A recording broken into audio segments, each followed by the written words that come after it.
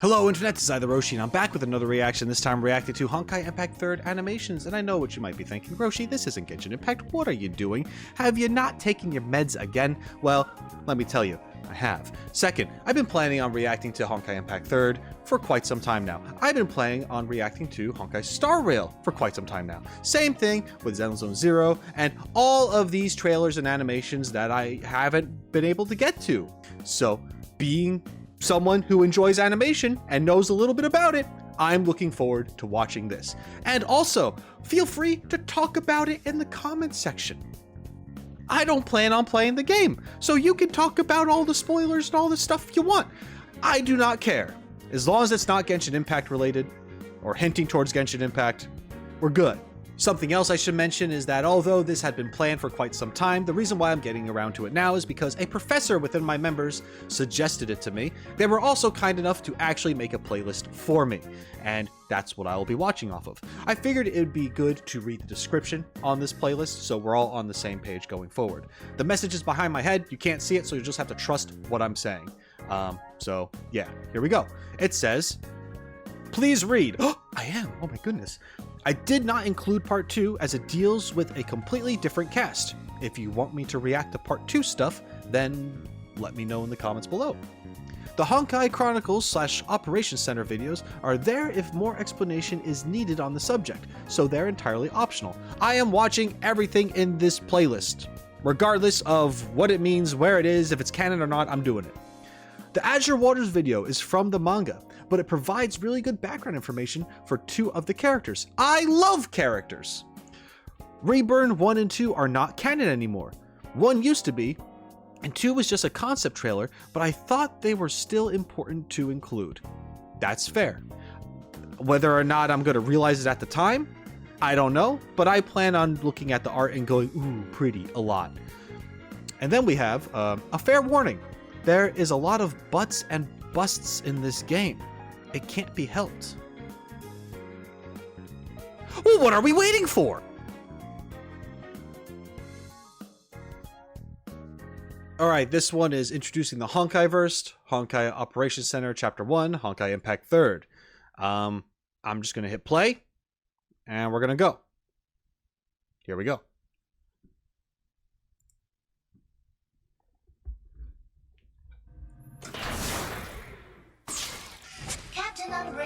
Greetings, Captains. Welcome to the Honkai Operations Center. Have you wondered where the Valkyries came from? What are they fighting for? And what exactly does Honkai mean? We will be diving into the history and worldview of Honkai Impact throughout this series. Today is a basic introduction to the prequel of the entire story. Throughout history, the struggle between mankind and nature has never ceased. The Honkai-Verse is based on a parallel universe that reiterates this conflict, humanity's struggle against the Honkai. But what is the Honkai? We don't know exactly where it's from, but it's a force of chaos that existed from the beginning of time. It wants to destroy human civilization, and when human technology advances, it grows stronger. Honkai have tried to destroy us through creating supernatural disasters, monsters, and plagues, and giving birth to Hershers, godlike beings who can bend physical laws. In the Honkai-Verse, humanity has already established a high-tech global civilization 50,000 years ago. Modern humans refer to this civilization as the previous era. Unfortunately, those high-tech humans in the previous era lost the war and were defeated by the Honkai. The previous era was destroyed, but some humans survived to rebuild human civilization. This brings us to the current era. Of course, Honkai wants to destroy humanity, so they didn't leave us in peace, even in the current era. 2717 BC was the date of the earliest record of the Honkai beast attacks. Fortunately, gifted human warriors such as Ji Xuanyan helped us defeat these early Honkai monsters. But Ji Xuanyan disappeared into the seas after an expedition to defeat the giant Honkai beast Triol.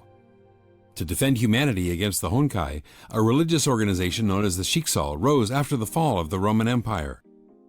Shiksal was led by an overseer, usually a member of the Apocalypse family, who established Shiksal. It helped create the feudal order by helping various European princes gain power. They also developed crude Honkai-powered weapons and initiated the Honkai Crusades. The feudal armies of Europe fought the Honkai, defeating them in many battles and reclaiming lost lands. To increase its power, Shiksal also recruited and trained its own military. The Valkyrie Order is the most famous Schicksal fighting force, and a legendary Valkyrie is Kallan of House Kaslana. The Kaslanas are a family of knights known for their prowess in fighting the Honkai. Kallan's most powerful weapon is the Oath of Judah, an artifact from the previous era that was very effective against the Honkai. However, many things happened in the year 1470. Honkai created an infectious virus that caused the Great Plague and killed millions throughout Europe. But Schicksal did not focus on treating the plague. Instead, the leaders wanted to dominate the Eurasian continent and declared war against the Ming Empire of China. The war ended with Schicksal's defeat in 1475. To pay for the losses, Schicksal increased taxes and took money from the poor. These bad decisions only made Schicksal even less popular. When Schicksal tried to recover from its defeat, the Great Plague continued to claim lives. Otto Apocalypse, a younger son of Schicksal's ruling dynasty of House Apocalypse, managed to develop a cure in 1475. Although he was not the heir to the seat of Overseer, Otto's discovery increased his popularity. The deaths of his father and brothers allowed him to become the new Overseer. Since then, human technology continued to grow. Everyone thought Honkai was gone, but the first Honkai eruption took place in 1952 and destroyed the entirety of Berlin. The eruption gave birth to the first Herrscher, a powerful godlike being capable of bending physical laws. Schicksal, which has become a rather secretive organization by now, quickly overpowered and captured the Herrscher for research. But Schicksal scientists failed to find out anything. The first Herrscher was then transferred to a Schicksal lab in London for additional inquiry. It was there that the first Herrscher was given the name Welt by the resident scientists Einstein and Tesla. The scientists and leadership of the North American branch were already very displeased with Otto's militaristic leadership. Some even doubted Otto's willingness to eradicate the Honkai. These differences eventually led to the independence of the entire branch, which renamed themselves Anti-Entropy in 1955. Unlike Schicksal, which relied on Valkyries as its elite warriors, Anti-Entropy designed and built Honkai-powered mechs. The second Honkai eruption happened in 2000 and destroyed Siberia and the Russian Far East. It turned out that Schicksal were performing many inhumane experiments on Honkai-resistant children. One of them, Siren, awakened and acquired Herrscher powers and proceeded to take revenge against those who tested on her and her friends. Schicksal mobilized hundreds of Valkyries and depleted its entire arsenal of Honkai fission missiles to defeat this foe. Many Valkyries fell in battle, including Cecilia Shariak, reputedly the best Valkyrie of Schicksal. 14 years later, in 2014, a minor Honkai eruption, referred to as an outbreak, took place in Nagazora. The outbreak wiped out the entire city and transformed many into zombies. The cause was the partial awakening of May Raiden, the third Herrscher, due to an implantation of a Herrscher gem. The Nagazora outbreak was contained by Schicksal Far East Branch, led by Teresa Apocalypse. The few survivors of the event, Kiana Kaslana, May Raiden, and Bronya Zajcek, were then enrolled in St. Freya High School, a Valkyrie training school built by Teresa Apocalypse after the Second Honkai War. Now we can finally move on to the events in the game itself. Honkai Impact III starts in the year 2016. You are the captain of the flying battleship Hyperion of Schicksal Far East Branch. You will lead Kiana Kaslana, a brash and hot-headed Valkyrie trainee, and her other friends into battle. We hope this provides a basic understanding of the important events and forces of Honkai Universe. The rest of the history will continue in future episodes, following the life of Kiana, May, Bronya, and other Valkyries in the Honkai-Verse. Okay. Wow. A couple things that I want to say. Jeez. All right. So, first of all, for those who are new to this, who look up Honkai Impact 3rd and they're seeing this video for the first time, my channel for the first time, hi, welcome, how you doing? I just want to let you know that I watch through videos for the most part uninterrupted.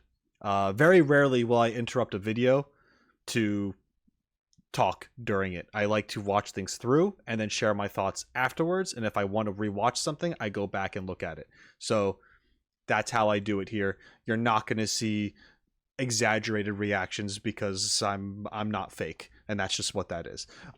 So Whether or not you like that, I'm just letting you know that's what you're in for. That's what I do. And I'm going to try not to talk for too long about this stuff because there's a lot to get through. But this was a very good, informative video. I'm going to be honest with you, just because I saw this once does not mean that all this information is just in my head now. There's going to be this was a lot. This was a lot of information, and yeah. But I really do like this, you know, how super advanced civilization things kind of started over, and it just has parallels to real world, our real world timeline and events and things like that, but with this super crazy fantastical sci-fi story, I guess. Not just sci-fi, but it's like it's a you know, it's a mesh of things. One thing I realized, which I thought was cool, and some people have told me about this, I'm seeing familiar names. Hoyoverse uses a lot of the same names for things, and sometimes they're connected, sometimes they're not, but either way, they're referenced. Just to name a few, I recognize the name Welt from Honkai Star Rail. I recognized the Raiden Mei Honkai Star Rail. Was it Raiden Mei? Or was it, who am I thinking of? Is it Raiden Mei? Raiden Mei sounds familiar.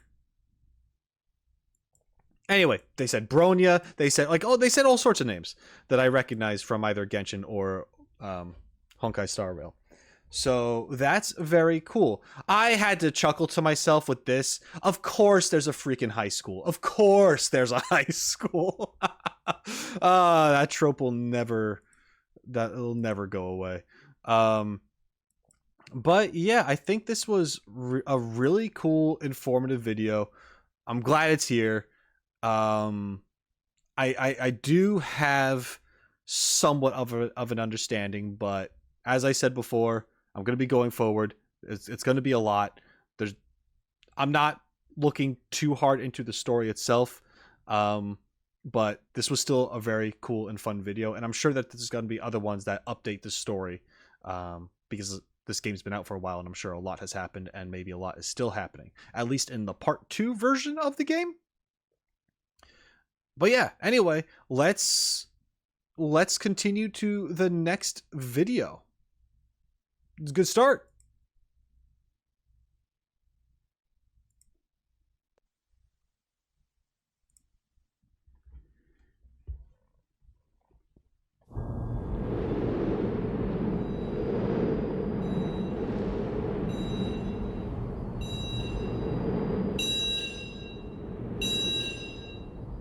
These in-game graphics? Looks like it. Or not.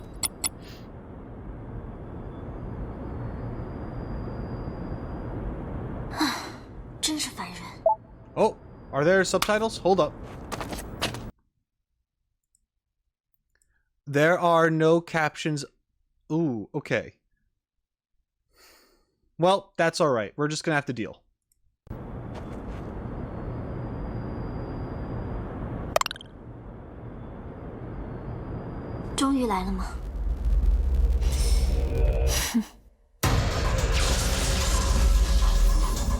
Okay.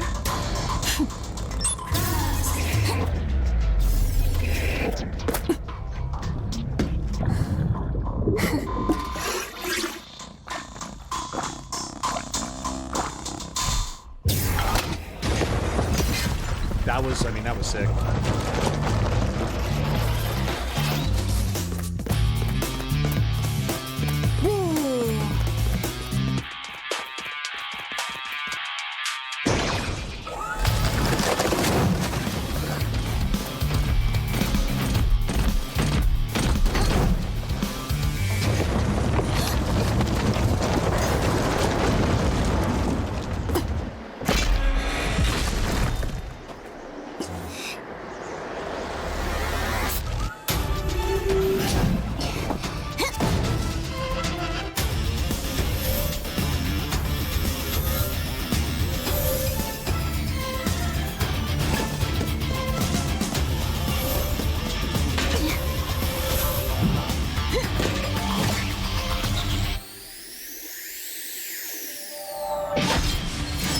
Oh, it's got a sword? Okay, great. Of course.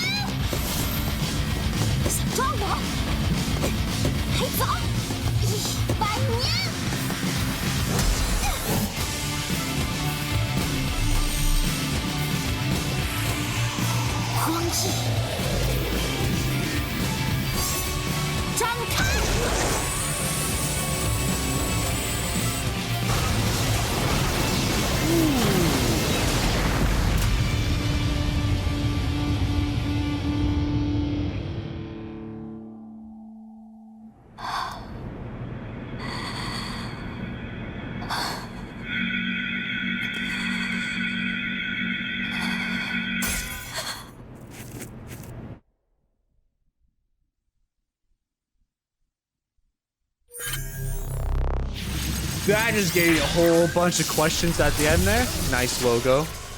Okay, all right. Let's hold on. Let's talk about some things here.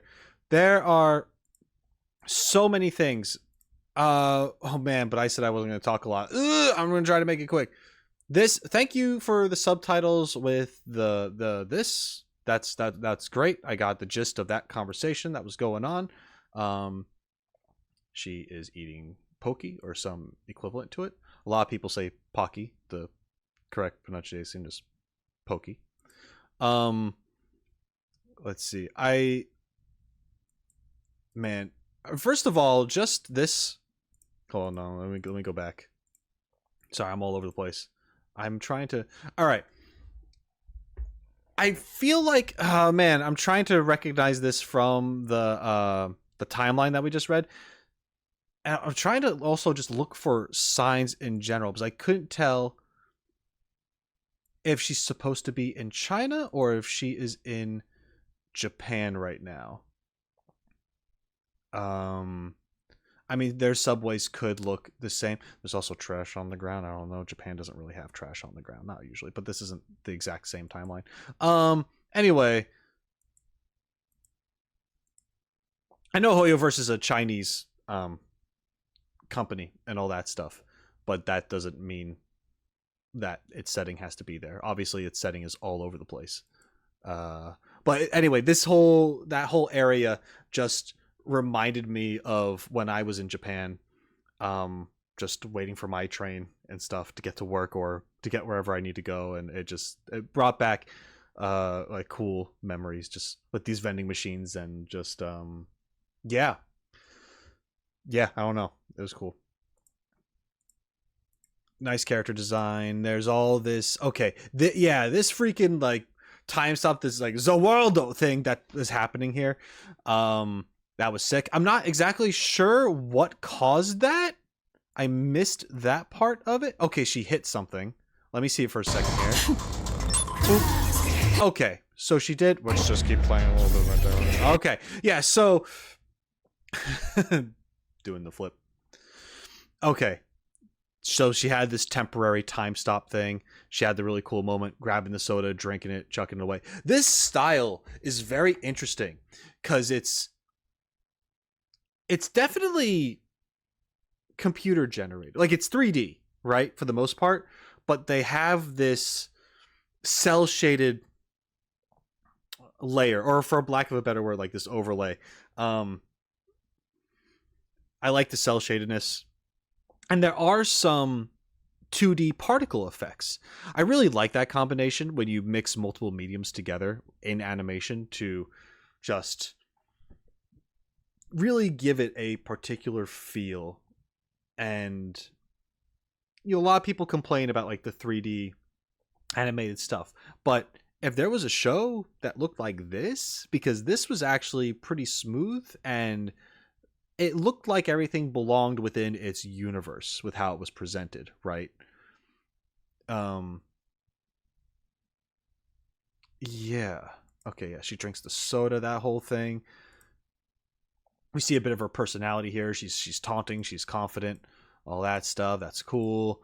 I think, isn't this like, didn't they say this is the character that you essentially start with? Like this is your traveler, for a lack of a better word. Anyway, going on. I am wasting so much time. Oh, fuck it. If the video is 4 hours long, then it's 4 hours long. I don't care. One thing I actually want to give props to, I want to compliment so much. Usually, I'm going to compare this to like a magical girl thing. It's not exactly, but there's a transformation, so you got to give it to me, guys. Come on. So there's a bit of a magical girl element here with them, with this character at least changing into her battle suit of sorts. And what is great about this is that it's not just she's not standing there twirling around with a pose with lights, her body flashing lights and stuff, and it's that. And like another thing that's similar to is old school Dragon Ball Z. Characters stand there and they power up for 3 episodes at a time. That's just how it used to be. Probably not anymore with Super and all that stuff, but you know, it used to be that way. For filler reasons, I guess. So the fact that she is in combat, moving around, doing her thing, and going through the transformation at the same time, that's badass. That is such a good way to depict that. That is awesome. You don't see that anywhere, or at least I don't. Maybe you guys have. But, I mean, she's like already engaged with this thing, and she's still going through her transformation with the things on her head and like the symbol on her chest and stuff. And then even towards the end, she gets like her energy wings. But at first, she lets out this attack, which takes the monster out. So she's like not even fully transformed until the fight is over. Look at that. That's so freaking cool. She did just take out this block in order to kill this thing. It also reminds me a lot of Evangelion. But Evangelion has inspired so many things. Even though I'm not a huge fan of Evangelion for reasons, I do appreciate that it is a good basis that has helped a lot of projects that have come after. And this last here, I mean, we see this character in the beginning very kind of like relaxed and whatever, but like confident and stuff and teasing, and then now we have here she's fully transformed. She's in her badass mode. She has already won the fight, and she is dealing with some inner troubles of sorts. It's very cool. This was an awesome thing to see. I'm excited for more. Let's continue.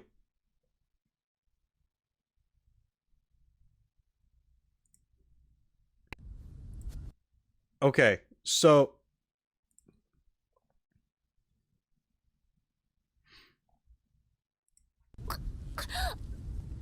what a way to start.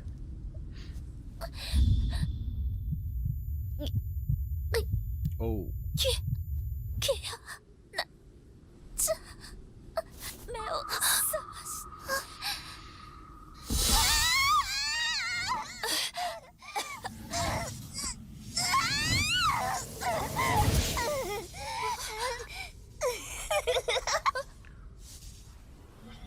Didn't like that.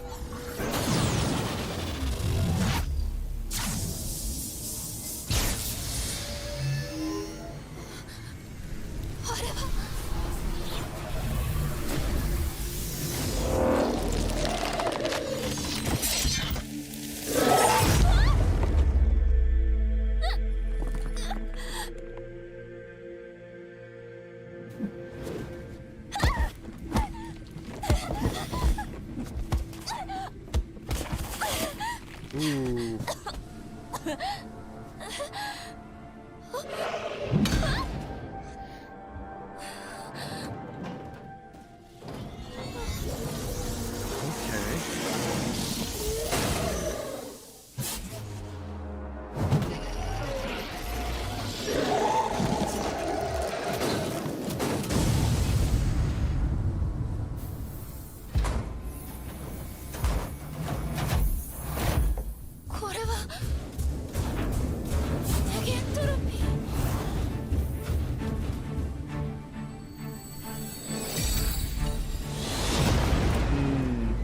So cool.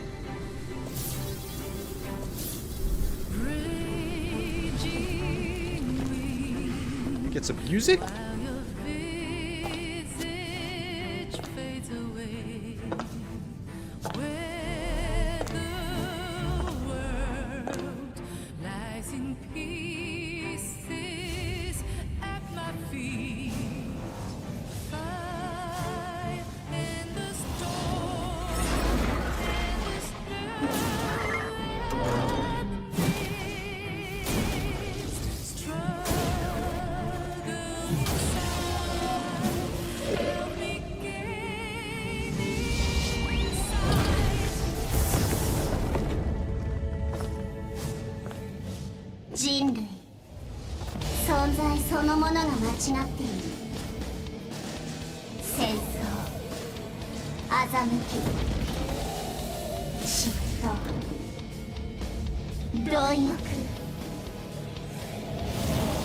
人類のせいで私は全てを失った。でも今日私は全てを飲み込む。私が崩壊なのだ。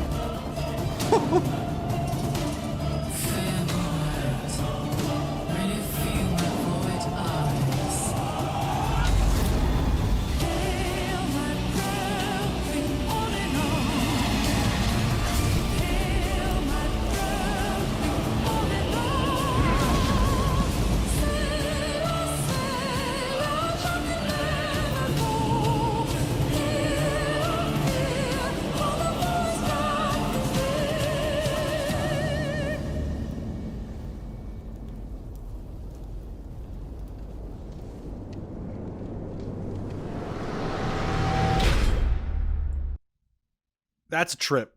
That was a trip and a half.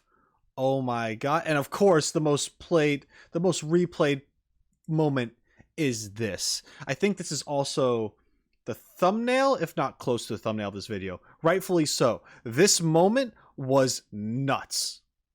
That was so good. We're watching that part again. Hold on.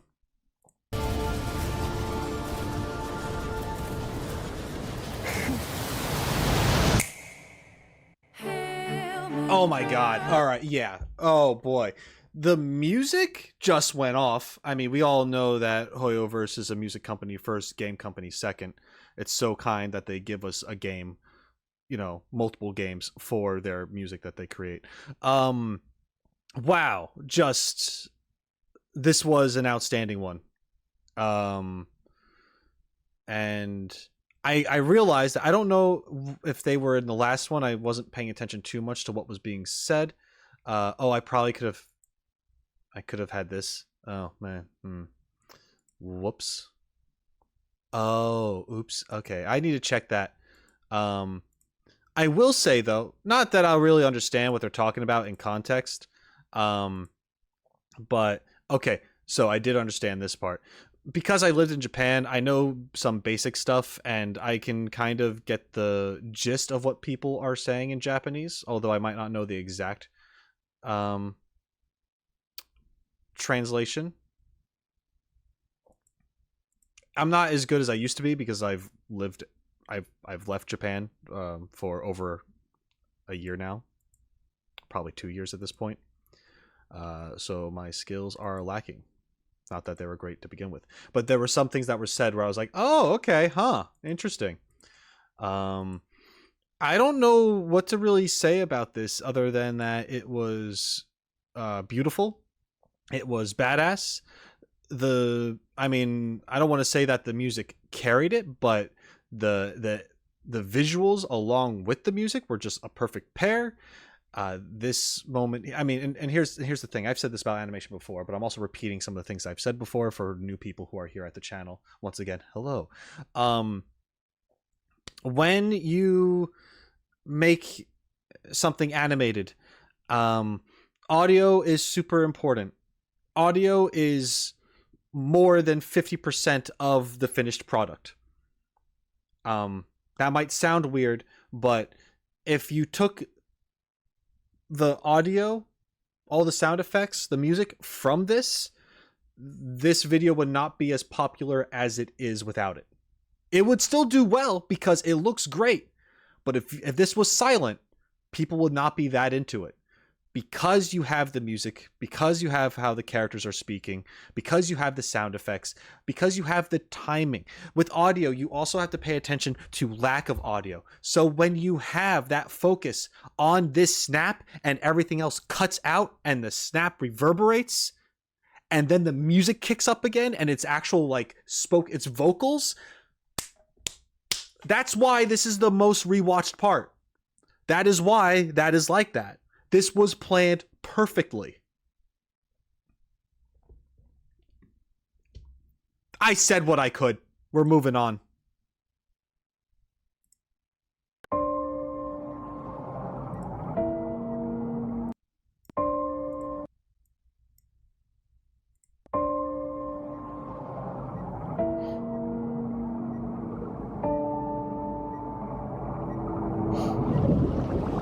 Oh, let me check.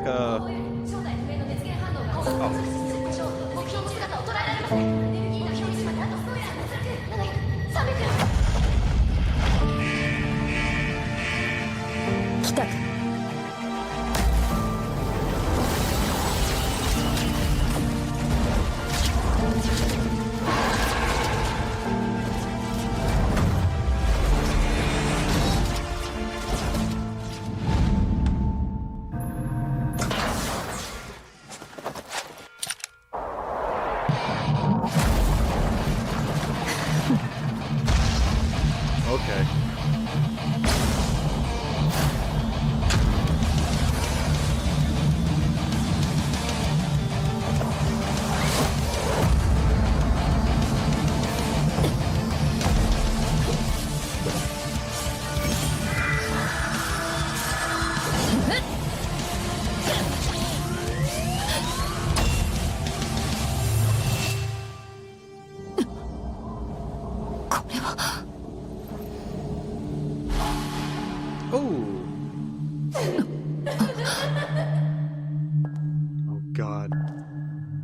Laughter. 逃げられると思った？待ってたわよ。死を迎える準備は整った？力の神、抗うがいい。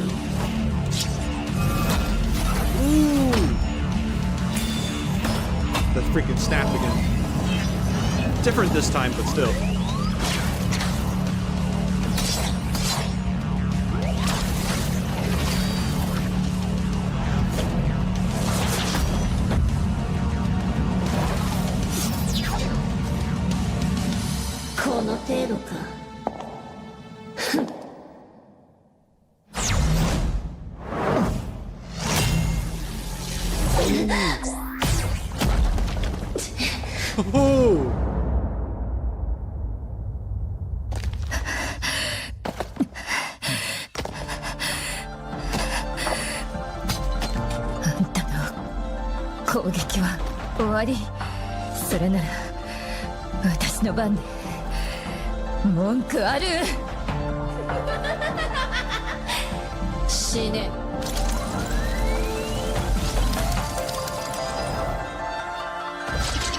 キアナ、あんたが目を覚ました時、全てが変わっている。世界はもう美しくない。平凡な日常ももうない。でも諦めないで。何があっても諦めないで。調子に乗るな。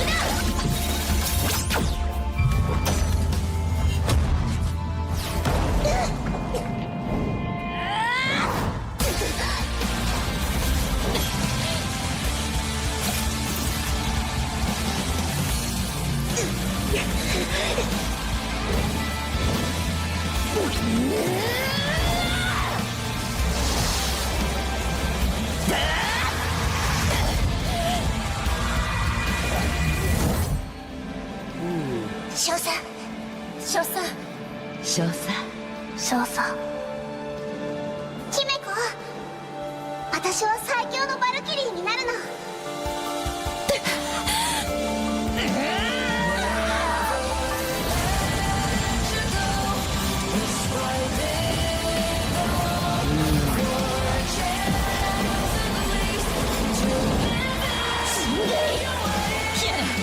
顔を上げなさい。あんたは前に進むのよ。この不完全な物語をあんたの望む姿に変えなさい。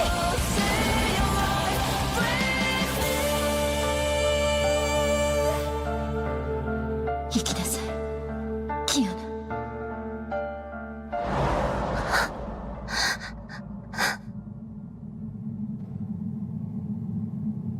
これで授業はおしまいよ。Whoa.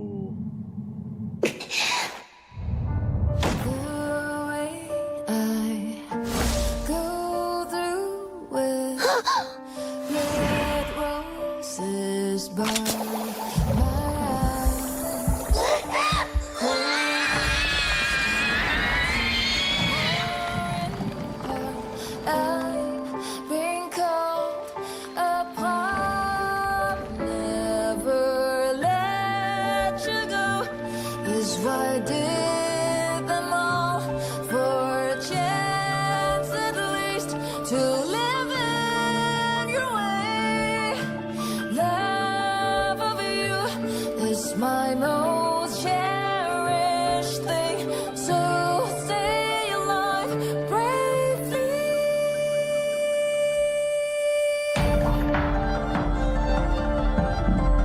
Oh boy.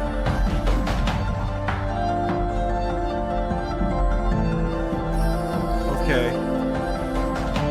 Yeah, there's credits to this. I'll let them play. I am going to lower the volume to that though. That was wild. I mean, for the people who are playing this,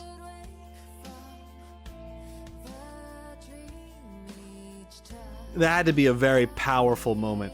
I barely know the full context of what's happening there, but still, even I am like, ah, God. Honkai-Verse is really good at making you care for a character, whether or not you know anything about them. Oh man. Now, what I think I do know is that was Himiko. Honkai Impact 3rd Himiko, obviously. And then there's also a Honkai Star Rail Himiko. And I believe Mavuika from Genshin Impact is based off of Himiko as well. I could see what, like, the resemblance here with the claymore, just the red, the kind of suit that she's wearing. Like, there's a lot of similarities. Yeah, and this is her death scene. Whether or not she ever comes back, I don't know. Yeah, but I do want to say, feel free to talk about Honkai Impact 3rd stuff, but I will continue to say to not talk about Genshin Impact stuff. So if you're going to compare something with this character to the character that resembles her in Genshin Impact, I do not care to know about that. Just saying. But if you were talking about this character specifically, that's fine. I know how you people think. You get excited and you say stuff, and then I'm like, man, that was a stupid thing to say. So I'm just trying to catch you before you do it. You silly goobers. All right, so this is man, such a good moment here. If I had to guess what was happening, this antagonist was once I'm trying to remember, was this the same girl in the very first one we watched? Is this you? it doesn't really matter. Regardless, this person was once a student of Himiko. It seems, once again, all speculation, I'm just guessing. And,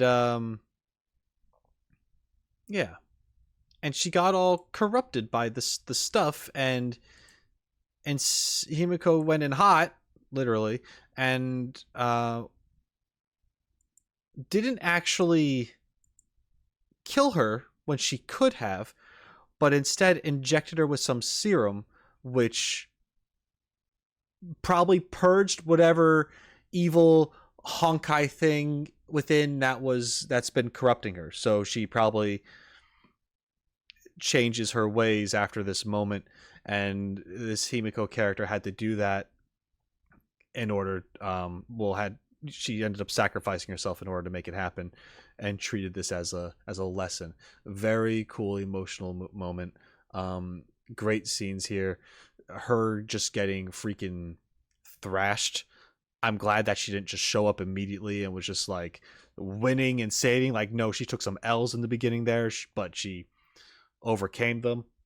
I like that we had this antagonistic character who was very confident when they showed up. We saw them before in the previous thing as well, and how they got worried when the sword came like flying at them, and they had to block it and were barely able to portal that shit away from them, making them lose their cool, and it became like a fight of desperation right there on both parts, with her just determined to like gotta get this thing done, and her just like gotta freaking stop her because I don't want to die. Great moments. Oh man, I love the fade in color once all the intensity is just kind of kaput. It's softer. The color is dull. Her eyes are still glowing. There's still like some elements here that are glowing a bit, but this is very much an ending, right?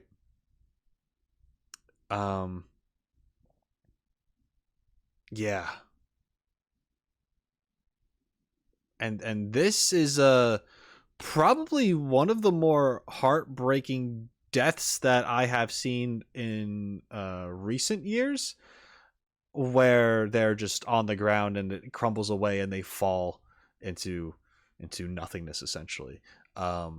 Wild, but they do it in such a beautiful way that like the sky, and it's like symbolic for like the heavens or whatever that is, and probably, I imagine. Yeah, absolutely fantastic. Let's keep going.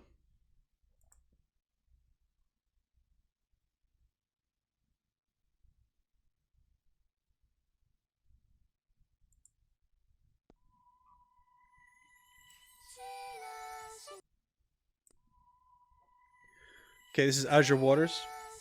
I think this is the one about two characters, which would be Bronya and Seele. From the brief description I read.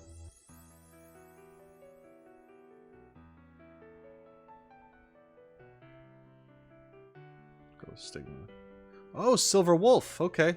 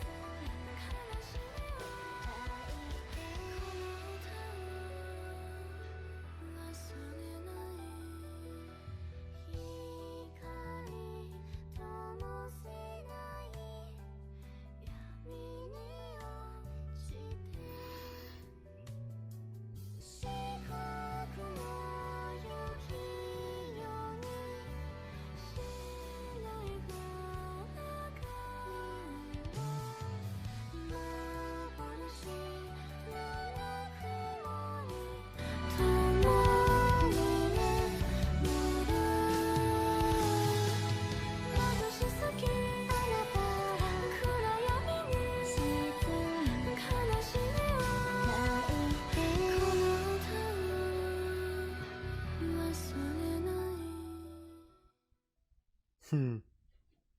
Oh no, we gotta go back. That was too quick. Hold on, we're not there yet.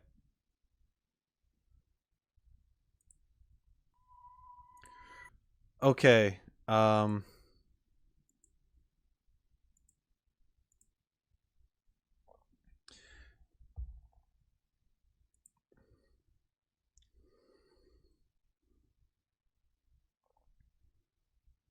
So I'm starting to get the impression. I mean, I kind of felt this already, but it is becoming more clear that Honkai Impact Third and Honkai Star Rail are definitely more closely related. Um, in my opinion, more so than Genshin Impact. Genshin Impact seems to be its own thing, but does make references to this stuff, because this to me is that's what's this one in particular is definitely telling that to me, because it's the story of Bronya and Seele. And when I did play a little bit of Honkai Star Rail, I played the Bellabog area before I stopped, and that's where you learn about Seele and you learn about Bronya's past a little bit when you go visit the orphanage or foster home, whatever it was. This has this same story, or very close to the same story. I thought it's cool that we got this in a very very pretty yet chilling music video of sorts. Yeah, there's some separation. There's like reunion here, but stuff had happened, and yeah, it was.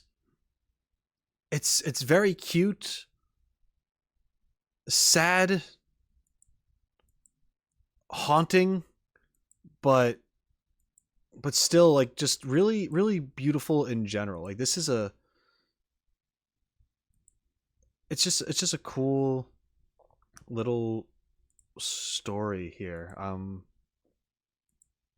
I kind of wish that there was more stuff like this for these games,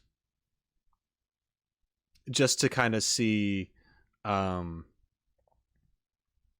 necessarily between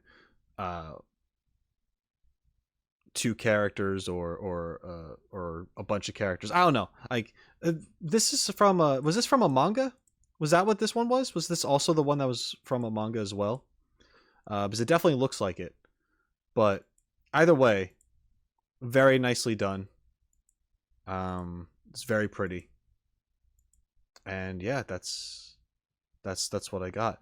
There's a lot of the like the white blinding background, which is really cool to me, because it's how do I say this? Well, it gives a nice effect because you use a lot of rim lighting, right, to silhouette the characters or around them. I mean, they're colored in; they're not just silhouettes, but it's just like it's a nice lighting choice, and it also brings the focus to the characters, although they are obviously a darker shade than what's in the background. Like you're dealing with shadows here, but they're still like they're outlined because of this glaring white, and it gives you this impression that what you see in front of you right now is that's all there is. That's what the focus is. There's nothing else around, right? It's just them. In this moment with these characters, this is just them. And it has like this very enchanting mystical feel to it. It's a very important moment, I think, when that happens. But then you actually have the background and other characters and things happening, and this is more than them right now. There's other shit happening. Yeah.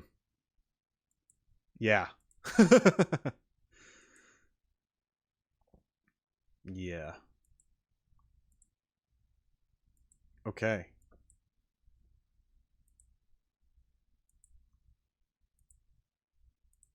Okay. I feel like I could go on, but that's the gist of what I want to say, because I think I'll just end up kind of repeating myself a little bit. But just if you ever go back and watch this, just think of what I said and look at the scenes of when you see the character on screen and just the light behind them. If there's more than one character, if there isn't, what do the characters look like? Are they fully there, or are they like a shadow of oneself or something like that? Like what's going on? I think looking for the symbolism and how things are just shown to us in general tells a great part of the story in of itself.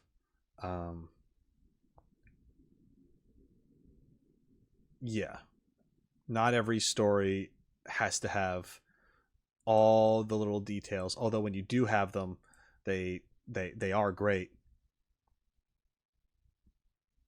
But you can do a lot without them as well. Not saying something like this isn't detailed, of course it is. But, in this moment, you don't need the wall behind the character. That's not what's important, right? That doesn't matter for the panel itself. Yeah. Cool. Let's go. Let's keep going.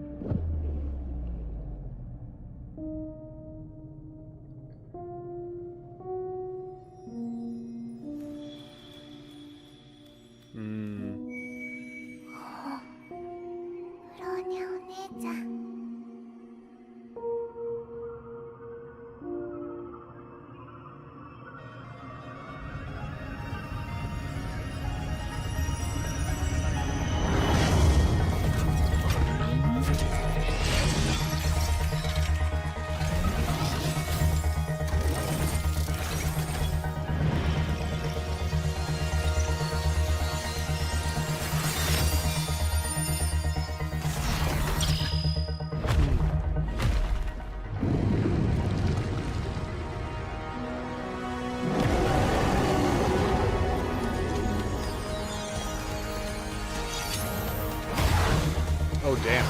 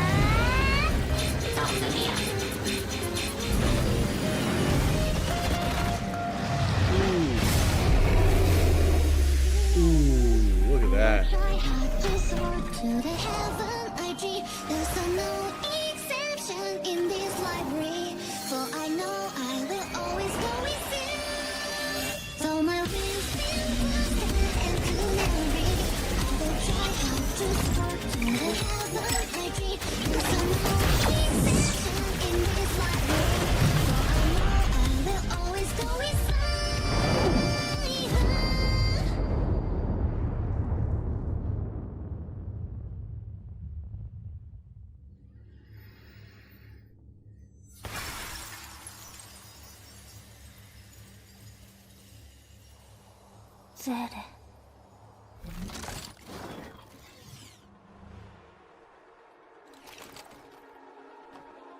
今会いに行きます。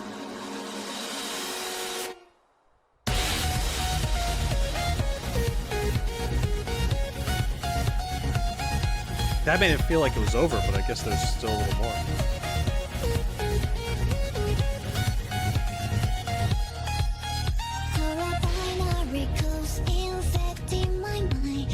Or maybe not.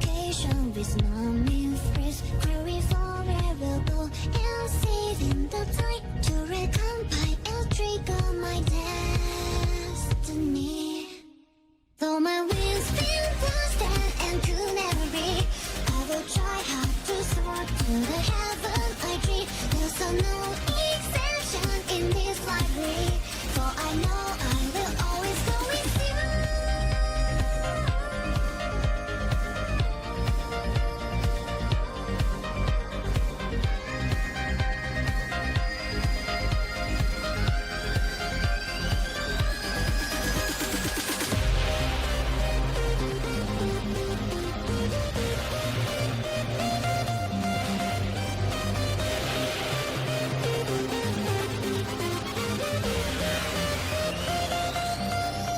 Though my wings feel blasted and could never be, I will try hard to soar to the heaven I dream. There's no exception in this library, for I know I will always go with you.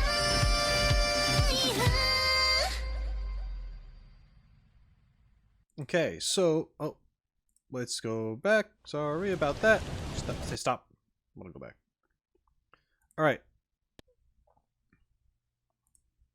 So about this one is this was cool. How we have Bronya here, and I'm glad that I watched the previous video to this too, because she is talk about Seele and she's fighting for Seele, and like you get why, like you know the connection there. So it is important that is like that. One thing I couldn't stop thinking about when I was watching this was when she put the wheels on her feet and then later summoned the motorcycle, and you had the very anime transformer like Gundam like thing coming together and into the correct mode that is necessary for what's about to happen. But then she's driving around and has the path being built for her as she goes. That reminded me of, I can't remember the name of it, but write it down in the comment section if you do, and if you do, you get brownie points. You know, I got nothing else for you. But there was a PlayStation 2 game. I think it was one of the first PlayStation 2 games that came out exclusively for the PlayStation, and you were just these characters that were also part motorcycle. Like you had the wheels on your feet and your hands, and they'd like come together or whatever, and you just kind of go through all these crazy sci-fi courses, and it was I remember it being a lot of fun, but I don't remember the name of it.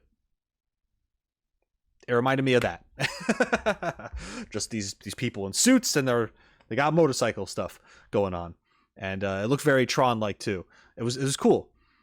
This reminded me of that big time, which isn't a bad thing. I think it was very, very interesting. I liked how in the beginning, when she was normal, you had her earrings, which were purple. This is a very simple thing, which are also how they are in Honkai Star Rail. But then when she goes through her transformation and she has the sorry, I unplugged myself for a second there. But then when she goes through her transformation, her color scheme is very more blue, right? It's more obvious blue. And then her earrings change to a yellow orange, which is just a very complementary color for cooler shades such as blue. People might not think about this or care about that, but I do, considering that I like color theory. It works better that way. Anyway, so there's stuff like that. She completely wrecked this thing by cruising through its head, which was awesome. That was a great scene. She gets her skirt, her dress, and there is something that I want to say about this. What is it? What did I want to say? Oh yeah, Bronya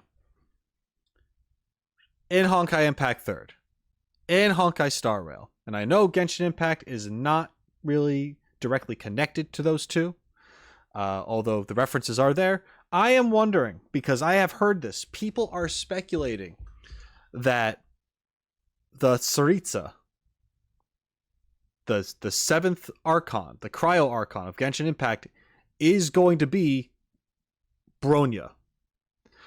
I don't know if that's true. I've never heard a name drop in the game as of yet. I'm only like in Inazuma right now. I don't know what happens after that point. Nor do I want to know. But is this just speculation? Do people know this for a fact? Was it announced somewhere? That's pretty much it. If the information is only from leaks, then I don't care to know, because I don't look at leaks and stuff, and I don't really like the concept of leakers doing their thing anyway. But that would be cool. I would have no problem with that, because I really enjoyed Bronya's character in Honkai Star Rail at the very least. She seems like an interesting character here, and although she wouldn't be exactly the same in Genshin Impact, I think it would be very interesting. Yeah. Okay. Cool. One last thing, I guess, before we move on.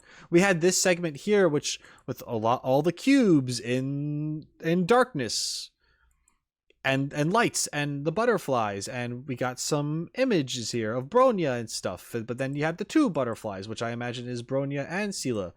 And I can't help but think that this means something more. That this is very symbolic for something, or is there something literal happening here because there's this whole other realm where stuff is that I just don't understand the concept of. This sequence seemed like it could have just been like a credit screen, like credits could have been rolling by as this was happening behind them. However, that didn't happen. So part of me wants to think like there was a deeper meaning between showing this. And yeah, like I get this symbolism for Bronya and Seele like together and all that stuff, but does the environment itself have any meaning here? Is it just supposed to be an abyss of sorts, or chaos, or is it something else? But yeah, that's it. Let's move on.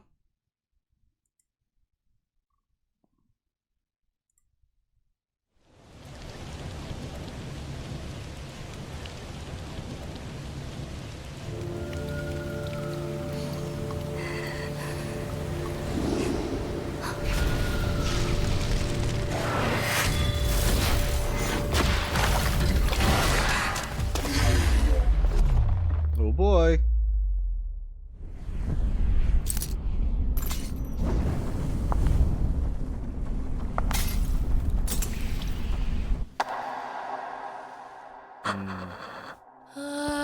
Ooh, that sound design. We're just gonna have Amazing Grace? Is this copyright?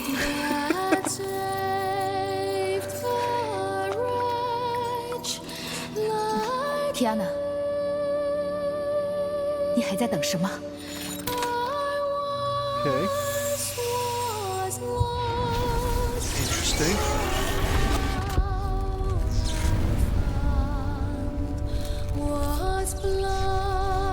姬子老师，我不会再逃避了。 All right. I hope, I don't know how that's going to work. I hope that doesn't copyright strike me. That was just straight up Amazing Grace. Should be fine, I would hope. There's plenty of other sound effects and voices speaking at the time. That was cool, though. I love the glass break effect. The sound design when Himiko or, I don't think of this as the actual Himiko. I'm sure this is just, some brain stuff happening here, but I could be wrong. I don't know. Maybe she is just. Maybe this is her return or something like that. But I doubt it. I think this is just in her mind what she is seeing, feeling. Yeah, in this moment. But this, yeah, that's cool with all like the reflections off the glass. You have the smoke, and her just walking through it, and you have the song pick up right there, and it honestly threw me off a little bit. It threw. I think I would have much have rathered a different song, but maybe that's just a weird take on my behalf. It's not bad. It's just the last thing I was expecting, and I'm just like, all right, cool, I guess. But I'm sure it's very meaningful for those who saw this scene in the game, so it's fine. No problems there. Just caught me off guard is all.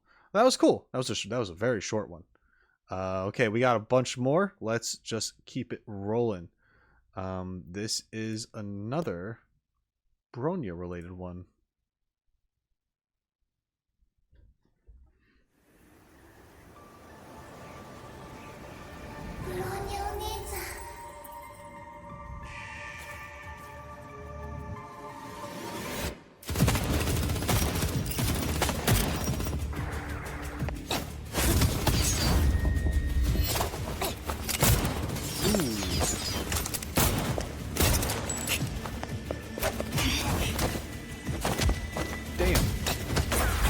Crap!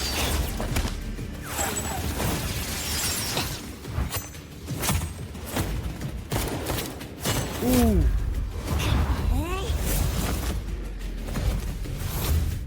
Damn it!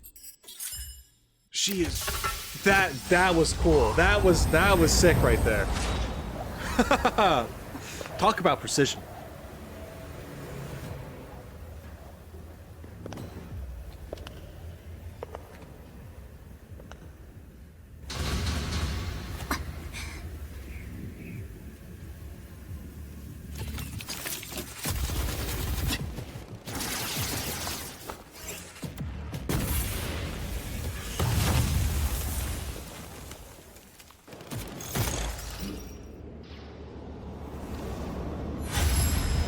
Now you done it. As if she wasn't God mode before.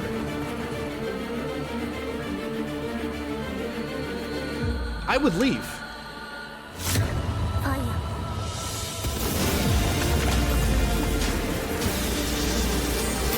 Ooh.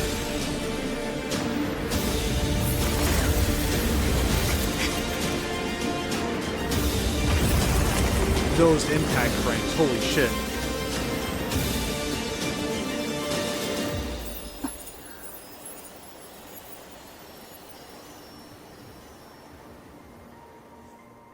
That was awesome.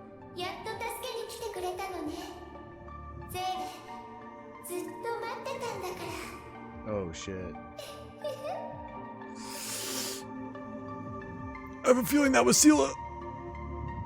And that's no good. That's no good if it was. Oh boy, let's take a look at some of this. This in particular right here was freaking crazy. Just she's got like the bubble shield around her or the energy, whatever that is, and you just have these glitch effects appearing like behind her foot. She's about to like push off and go nuts. And you just kind of see that energy build up her leg and up her thigh. It seems like she has mechanical legs. I don't know if I missed that, if she was an amputee at any point, or if these are just upgrades, or something happened through experimentation. I might have missed that, but yeah, that's something.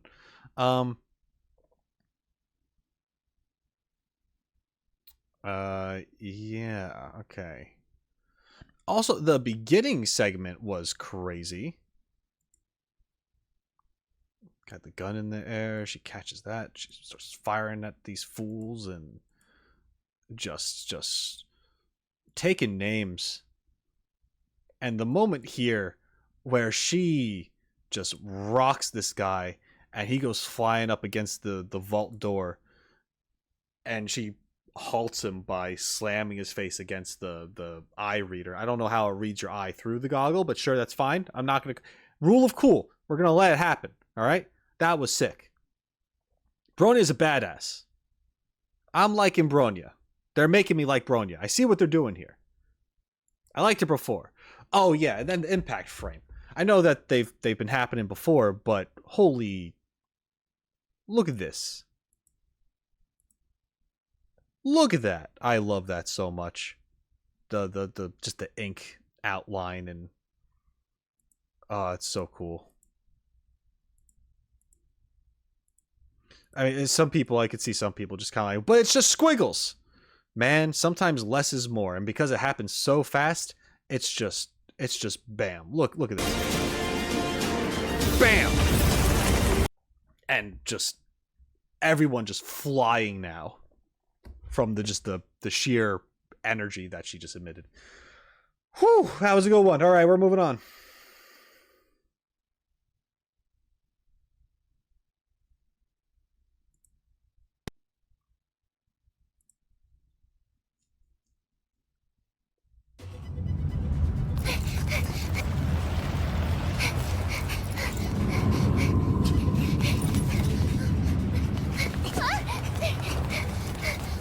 Okay, so she's got Seele now.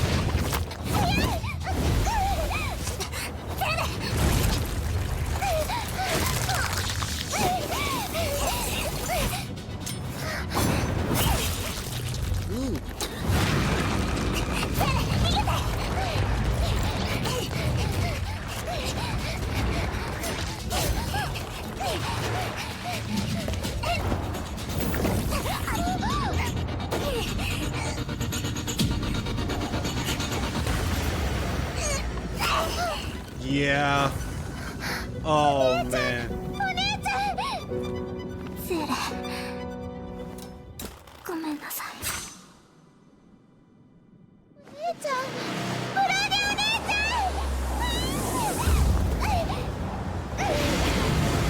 That's rough.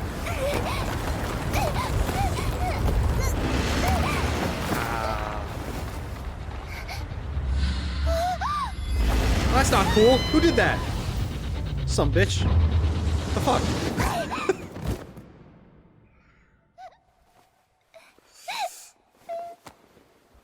ーニャお姉ちゃん、どうして？何をしてるのよ。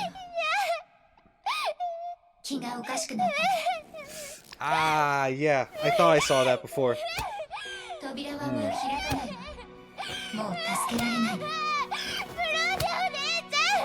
行かない。セーレは行かない。もういいのよ。一緒に海に行くって約束したのに。動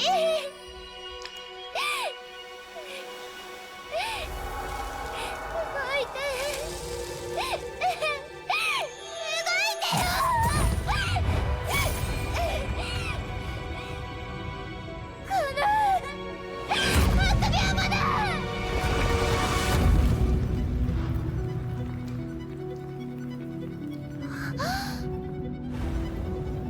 Oh, here we go.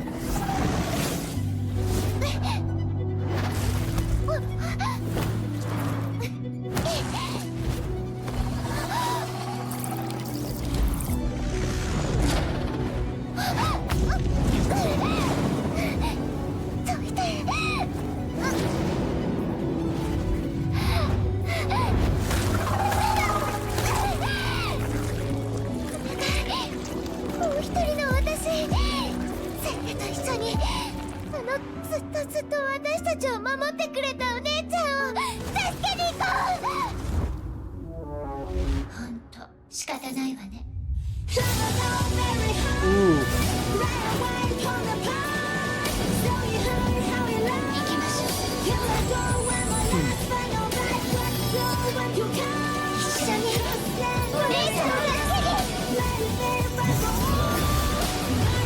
Man, that sight.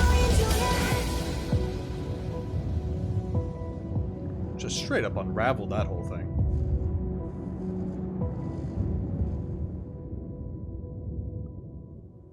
お姉ちゃん、お姉ちゃん、ブローニャお姉ちゃん。セーレなのですか？ブローニャお姉ちゃん、もう二度と離れ離れにはならないから。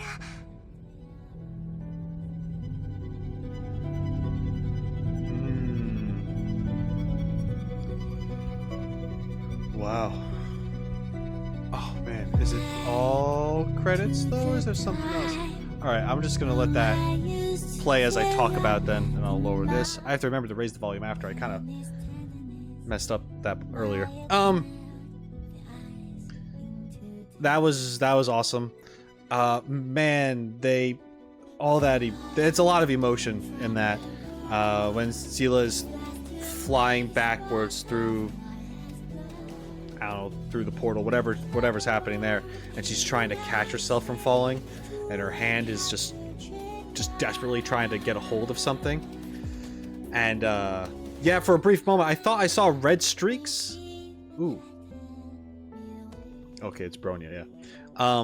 And I was just like, is she gripping so hard and like she's just bleeding from the fingertips now because of how desperately she's trying to hold on? Like, they're showing that?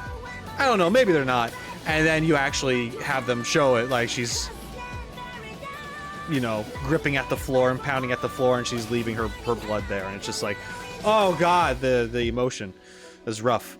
But yeah, this was like a Bronya sacrifice to save Seele after she's tried so hard to find her. To every captain Honkai Impact 3rd, thank you for lasting support and company. Oh, okay, that's nice. That's nice. But yeah, it seems like, I don't know the full situation, but Seele is she definitely has this other side to herself, or there's this other entity within her that, or something. Maybe due from her being an experiment of sorts. Could be a personality thing, could be something more. Either way, with this entity on her side, she becomes crazy, super powerful, and summons the crazy scythe that looks so cool. That's some demonic shit right there. And what a huge contrast between her and the weapon that she's using here, where she seems very delicate and sweet, very like sensitive from what we've seen of her, to having this very dark, edgy, gruesome looking weapon. Man,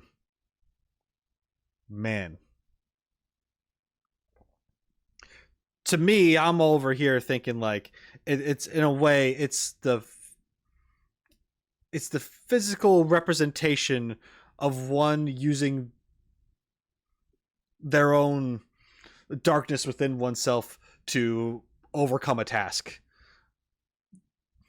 You know, just it's very cool. It's very cool. I like that a lot. Also, I noticed with the subtitles here, and I catch this with you know, Japanese with English subtitles, and that the subtitles are there to tell you what's being said, and they essentially through them show you the general emotion of what is being said, the gist of what is being said. These subtitles are not 100% accurate as to what is being said, but it's not a bad thing, because it's still the same point comes across. Seele very rarely, until some points at the end, actually called Bronya Bronya. She was calling her, was it Oni-chan or whatever? She was calling her sister. I believe so. Anyway, maybe I'm mixing that up, but I believe she did. It was just like, it was either sister, or she said Sister Bronya. But for the majority of it, she's just kept saying sister. Not that it's a big deal. or the like, you know, go Seele. She never said her name. It's just go, but it's implied, right? It's not a big deal. But yeah. Anyways, this was cool. Oh boy, yeah, the blood prints. Oh, all right, we're moving on to the next. These have been a lot of fun so far.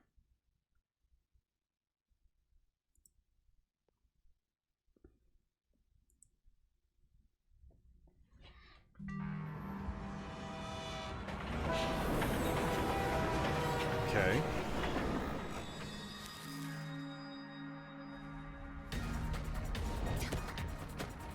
Parkour. Free running.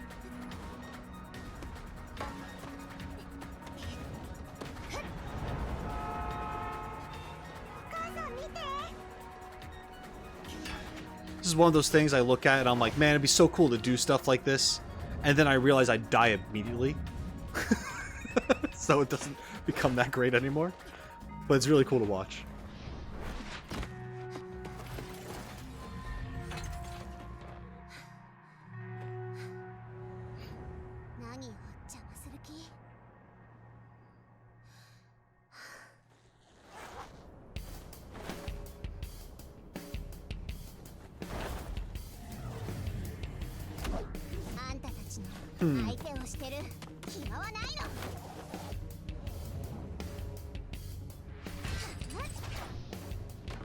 I wonder if her having the bat has anything to do with Stealth from Honkai Star Rail having a bat when you start. If it's like reference to this. Ooh. Let me go back a little bit just because I messed up the audio. My bad. Sorry guys.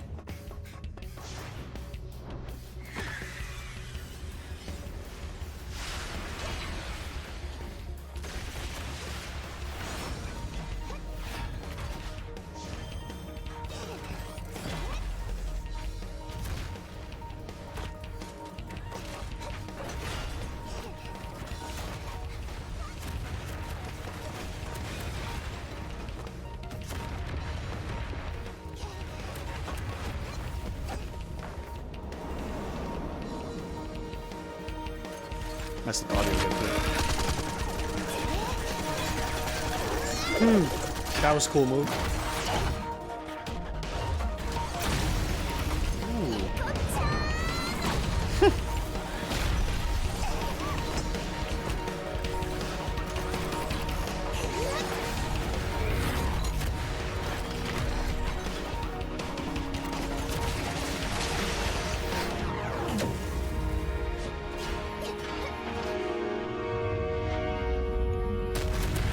What a cool shot.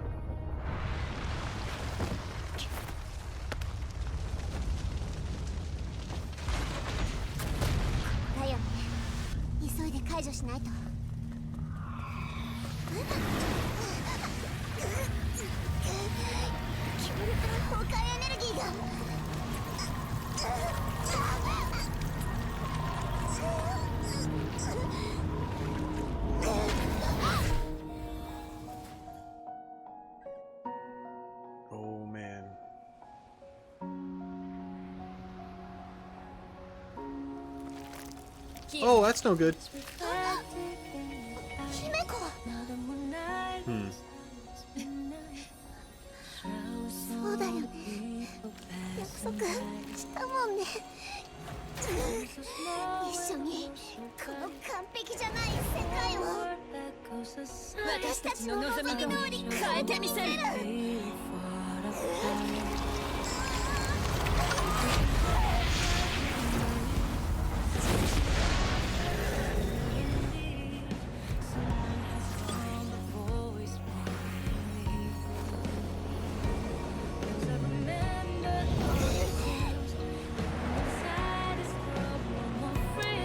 That was a cool touch right there that they did that.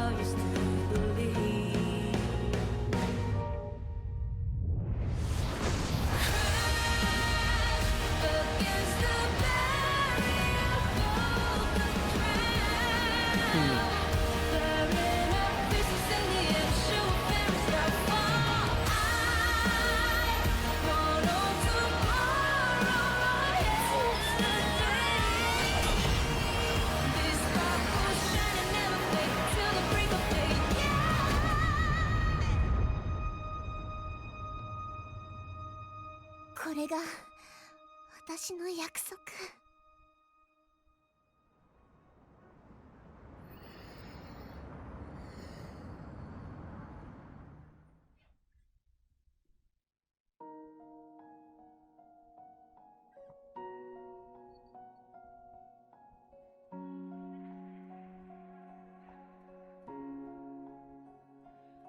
Is reflected in my eyes.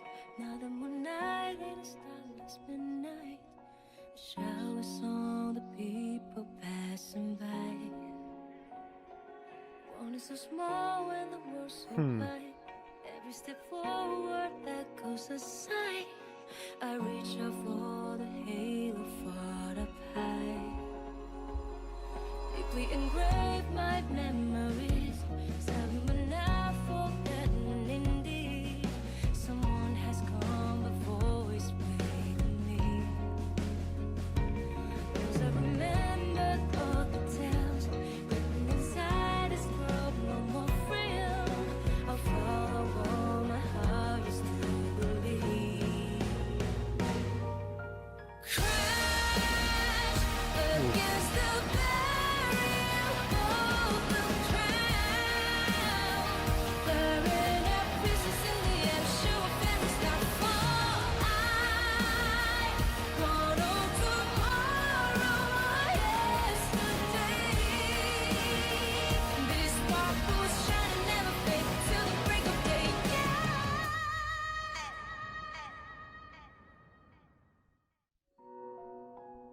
Yeah. All right. Yeah, we could just be super cool and stuff. It's fine. What I really like about this, what I appreciate what they're doing is, and this confirmed some of the my questions I had earlier. This is obviously the character you start out with, or whatever, or at least the character that we see in the very first video. Something happens to them and they get all corrupted and stuff, probably from Honkai energy, whatever that is. And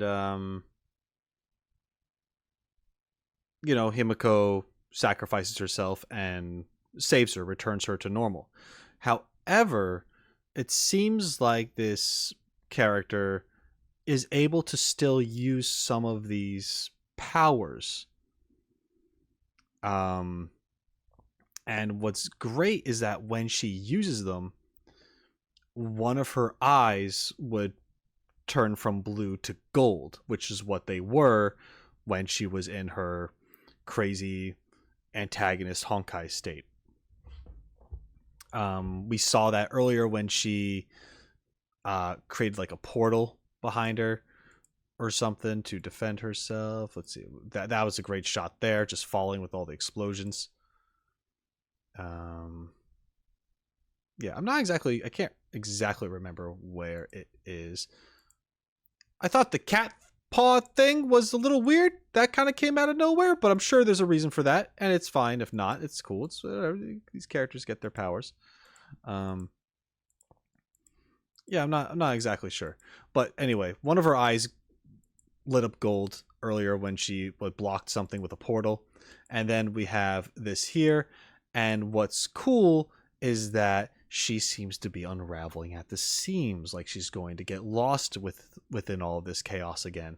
But then she remembers Himiko and her being there to support her, whether or not it's actually her spirit or this is a metaphor or it's just what she's envisioning, remembering what she said to keep pushing on, whatever, going forward, all that good stuff that a mentor does happens here. And it's a lovely trope. I like it a lot. And this is happening when she's on the verge of losing herself again, because she's unraveling, but she also has the both of her eyes are gold, like they used to be when she was not so great a person. But then she goes through her transformation, and we are pleasantly greeted with her having the same kind of eye, but it's blue. She has one gold and one blue eye. So this is just her being in... Does she have... Well, Yeah, that is gold over there. Okay, I just wasn't sure. Yeah. It's awesome. She's just in control. Let me see. Yep, the blue eye.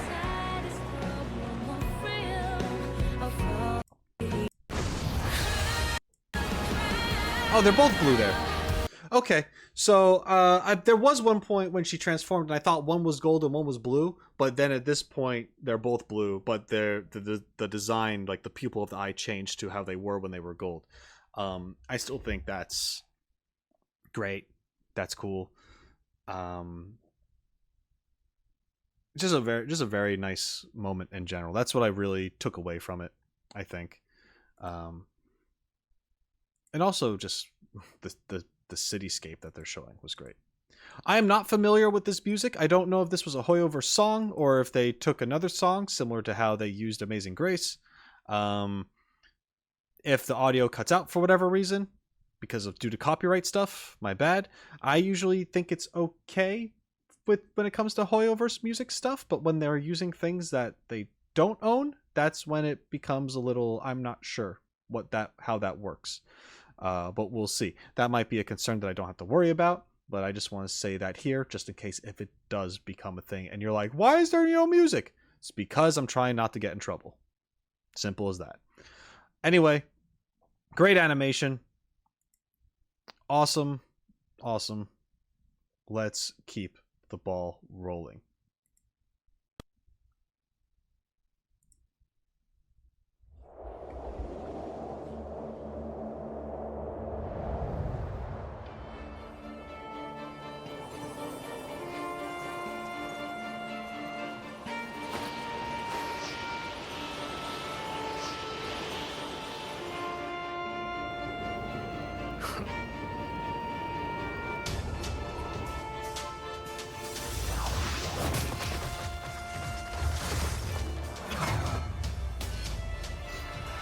Ooh, I like that. Those looked very swirly and not as the futuristic lights that we usually see.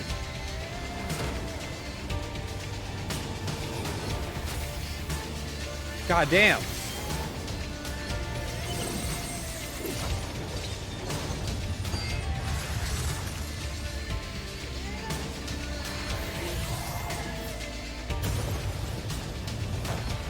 Nice impact frames.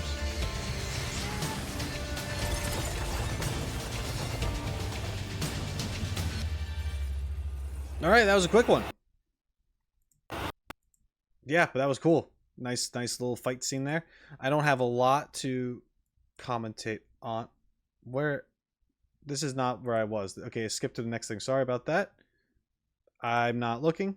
I want to go back to this one. Sorry. Okay. Yeah, this was very quick, but it was cool. We finally see a guy character doing stuff. I know we saw a couple in like the very, very, very beginning timeline stuff, but this is the first one we're seeing someone animated fighting. Damn, that's a big sword.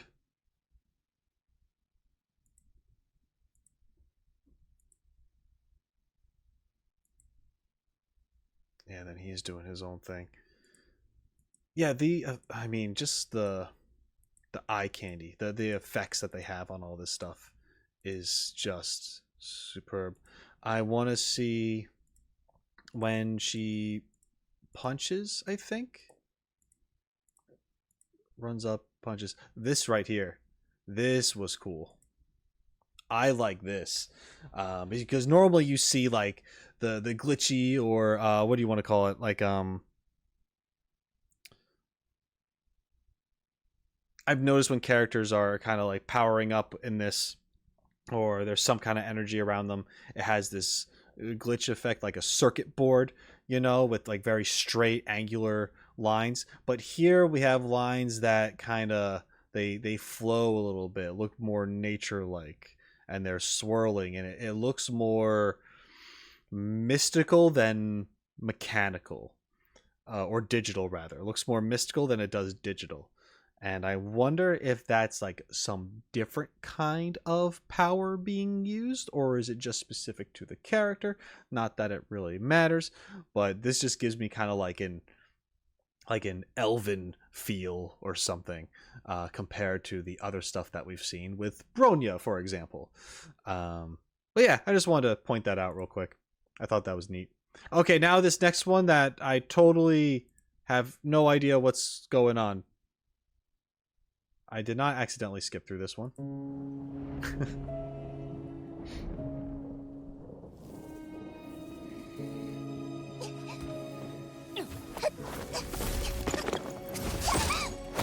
Ow.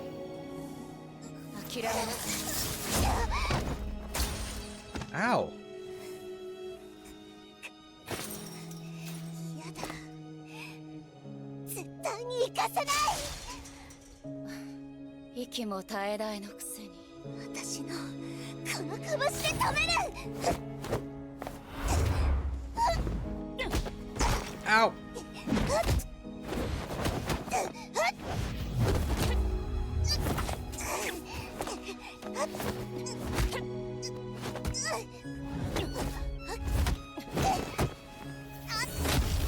Ooh. This choreography is really good.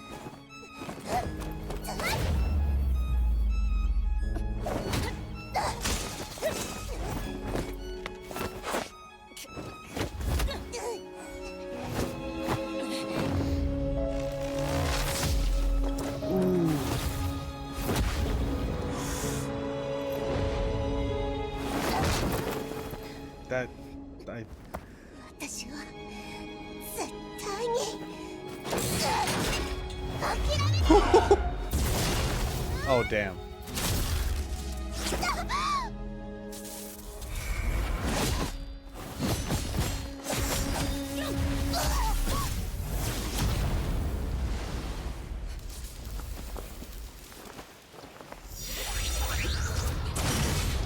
Oh. Hmm.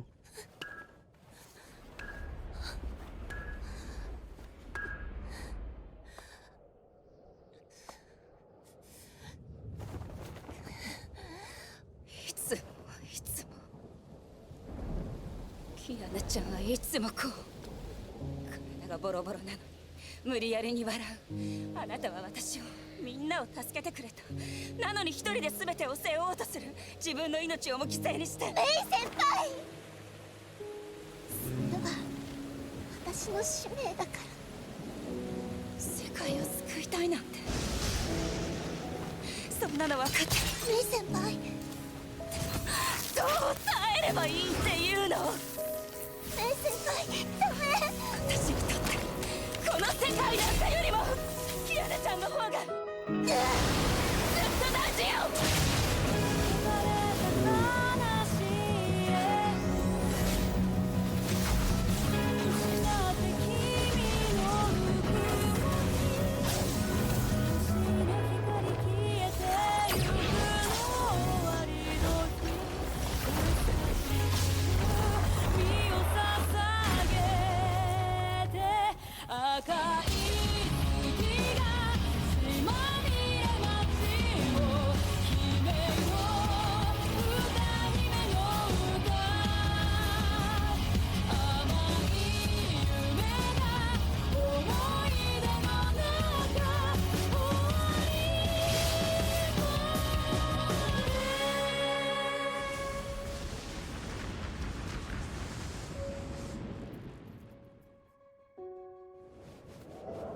I was gonna say, don't end it there.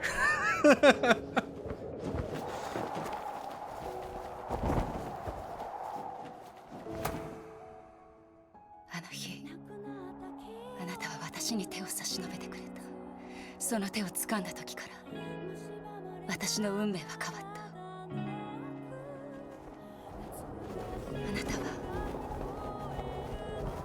私の人生の中で一番大事な人もしあなたを助けることが罪ならその罪は私が背負うさようならキアナちゃん Okay,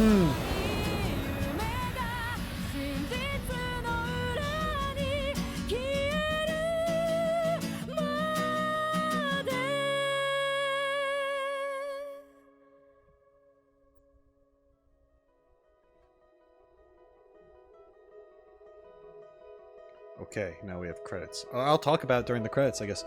Wow. Okay, so that's right in May, I imagine, right?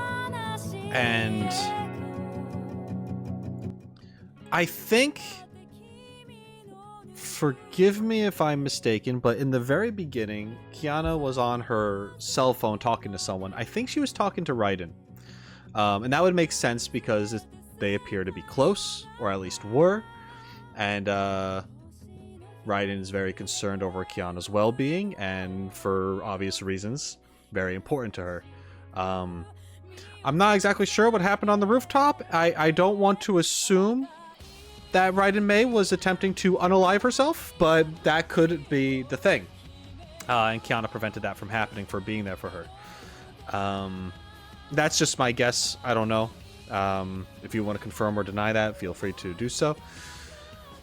But that would give me reason to think as to why Kiana is just so important to her. Just because how could someone like that not be in your life if they've saved you in that way? And I guess she was attempting to stop Kiana by fighting her because Kiana was going to do something dumb that would put herself in jeopardy again, I guess. Either way, this was awesome. Of course, this is like the most rewatched part because it's very emotional. But man, this early choreography stuff that they had going on here, like this fight stuff, this was good. There's something about just how, what's the word I want to use? Just kind of like how raw this seemed, because they're throwing their punches, their kicks, they're doing their moves, and the sound design, that's what I want to say. The sound design for this was amazing because you have the sound of their clothes, whether it be cloth or the more spandex material, like you can hear it moving as they are moving at the speed of their moving, and the impacts of their hits when they make contact. And even there was even a brief moment that you could miss. Oh wait, hold real quick. She was gonna like elbow her freaking like leg to break it, but she counters, and like that was nuts. I don't know if I'll find the exact spot. Is it this one? Hold on, let me see. Or is it after this? I mean, or before. Boom, and then okay, dodge. Okay. Just this. Like, that's great. Okay, yeah, that was an awesome thing right there. I'm going to move the volume up again before I forget again. That wasn't what I was looking for, but that was a great moment right there. There was a part where she was running or trying to catch herself from falling or whatever, or rushed past her. I can't remember the exact context, but she lands and she like turns on her foot, and you hear the slightest squeak of her shoe as she makes the turn. Just like the little details is that, because there's so many other things that you can watch or you can play, and they won't go that deep. They will not go that deep because they don't think that's what you're paying attention to. But this, just having something like that just really pulls you in more. Even though all the epic stuff happens later with the powers going off like crazy, which is still really cool. And there's some stuff here, but this was just more visceral with how they were delivering it. And man, just so well done. Okay, let's move on to the next thing. We are on 13 out of how many? 33. Oh boy, we have a bit to go. Let's keep going though. Greetings, Captain. Welcome back to Honkai Operations Center. Thanks. In recent stories of Honkai Impact 3rd, Mei has been the center of stage. Oh. She returned to the city of Nagazora, regained her Hersher powers, and once again became the Queen of Thunder. Makes sense. How did this heiress of a multi-billion-dollar corporation turn into a Hersher? What did she experience and witness? To answer these questions, we have divided Mei's journey into 4 parts: Origins, Valkyrie, Arc Fugitive, and Returning to Nagazora. Mei Raiden was born on April 13, 1997 in the city of Nagazora. Her father, Ryoma Raiden, was the head of Massive Electric Corporation. Mei's mother, however, passed away when she was young, and her name remained a mystery. Mei was enrolled in the elite high school of Chiba Academy. Only children of rich, powerful, and connected people could hope to study there. True. And Mei Raiden happened to be one of them, and she was so much more. Maybe I'm thinking someone She was else. beautiful, tall, and intelligent. Everyone in school idolized her. But this didn't last forever. Disaster struck ME Corp that her father owned. Ryoma Raiden became a criminal, guilty of economic fraud, and went missing to avoid arrest. Mei's life was turned upside down. Her classmates and even teachers turned cold and ostracized her. That was when she learned that their friendship and adulation were only reserved for her family fortune and prestige, and those had disappeared when her father ran away. Feels bad. Left alone to face an uncaring world, Mei soon became extremely jaded and started hearing a voice echoing in the darkness. It promised terrible powers. This world deserves to be destroyed. She chose to become a Hersher and ignited the 2014 Honkai outbreak in Nagazora. Millions died as a result. Okay. While Mei reveled in her new powers, a mysterious silver-haired transfer student named Kiana Kaslana suddenly appeared to stop her. Instead of trying to kill Mei for destroying the city, Kiana appealed to her human conscience. With her help, Mei successfully subdued the Hersher within, and Kiana quickly became a close friend. The 2 girls met Bronya, and the 3 of them worked together to flee the stricken city. They were then taken into custody by Himeko, a Valkyrie of Shiksal's Far East branch. Teresa Apocalypse, who's in charge of the Far East branch, used all her powers and resources to enroll the 3 girls into her own Valkyrie training school, This is making a Saint lot more Freya sense now. High. And that was Mei Raiden, an ex-heiress once worth billions who lost both her parents, became ostracized, acquired Hersher powers, destroyed a city, met 2 very good friends, and started training to become a Valkyrie and defend the world against the Honkai. Mei was ever fearful of the Honkai within her and agreed to let Himeko implant a heart bomb. The bomb has a sensor that will start a countdown if it detects Hersher impulses within Mei. Oh. During her training, Mei and her friends Kiana and Bronya took on many missions that included stopping an ancient Honkai monster, Chio, and recovering a runaway battleship known as the Selene. Mei also demonstrated her superb cooking abilities. She even learned to play video games. But things would once again turn for the worst. Shortly after graduating as fully minted Valkyries, Mei, Kiana, and Bronya were sent to Shiksal's Oceania branch to recover a Hersher core, the Gem of Desire.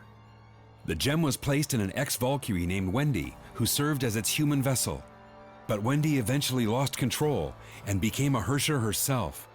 While the young Valkyries battled Wendy, Kokolia from Shiksal's rival faction of Anti-Entropy ambushed them, using a brain chip implant to control Bronya and capture both Wendy and Mei.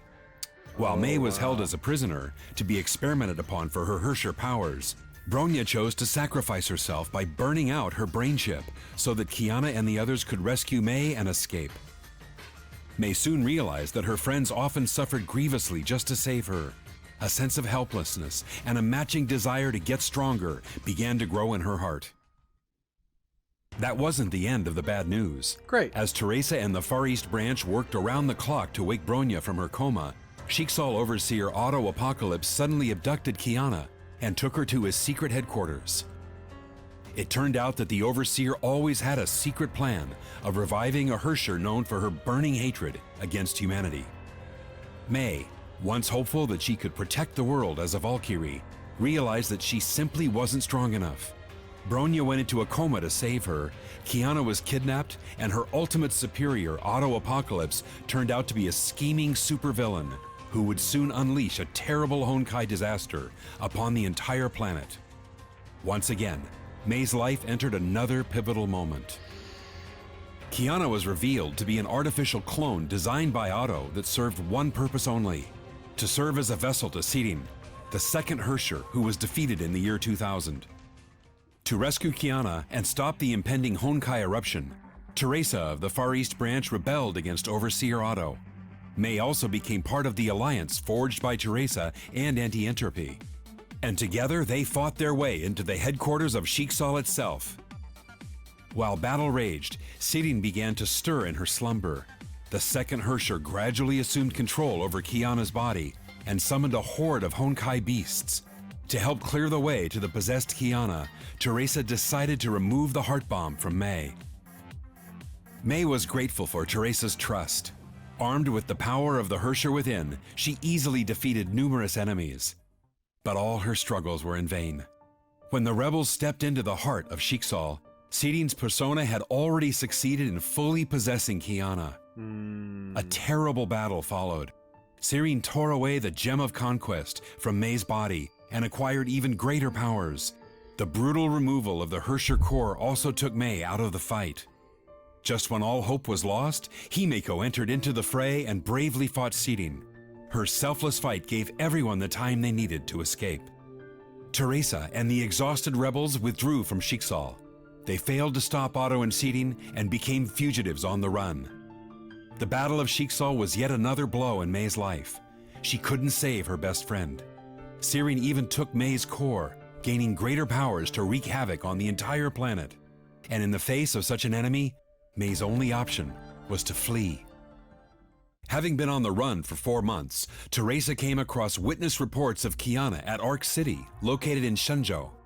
Teresa, Bronya, and Mei tried contacting an intel dealer named Grey Serpent. Instead, they came across the Ningyo, a cyborg girl who might know Kiana's whereabouts. But Sheiksal's agent Rita suddenly appeared and defeated the 3 fugitives. They were forced to retreat with the Ningyo. The bad news was that the Ningyo no longer had any useful data after being formatted by Rita. Mei, who felt she had been performing poorly in battle, asked Dr. Tesla to make her an augmented battlesuit to work better with her residual Herrscher powers. Meanwhile, the fugitives also decided to split their forces in 2. Teresa would respond to Kokolia's request and head to the Deep, located in the Pacific, to retrieve the Gem of Desire. Mei and Tesla would return to AE headquarters with the Helios to repair the Ningyo for data salvaging and locate Kiana's whereabouts. While Mei and Tesla worked on the Ningyo, the cyborg suddenly conveyed a message from Rita. Rita revealed that Kiana was indeed in Arc City to investigate a mysterious serpent-backed company. Kiana even agreed to form a temporary alliance with Rita. But Rita soon walked into a world serpent trap and lost her S-rank Valkyrie powers. Kiana was also captured by the world serpent. With little options left, Rita thus decided to call Mei for support. Though suspicious of Rita, Mei would not give up any chance of reuniting with Kiana and went back to Arc City eventually. Mei was also surprised that Rita did not lie and even tried working with her. Mei did get what she wanted, reuniting with Kiana. She asked her friend to return to the Hyperion. However, Kiana chose to stay in Arc to stop the World Serpent from creating an artificial Honkai eruption in the city. A World Serpent mercenary named Raven tried to stop Kiana, and the 2 girls fought her off, only to realize that Raven succeeded in delaying them. A wounded Mei could only see her friend tapping into the Forbidden Void powers to send the detonating Honkai reactor away from the city and save millions of people. Kiana passed out from overexerting herself and fell. Her deadly descent was stopped by a tree that sprouted from a lance. Mei rushed forward to save her friend, only to find out that Durandal, the most powerful S-rank Valkyrie of Sheiksal, had arrived first. And this Valkyrie was ordered to take Kiana away. No matter how hard Mei fought, she couldn't stop Durandal. Once again, the cruel hands of fate tore them apart. The attempted reunion with Kiana at Arc City only deepened Mei's angst. She was too weak to stop Sheiksal, and her weakness allowed them to take Kiana.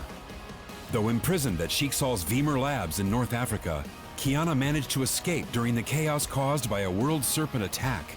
She used her void powers again and teleported herself to Nagazora, the place where she first met May. Dr. Tesla detected the energy fluctuations from Kiana's teleportation, and thus the fugitives headed toward the city that was destroyed by the Honkai eruption 3 years ago. May and Tesla arrived at the city ruins and tried looking for Kiana. Instead, they found scavenging children living in shelters who survived the Honkai disaster. And the sensei protector of these children who helped build their shelters was none other than Raven, the world serpent mercenary that May fought in Arc City. When facing rising sea levels and Honkai resurgence, and also due to her need to protect the children, May agreed to set aside hostilities and join forces with Raven. Together, they located Kiana's whereabouts and even defeated the Honkai dragon Benares that was trying to protect its queen. Then Raven revealed her intent for coming to Nagazora. She wanted to kill Kiana and end the threat of the Honkai she poses. Nevertheless, Raven gave May a chance to stop herself. May drew her blade without hesitation and ended her brief alliance with Raven. But without her Herrscher gem, May was no match against Raven. The mercenary even scoffed at her, calling her no different than an ordinary human. May knew that Raven would kill Kiana once she was defeated. She decided to sacrifice herself and started concentrating Honkai energy within her. Raven was shocked. She just witnessed a coreless ex-Herrscher releasing a sudden burst of terrible power. She therefore allowed May to take Kiana away. After enduring many battles and defeats, May was finally able to bring Kiana home. But then Dr. Tesla told her the bad news. The 3 Herrscher cores within Kiana had overloaded her body with Honkai infection. She had less than 2 months to live. Ooh. May found herself utterly helpless after hearing the bad news. She also found that Kiana had lost several senses and could not even taste the food she cooked. The World Serpent, however, was well aware of the relationship between May and Kiana. KeBin Kaslana, the sire of the World Serpent, met May in person. He was a previous era survivor and lauded as their most powerful warrior. KeBin promised May that the World Serpent could save Kiana's life, and that would require May to simply become a Honkai Herrscher once again. Once May became a Herrscher, one of the Herrscher cores infecting Kiana would dissipate and reappear in May instead, greatly reducing Kiana's infection. But May would have to leave Kiana and join the World Serpent to ensure that their grand project succeeds. I see.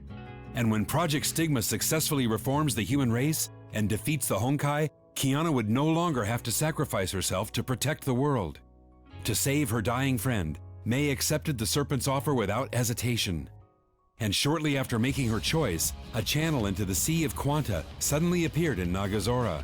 It turned out that Otto had fired the second divine key to create a channel right through the sea. And this was only possible because of the deal that KeBin and Otto made a few days ago. KeBin told May that she should take this chance to absorb Honkai energy seeping from Nagazora and complete her metamorphosis. Everything that began in Nagazora would end in the same city. 3 years ago, Kiana stopped May from becoming a Herrscher, and the 2 girls became best friends. And now, May has decided to become a Herrscher once more, just to save Kiana. When the transformation is complete, May will have to betray her friends and join forces with the enemy. But that's the price she needs to pay. Entering the darkness is the only way she can return Kiana to bliss. We're happy that you managed to stay with us and reach the end of this video. We would also like to know what you think about the story so far and what you would like to see next. Background history of the factions such as the World Serpent, Sheiksal, and Anti-Entropy? Or background stories of characters on your Valkyrie roster? Perhaps even secret technologies of the previous era? Do leave your opinions in the comments section. We'll see you next time. You want my opinion? All of the above. Do the thing. You got this. Okay, so that makes a lot of sense following May's story. I honestly, I did laugh at the beginning because they were just like, we've been following May's story so far. And I was just kind of like, well, a lot of it was Bronya and Seele, but sure, you could say that. And I mean, but they were right. Once they put it all together, I'm like, I get it. I see what you're saying. And boy, that is something. It is not exactly what I thought that was happening, but it makes sense and it's cool. Man, the whole I mean that this fight that we just watched in the previous video, that makes a lot more sense. Damn. Yeah. Yeah, that's rough. But also oh man, it's great. It's, right in May, just I think that's what they call her, right? Just or May in general, just keeps on taking L's. Just L after L after L after L. And then when you think that she gets a W, turns out, oh yeah, but she gonna die in 2 months. Yeah, all this that you went through for your friend. Yeah, she's you know. So I don't blame her. I don't blame her for just going all in to save her, and in order to do so, she's now technically against her. So it's like gets what she wants by saving her friend, but now she can't be with her. But, you know, sometimes you gotta make sacrifices. Anyway, good stuff. New chapter trailer, I believe, is the next thing.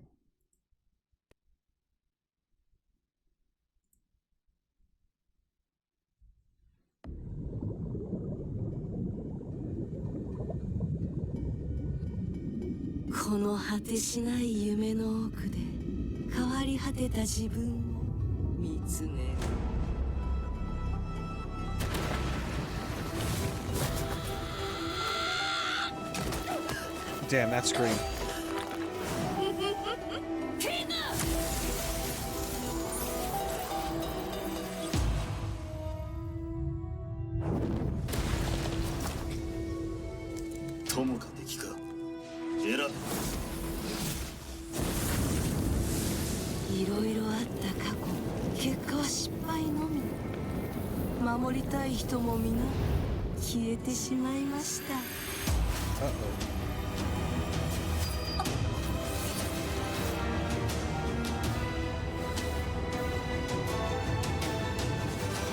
So are they fighting Raven right now?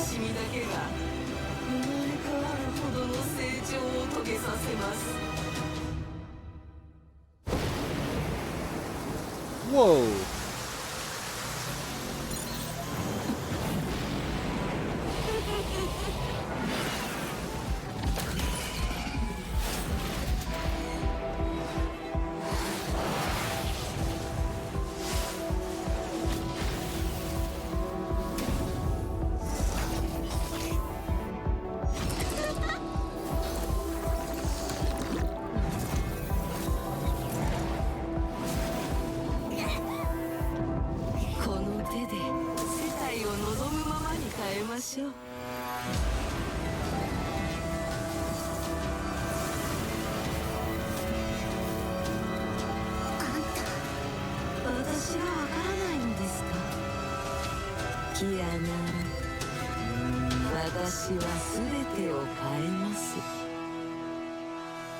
Oh, okay. Okay, cool. You do that. Greetings, Captain. Oh. This is the next one. Before we continue, I will say, man, that is something. I didn't really get a good look at the enemies that they were fighting. The opponents, whatever you want to call it. I thought of Raven at first because of the feathers.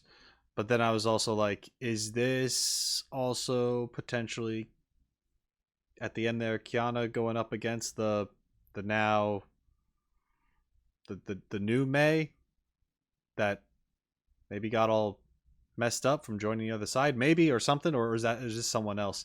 I didn't really grasp on. I mean, it's a character we should recognize, right? Either way.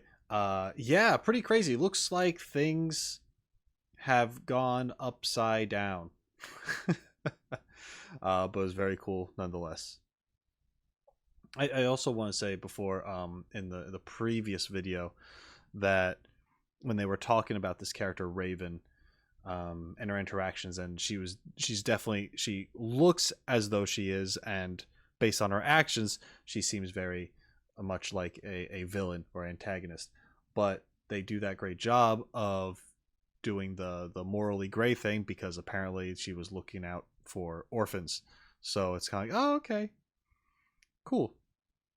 I don't know. I just like when they do that kind of stuff with characters where they appear one way, but they do have a soft side when it comes to another thing. Yeah. Anyway, let's see what has to be said with this. Welcome back to the Honkai Operations Center. As time flows forward, Fuhua has shaped the history under different names and identities. The 8th Herrscher, who calls herself Fuhua, has now appeared before us. Okay, so this but is who is Fuhua. she really? What has Fuhua undergone in 50,000 years? Let's take a closer look at the long and solitary life of a warrior. Fuhua was born in the lower district of a previous era metropolis. She grew up practicing martial arts after her father and lived a disciplined life. Due to her humble origin, plain appearance, and straight, reserved personality, Fuhua was a loner when she studied in Sapphire. Only until she saved a classmate during a zombie attack did she gain the acceptance of those around her and learn to warm up to people. But just when she was beginning to envision a bright future, fate forced her on a path that she had never imagined. The Honkai Impact tore what she knew apart. The city was burned to the ground and her family and friends were killed. Fuhua fled and was saved by Moss Squad 5 leader Himiko. In a world where one could not survive alone, Fuhua could no longer afford to dream and was only left with the mission to eliminate Honkai. Fuhua joined Moth as a soldier, but she was still too weak to save anything. Cities fell. Billions of lives perished. Her savior, Himiko, died in the hands of her comrades after transforming into a Herrscher. She only had the passion to defeat Honkai, not the power to realize it. In the face of an overwhelming enemy, was running away the best thing she could do? Fuhua did not accept her fate. Burning with a grudge against her fate, Fuhua was reborn after challenging death. In an experiment that was deemed lethal, Igor miraculously fused with her and transformed her into a mantis.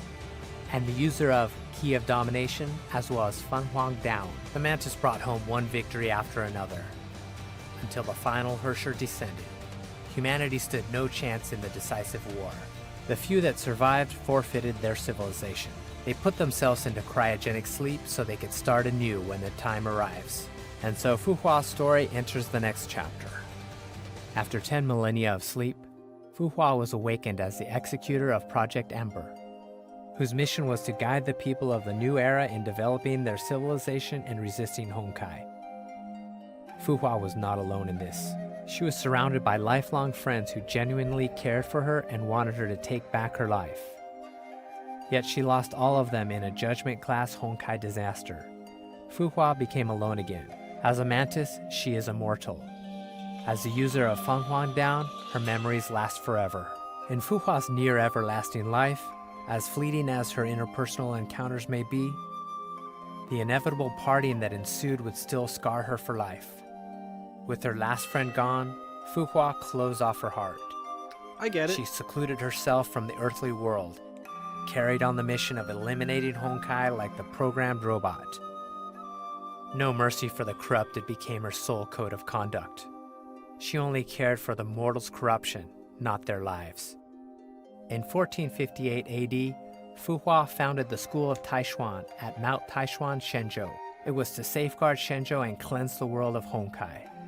The School of Taishuan, which only had 7 disciples, dominated the martial arts world with the Edge of Taishuan, a secret sword fighting style that could channel Honkai energy. To the ordinary people, Fuhua was as untouchable as a celestial, and hence was named Phoenix. In 1475 AD, on the Kipchak steppes in Central Asia, Fuhua single-handedly trounced Chicxul's elite forces and their strongest Valkyrie, Kaslana. This battle also led Fuhua's first encounter with Otto Apocalypse, her lifelong rival.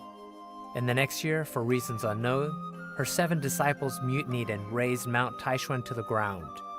Fuhua was grievously injured, having lost her full power and immortality. Fuhua temporarily withdrew from the world. Since she could not protect Shenzhou in a powerless state, she made a pact with Otto. Fuhua joined Chicxul and worked for Otto. In return, Otto pledged to watch over Shenzhou in her stead. In 2000 AD, the second Honkai eruption brought total destruction. It was later known as the most devastating Honkai disaster of the current era. In a few days, multiple major cities were destroyed, resulting in millions of casualties.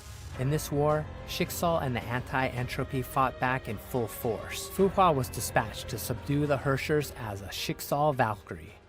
In Fuhua's long life, she has never ceased rethinking what fighting means, so she may one day slay all Herschers and eliminate Honkai. By then, she had found the way of defeating a Herrscher. With unparalleled combat experience and Feng Huang Down's power, Fuhua overwhelmed the pseudo-Herrscher of Fire and temporarily suppressed the second Herrscher, who possessed 6 Herrscher cores. Yet even with such nigh immeasurable power, she could not defeat the second Herrscher, who was under the protection of the will of Honkai. At the critical moment, Fuhua sacrificed Feng Huang Down and her memories to activate Feng Huang Down's first power, Taishuan Eminence. It severely wounded the second Herrscher and cut off her connection with the will of Honkai, creating an opening for humanity to turn the tables.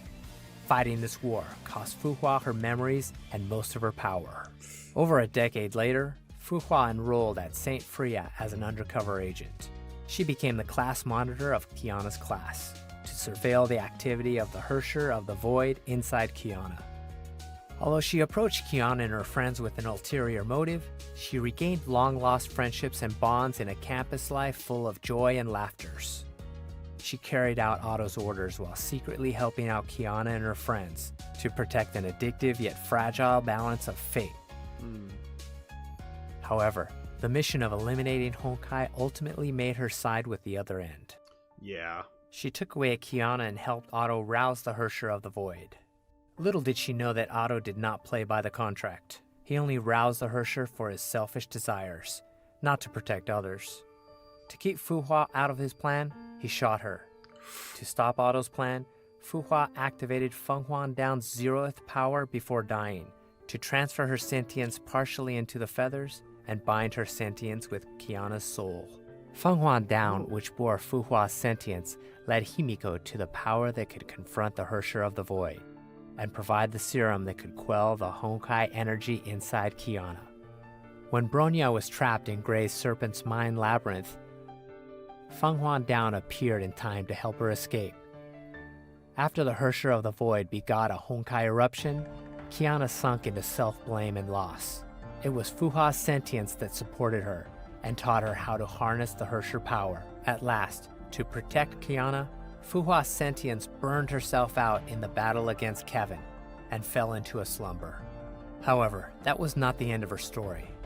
After the Schicksal battle, Otto repaired her body, only to revive a Fuhua that was not the fighter who upheld her mission above all else and abolished her own desires. She had the looks of Fuhua, but uttered frivolous, arrogant, and impetuous words. She had the memories of Fuhua, but could not understand the motives underpinning them. She loathed Honkai as much as Fuhua, but she was no different from Honkai in action. Purely driven by a desire for destruction, she destroyed. She killed Otto's clone and demolished half of Schicksal's headquarters. To vent her desire for destruction, she fought Durandal and KeBin to trick Fuhua's sentience in Feng Huang Down into submitting to her. She varnished over her motive time and again. To win the trust of Kiana and Bronya, she lured them into her memories to elicit their sympathy. In the end, she was not Fuhua, but the 8th Herrscher born from her memories. Perhaps to the 8th Herrscher, this story that perpetuated itself for 50,000 years is an elaborated, pitiable tragedy. The Fuhua that constrained herself and lived solely for her mission was nothing but a failure. She wanted to become a better Fuhua. Perhaps the girl bathing in the sun on the grass 50,000 years ago would have had the same idea had she had learned the story of her life. It is a life that has seen too many betrayals, lies, and sacrifices. However, it is also a life that shaped Fuhua into the remarkable fighter that her friends believe in and rely upon. What does the future have in store for her? We will find out together.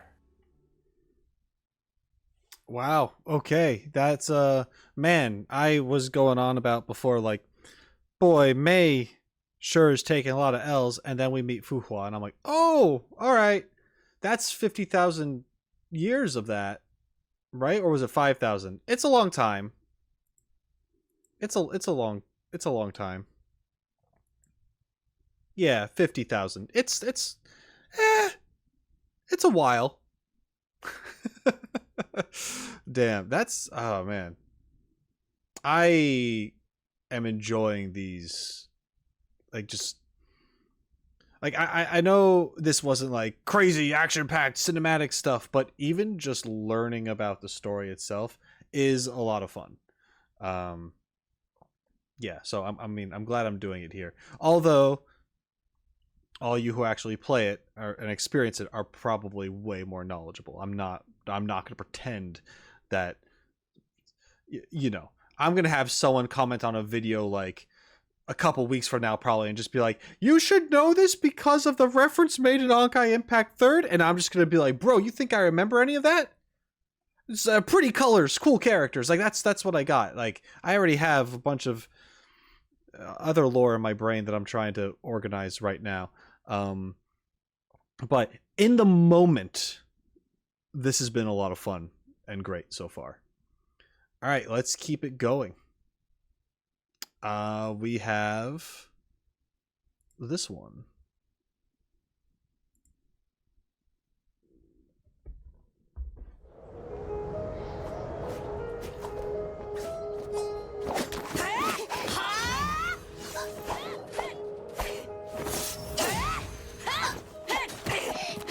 Ooh. 私にできることは限られてチャンスをつかんだキアナ。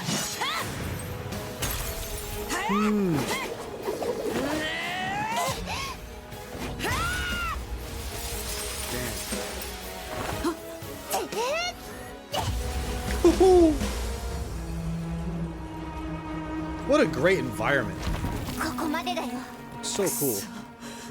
嘘だ嘘だ嘘だ。ありえない。あなたたちちゃんと言うことを聞きなさい。ク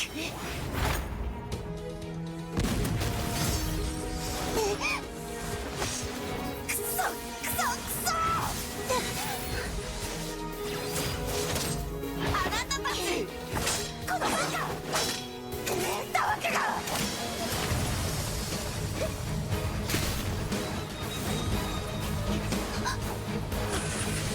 どうして邪魔をする？どうしてあの役立たずを助ける？どうして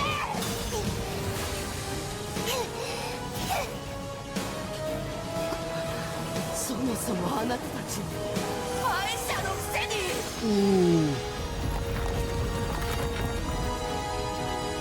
これは委員長の。キアナ、力を抑えて。教えたことを思い出すの。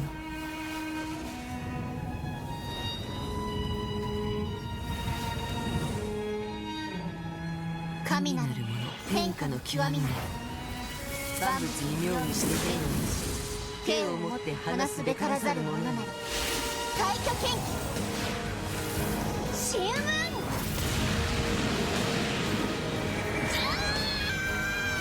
Oh wow. 負けてたまるか。委員長敗者なんかじゃない。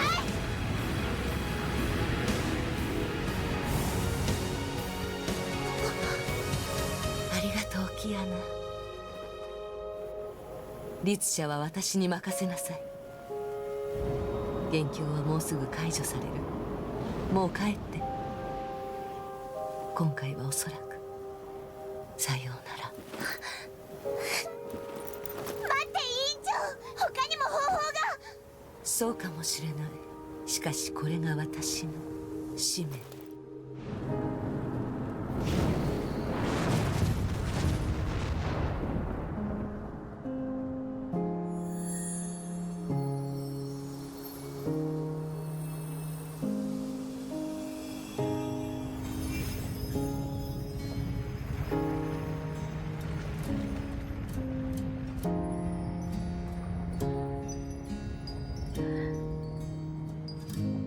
もういい。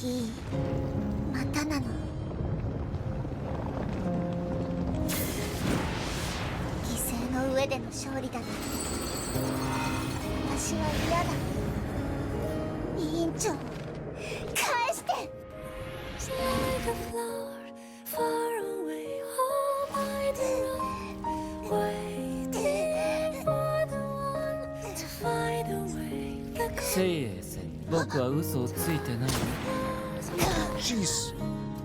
私はたくさんの裏切りと嘘を味わいました。委員長、私は嘘をつかないよ。律説はここまでのようです。信じてくれた人も私のせいでいなくなりました。私は強いからそんなの心配ないよ。どれだけ努力しても歳月の流れにはかないません。結局私は一人ぼっちです。一人ぼっちにさせないから。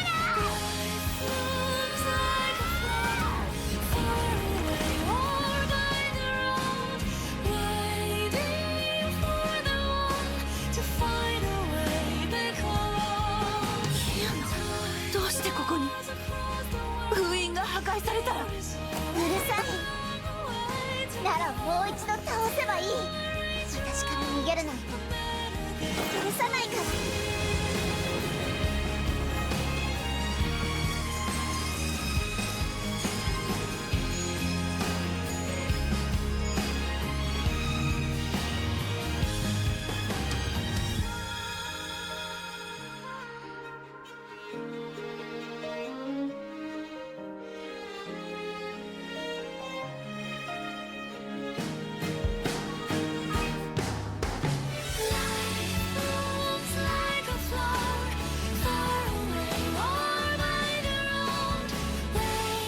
Oh, I love this.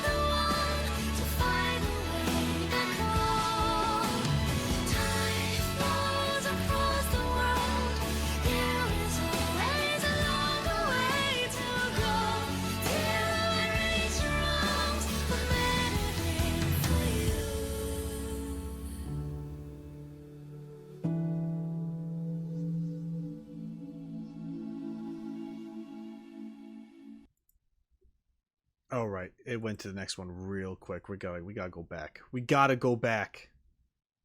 Take me back. Okay. Wow. Okay. Huh.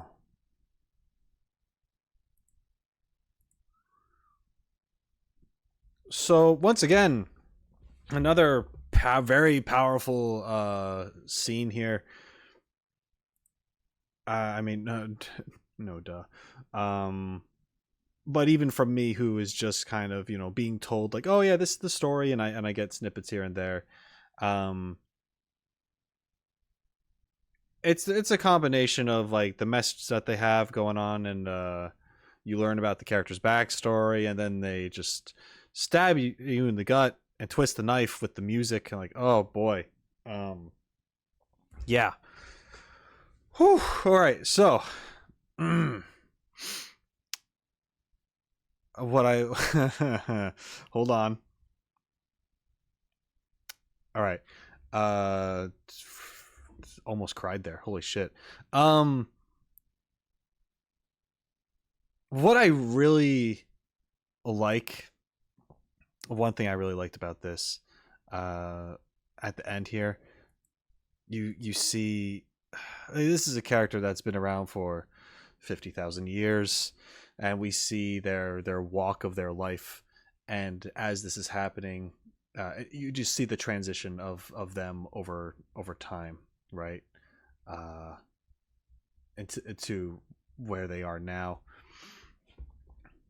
and it's a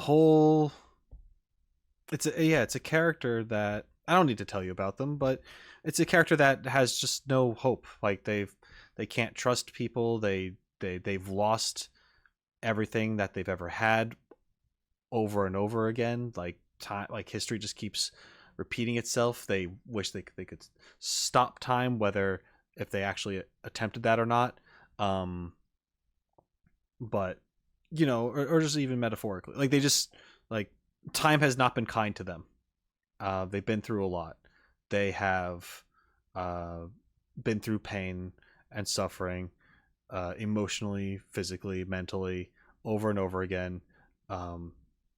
Essentially killed, brought back in really bad ways, constantly sacrificing themselves to save other people. It's a character who just doesn't know anything other than tragedy. So to have this, to have that moment of being saved, like holy crap, what a powerful moment.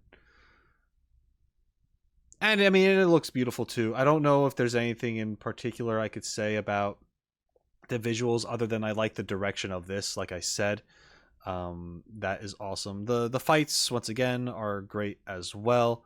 Really intense. The emotion shown in the characters is absolutely insane, especially when you have this Fu Hua just losing her absolute mind.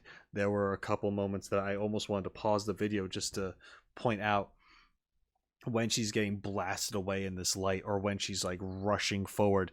The line art gets messy and there's this sketch like feel to it because of like the speed and the intensity, and just showing you that it's happening to this character specifically, and it's just there to show you that how unstable, how unhinged, how chaotic they are in that moment. It's just intensity layered on top of more intensity. I love this one. This was really good. Okay, now we can move on to the next. I'm gonna watch a couple more, and then I will probably take a break, and I'll have to continue the recording at another point, but it won't bother you guys because it'll just pick up where it left off. All right, here we go. Next one.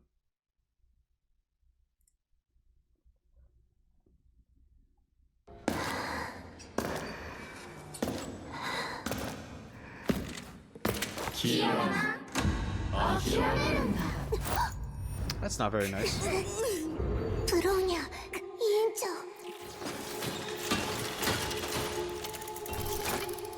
一社の力を持ってないあなたはただの彼女たちを離して。 I don't like this fishing line shenanigans around the neck and limbs and stuff.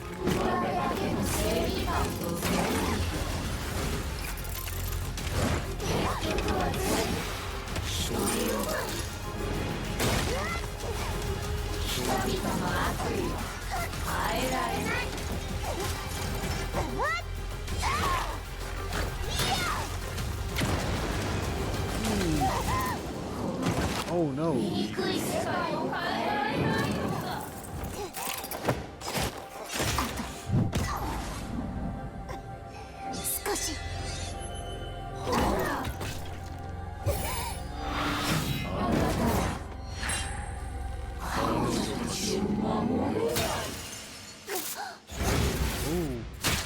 No! Oh shit!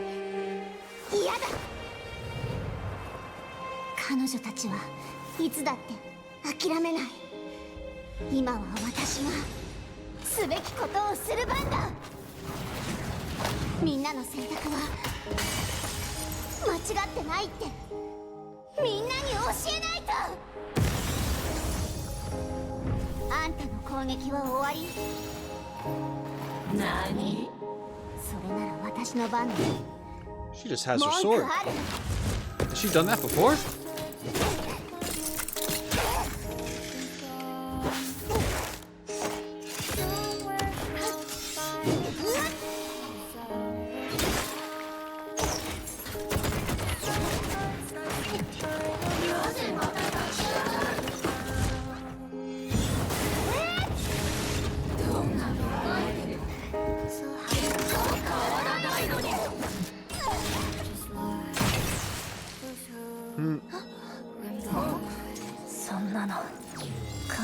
ありません。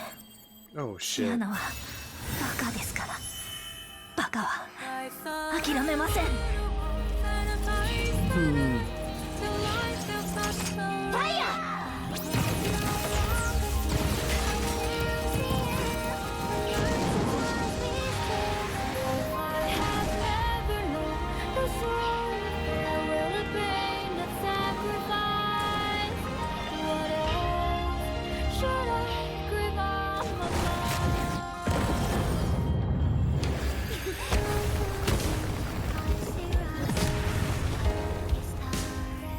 彼女は私をたくさんの人を変えました。これからも多くの人を変えていくでしょう。その日を見届けたいから。だから私たちはここで止まったりしない。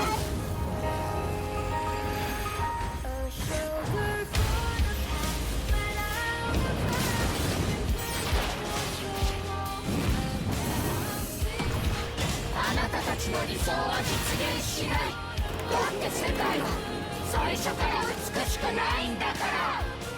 違う。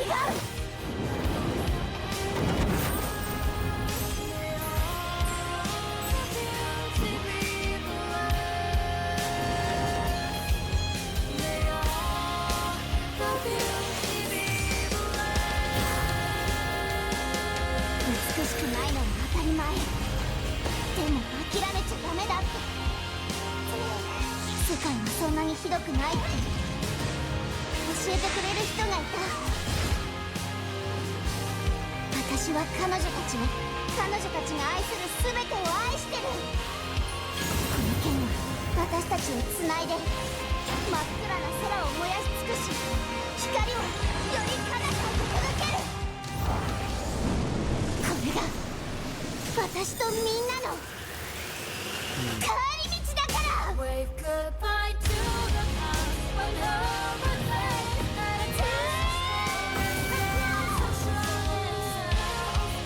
for me again. To soar above this world, to remove it away, still the world, and brightness of the sun,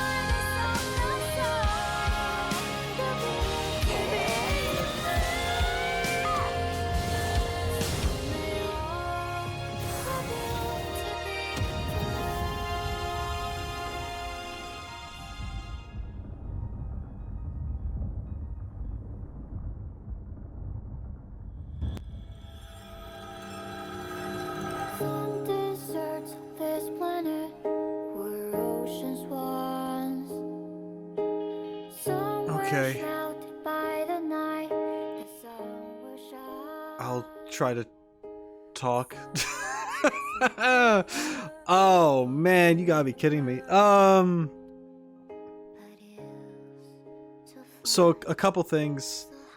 Great scene, obviously. Duh, I keep saying that. First of all, I have to say that I love this song. I don't know the name of it. I'll have to try to find that. I first learned of it in Baxter's video, actually, for Genshin Impact.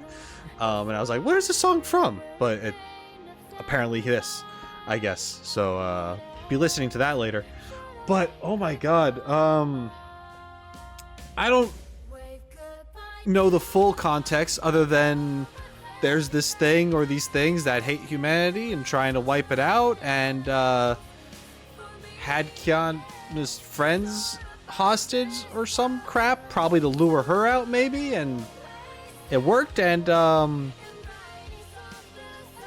correct me if I'm wrong, but it looked like they got murdered. They were killed,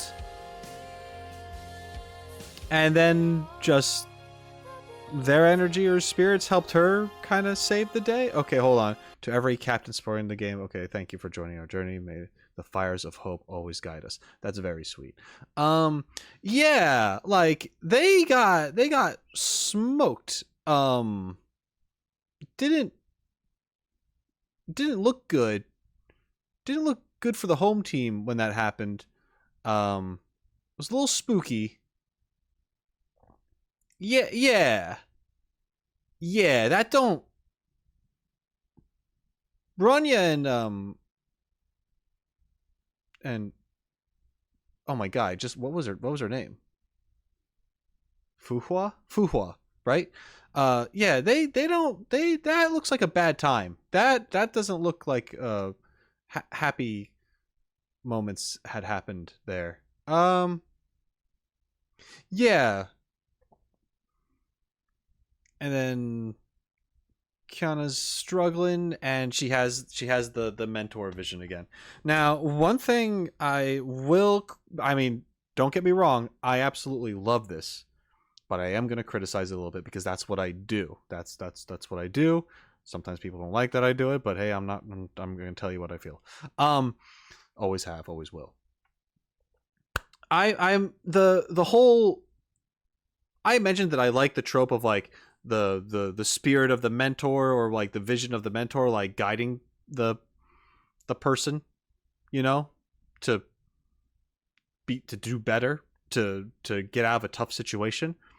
I feel like it's happening a little too much. At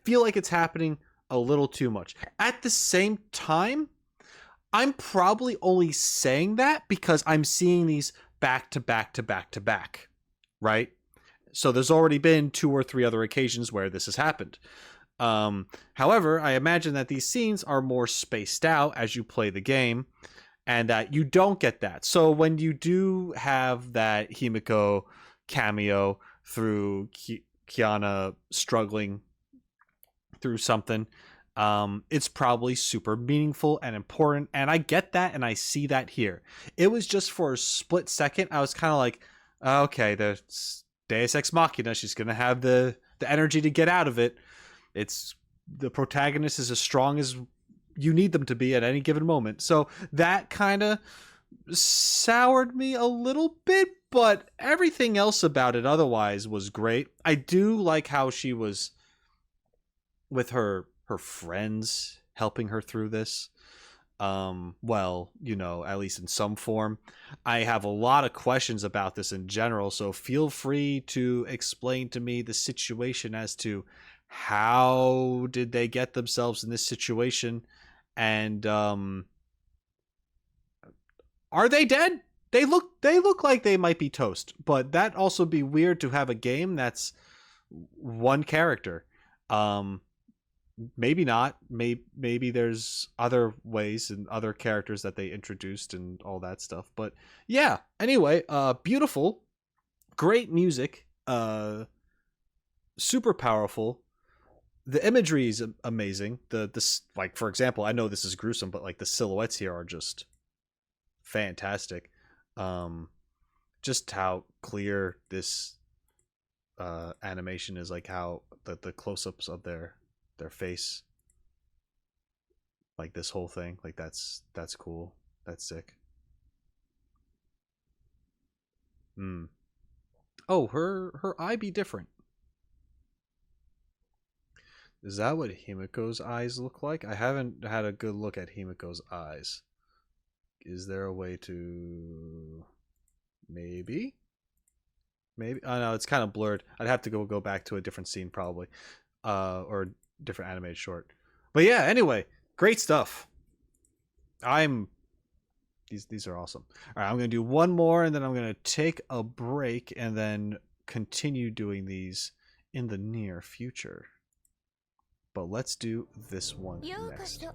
高潔で純真な魂。あなたは過去を探求するために来た。しかし真実の礎石はすでに過去の土に埋もれている。ここはマッセ最後の楽土であり、失意者たちの墓地でもある。ここに存在しているのは少し興味を惹かれるようなお話だけ。遠い昔のこと、ヒーローになれなかった13人のお話。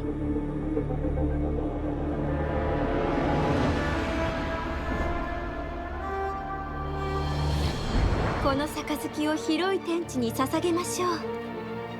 いつまでもこの瞬間が続きますように。この世界が黄金のごとく輝きますように。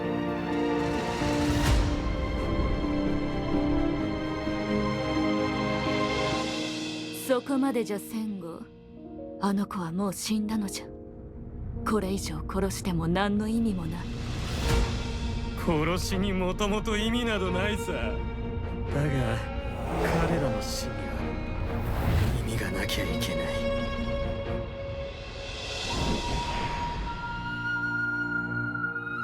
死は命の終点じゃない。命は死によって進化し神聖するの。そう、私たちは人類とは何か再定義する。ヒーローが世界を救うわけじゃない。世界を救ったからヒーローと呼ばれるの。しかし僕たちは知っている。この世界はもう救えないと。それでも僕たちはヒーローにならなければならない。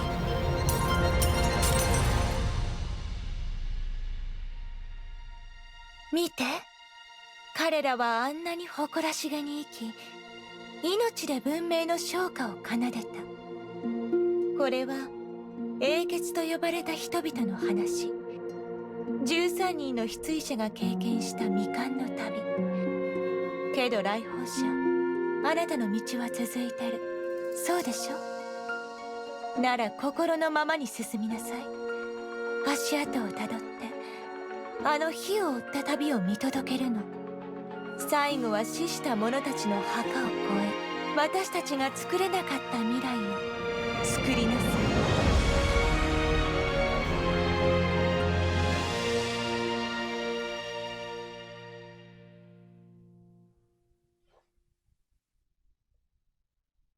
Okay. Huh. So that, gonna be honest, confused me a little bit. I'm wondering if humanity failed. It seems like humanity died out.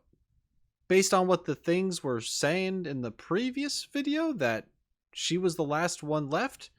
I thought maybe they were talking about their organization, but I guess no, they were talking about humans. Yeah, was Kiana the last human? And then in that fight, in that final moment, was that a sacrifice to stop that? And then are these characters that are just like break the laws of time and space, and are they the ones that just can like recreate everything? Essentially the gods? Not that saying that they are gods, but you know what I mean? Just like really powerful people that can do that. And I almost feel like this is kind of like Elysian, like I don't know, a character. You don't see the other name, but maybe they're alluding to like the next age of humanity with this. This is very interesting. This did not, if that is true at all, if we're anywhere close to it, that is not something I'd expect this kind of game to do, where they just straight up like, yup, everyone dies, reboot, like in the middle of the game itself. That's kind of wild. But once again, I'm just guessing. I don't know if that's true. That's cool though. This whole thing is very mysterious to me. Anyway, gonna be honest though. Don't know how I feel about KeBin. I'm sure other people who have maybe watched this stuff and reacted to this stuff are kind of like, KeBin? What? Because man, KeBin's out there must be feeling special or something, because you have all these other names, all these fancy names, and then you got KeBin. Not trying to hate. I just find it humorous. Because this KeBin character isn't just some side person. Apparently, they're a big deal. They're a part of something more here. I think this is a good point for me to take my break and then to get back into it at a slightly later time, because by the looks of it, it seems we might be going in another direction. I don't know, but I'm looking forward to finding out. So, yeah. I'll see you in a second when I get back to this. I'm back at it, and I'm ready to watch more. I got some tea. I'm feeling cozy, and I'm gonna be honest. I've been thinking about what I've seen all day. I'm truly impressed. I mean, I figured I would be going into this. Hoyo-Verse is great. I guess MiHoYo at this time, but you know, Hoyo-Verse, that's what it is now. They're great with their cinematics, with their music. I mean, the storytelling is my favorite part of their games in general, and yeah, just having this emotional impact that they have. I mean, I feel like sometimes when I watch something and if it doesn't hit me the right way, then it might be enjoyable in the moment, but afterwards it just sort of gets, I don't want to say forgotten about, but I don't dwell on it. This has been on my mind all day, watching all of this stuff and just how beautifully animated it's been. And it's been very consistent, yet still improving as it goes on. And it's just been a lot of fun. I'm in some ways that I'm like a little sad that I didn't react to this stuff sooner, because it's like, oh man, I've been missing out. But at the same time, I like that I'm reacting to this now, because I think by doing my channel for at least within this kind of space for as long as I have, just a couple of years at this point, been a YouTube channel for way longer than that, but for Hoyo-Verse related stuff, it's been a couple of years. I don't know. I feel like I got more, I don't know the word for it. I have more experience with watching stuff that Hoyo-Verse makes, if that makes sense, in order to try to get into their heads with the story that they're trying to tell and analyzing it and so on and so forth. Not saying the things that I've said or predicted are correct. I've already been corrected just by watching their timeline stuff, which I'm very pleased about, that they even have those in the first place, because that just allows me to understand more. And this, I realized this might have been that concept trailer. So I don't know if this specific thing, the new concept trailer, Elysian Realm, Honkai Impact 3rd, this video, I don't know if there was anything canon about this. And I think there's going to be another video, if I haven't seen it already, that's not quite canon either. Regardless, I'm still enjoying it. And yeah, that's it. I need to continue now. I'm wasting time. I joked earlier how I didn't care if the video was going to be 4 hours long or whatever. Most likely this video is going to be over 4 hours long. If the first half took me 3 hours, oh boy, here we go. Hope you're enjoying yourselves. Next video. Honkai Chronicles, Kiana, Kaslana. A few years after the second eruption in 2000, a girl came into this imperfect world in an experiment pod. She had no name, only a cold serial number, K423. K423 was created by Otto via splicing Kiana Kaslana's genes, and that from Siren the Hersher of the Void together. The Hersher core attained consciousness in the new body, and she was expected to become a human with Hersher powers. In 2007, Siegfried Kaslana attempted to abduct K423 in secret, but was intercepted by Schicksal in his escape. His biological daughter went missing afterward. Siegfried adopted K423 and raised her as his own, but was unwilling to name her after his own daughter. That was until one day, to protect the injured Siegfried, K423 took up arms to confront a Honkai beast in his place.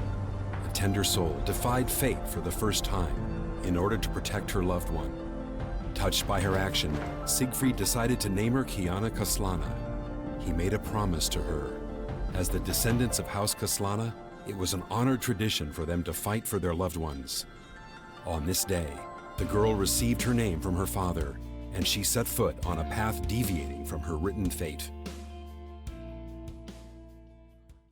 However, fate had other plans. In 2010, the latent Herrscher persona awoke.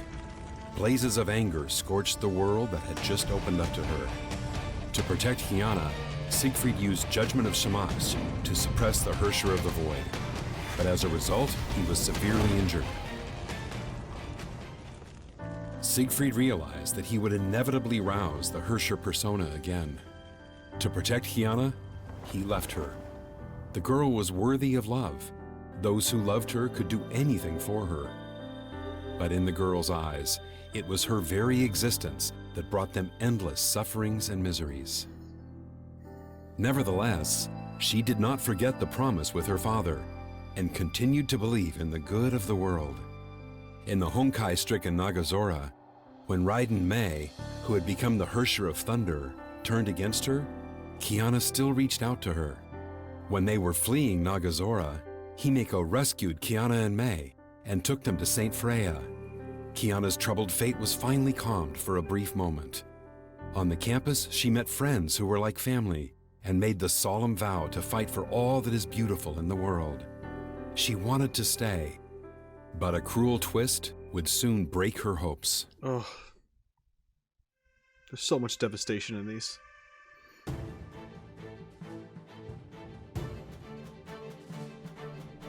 Dark seeds germinated in the shadow of the peaceful years. The other sentience inside her preyed on all the good in her life once more by encroaching on her cognition in her dreams. It was Kiana's pining for a mother's love that made her awakening possible. She created illusions to make Kiana believe that she saved her mother from sacrificing herself to end the second eruption. When she realized the great joy she experienced was elusive, she broke down and let the Herrscher persona take over. Being taken to the Schicksal HQ by Fu Hua, she was confined in the same bleak experiment pod, just as when she was born. Only this time, Otto, who witnessed her rebirth, wished to see the Herrscher of the Void return. Just as Otto expected, the Saint Freya group revolted and attacked the Schicksal HQ with anti-entropy to rescue Kiana. In fact, he wanted them to gamble everything for Kiana.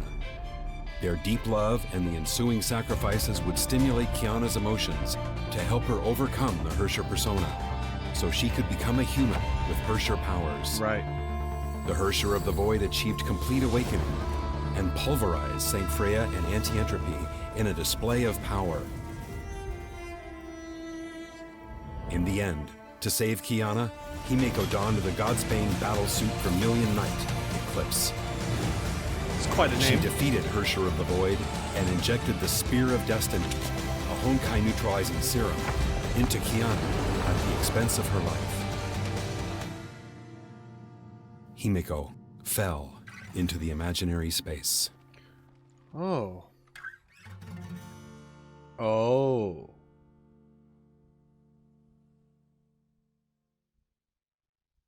Kiana might be a Herrscher, but her friends and teachers still loved her and believed in her as much. Yet their goodwill was too heavy to bear. Kiana wandered in Ark City after waking up from the nightmare. Honkai beasts and zombies hunted her. The whispers of the Herrscher tortured her. She wanted to run, but had nowhere to run. Those pains and sufferings are predestined. She was test subject K423, the vessel of a Herrscher, and the root cause of the world's and her loved ones' miseries. Would the world be a better place had she died? Whoa, When what an Kiana was image. prepared to die with the Herrscher inside, Fuha's sentience in her mind stopped her and the Herrscher from reviving. Kiana finally remembered that Himeko sacrificed herself to save her because, as her teacher, Himeko believed in her potential to change the world. Kiana snapped out of grief and loss. To repay Himeko's faith, she will continue fighting her ill fate. With Fuhua's help, Kiana learned how to contain the Herrscher persona and utilize Herrscher powers. She became a rogue hero that fought to save Ark City from destruction. Kiana discovered that the Honkai disasters plaguing Ark City were not related to the Herrscher of the Void.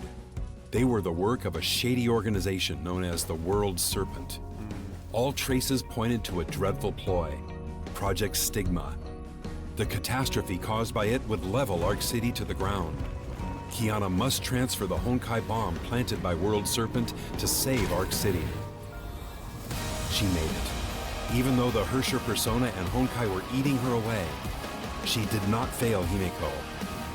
To change this imperfect world, she became the meteor that ripped Arc City's darkness open and propelled the bomb out of the atmosphere, which rewrote the cruel fate of this city.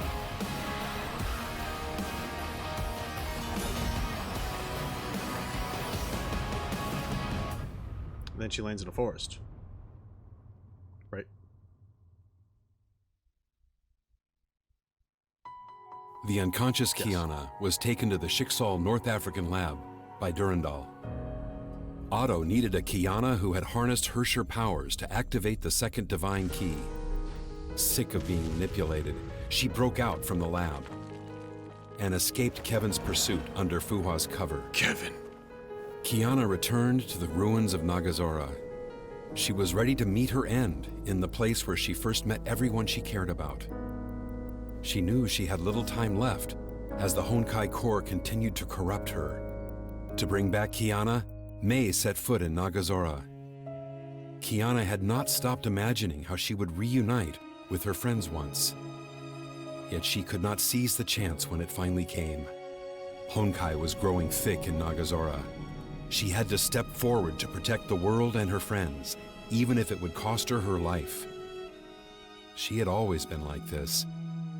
She would laugh off the worst injuries. She saved the world, saved everyone, but kept the pain to herself. She was killing herself to protect the good in the world, but she had forgotten that she also meant the whole world to her loved ones. To save Kiana, Mei made a pact with KeBin. A new gem of conquest solidified in her body. She became the Herrscher of Thunder again and joined World Serpent by choice. Mei knew her best friend would never accept her choice, but she could not create a future for her dearest if she held on to her past.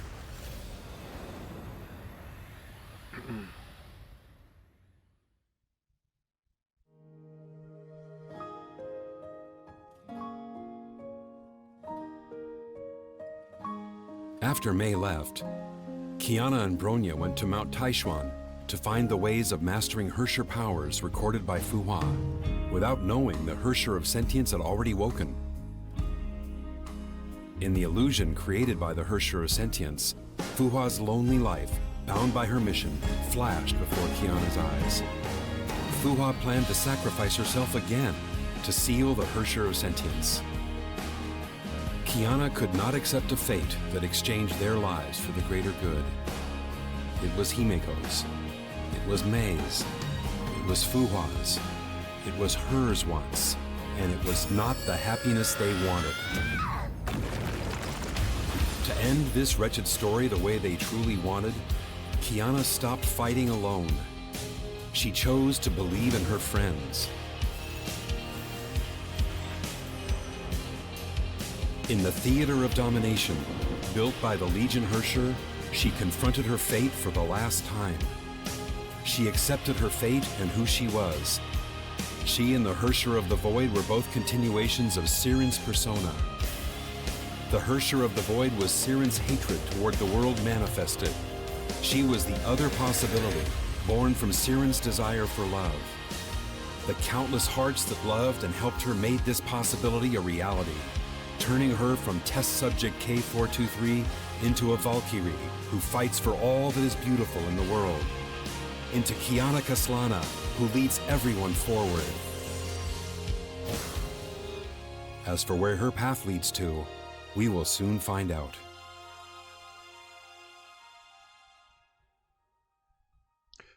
Damn.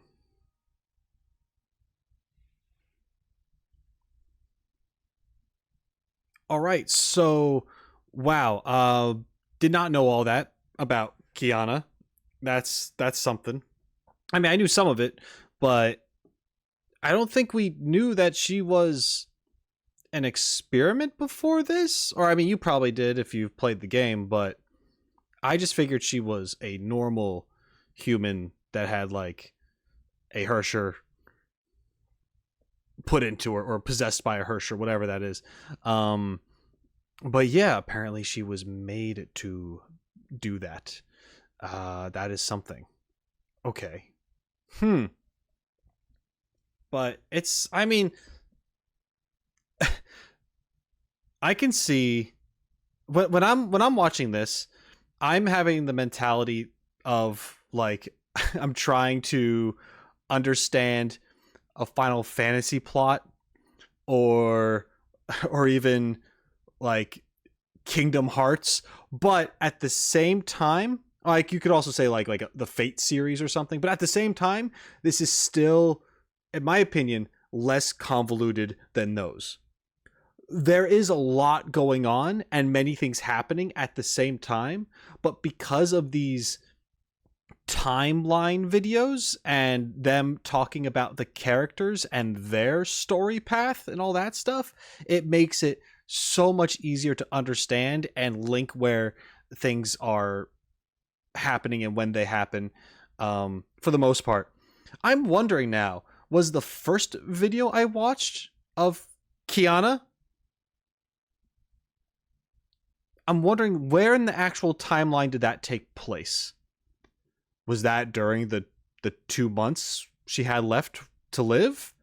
And she's out doing her own thing, you know, away from friends and stuff, even though they have her like on the phone, like, yeah, stop running off. Like, you can't be doing it by yourself. And she's out there doing it by herself and she's a badass. And then she solves the problem, saves the day, but she kind of breaks down crying because it's like, you know, she's on her way out.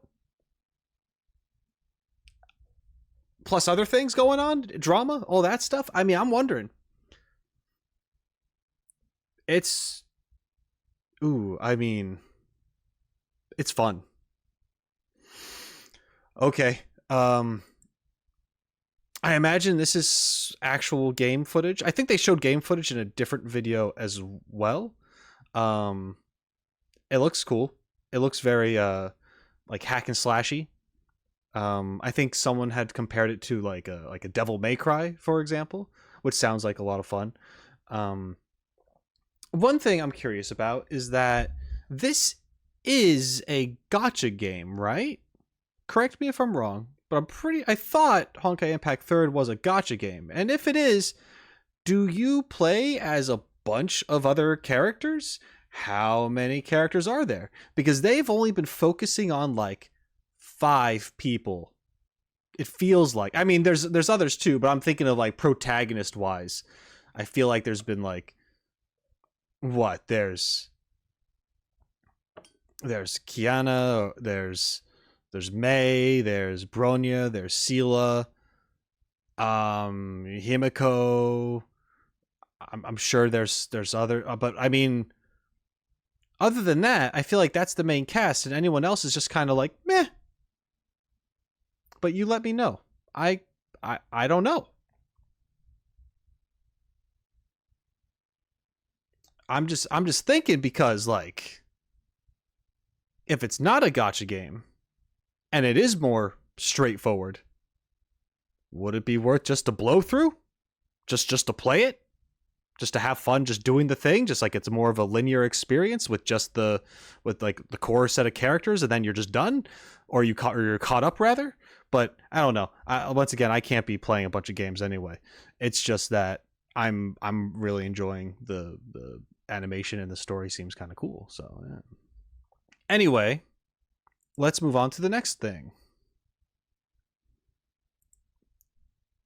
A new ARC trailer. "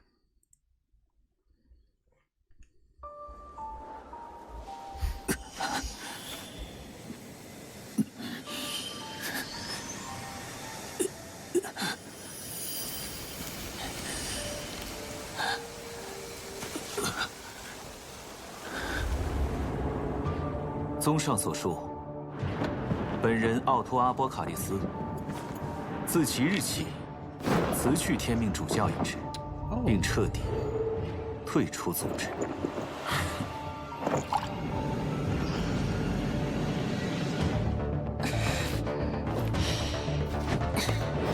Oh, Fu Hua, that was the other character I was thinking of.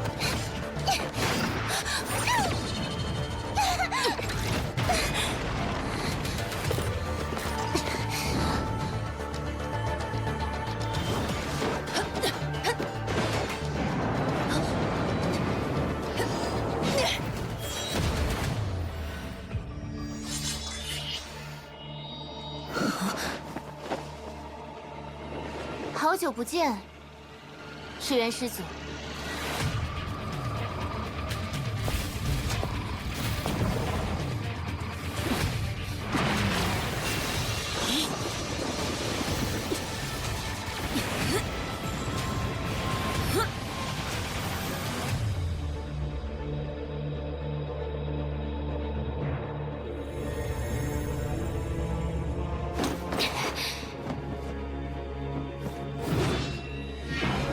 是时候兑现我们之间的契约了，老朋友。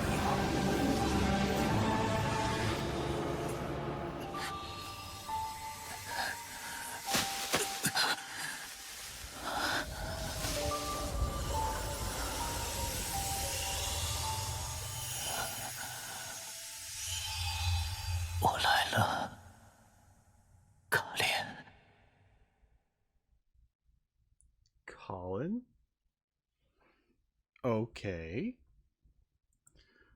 So this was an arc trailer. So these are a bunch of scenes that are just meshed together that I'm probably going to see unfold in the next few videos of the new story arc. Or not new, but you know, the next one in line. Okay, you have May there.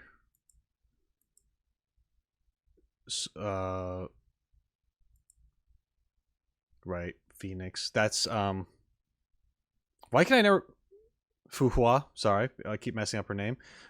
Is Fuhua is Phoenix, right? So and this person is talking to her, so this is probably my long time no see. Someone from her past, maybe just as old as she is, potentially. Unless if I'm supposed to recognize her, then oops, you didn't hear me say that. Bronya and Seele are going to have a hard time. Looks like they're fighting a bunch of, like, potentially Otto clones, maybe? Otto resigns. I guess. Yeah. Okay. Yeah, I don't know what to... I mean, we got lots of tree stuff. Trees are a big deal in Hoyo-verse games. Anyway. Yeah. Yeah. Looks pretty epic. All right, we're moving on.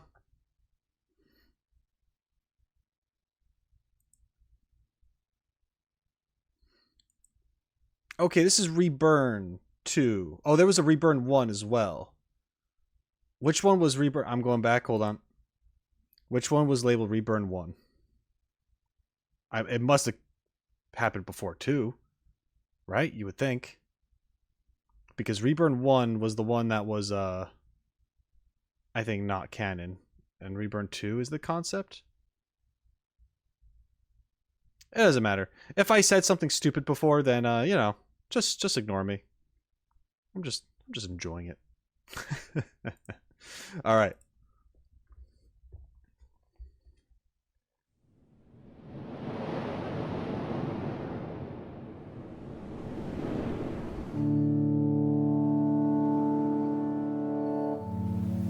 Rose Quartz の空、綺麗やけど、彼女には見えへんのか。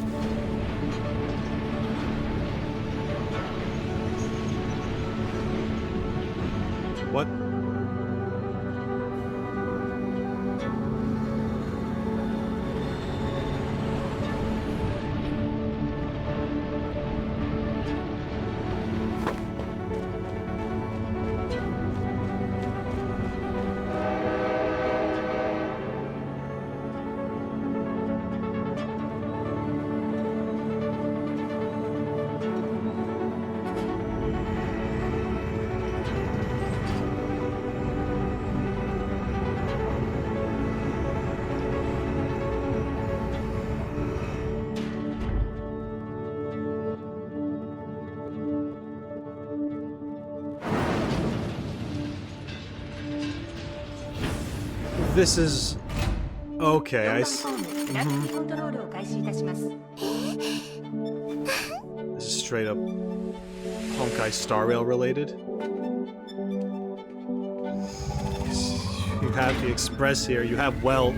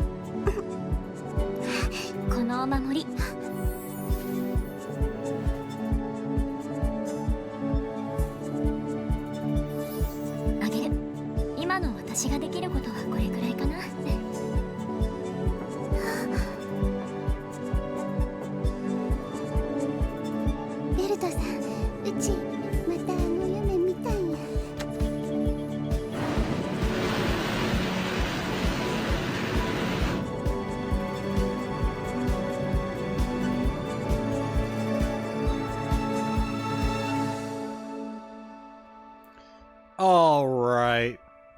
So this was just a concept animated short. I don't know how seriously it's meant to be taken. That's straight up March right there. But then you have Welt. They're on the Express. How long ago did this air? Did this 3 years ago?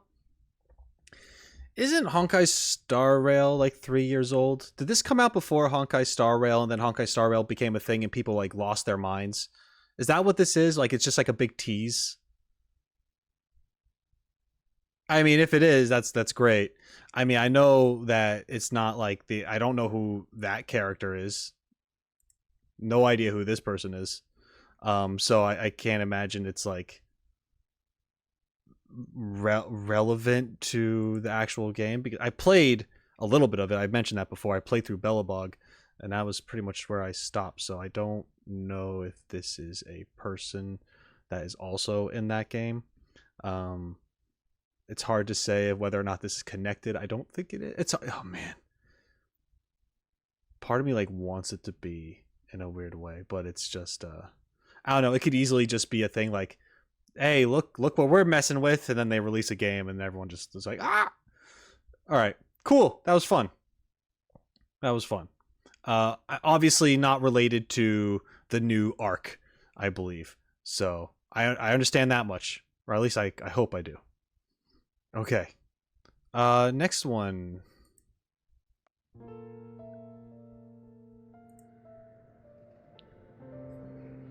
当一个人真正想改变世界的时候，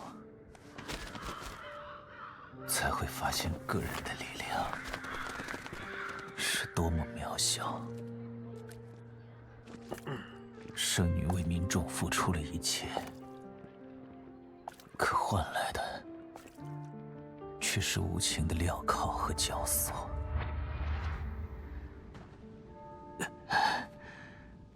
世界如此混沌，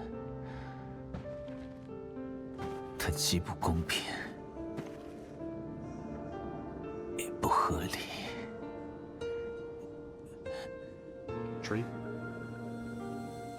它迫害英雄，滋养恶类，丑陋遍地，美好无存。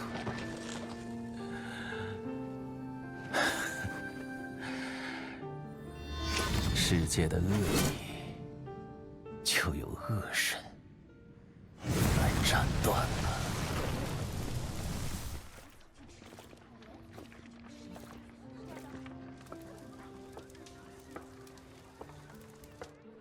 Was this a burn the witch moment? It's not very cool.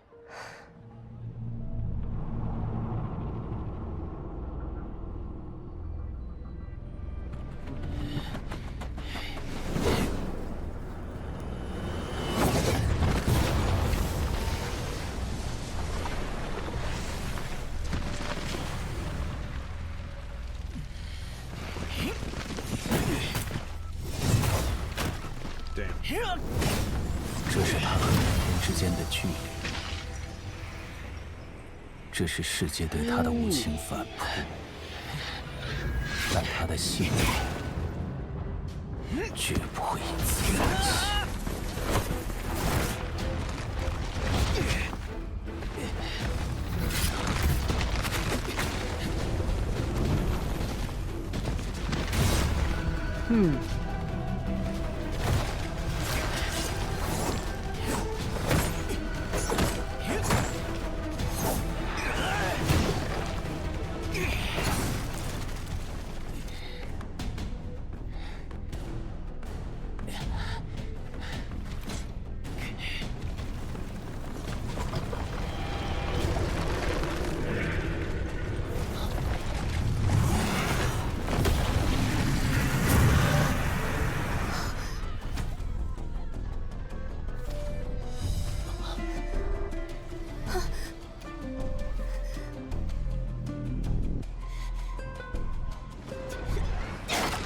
Oh, okay.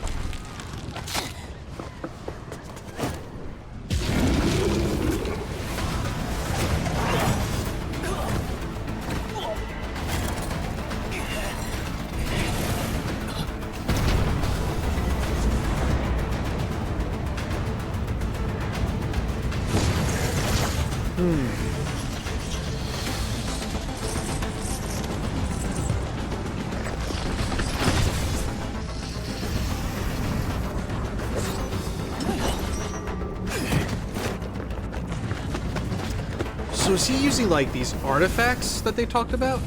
So that looks like, I think that looks like one of them that they showed. Oh damn.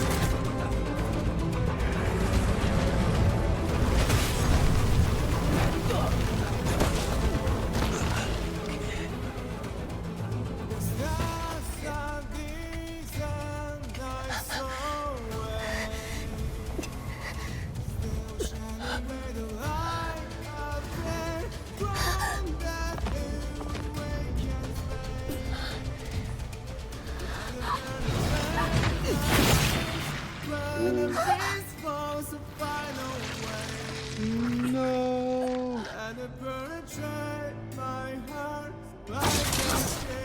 No. Well, I don't know. I don't know if I should be happy about that. 人一旦魂飞魄散，就无法再起死回生。世界允许意识匹配新的容器，却不允许容器收集消散的意识。想要拯救唯一的他，我只能在过去创造出新的可能。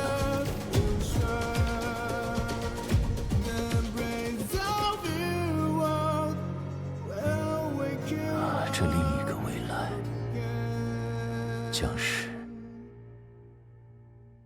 属于他的时空。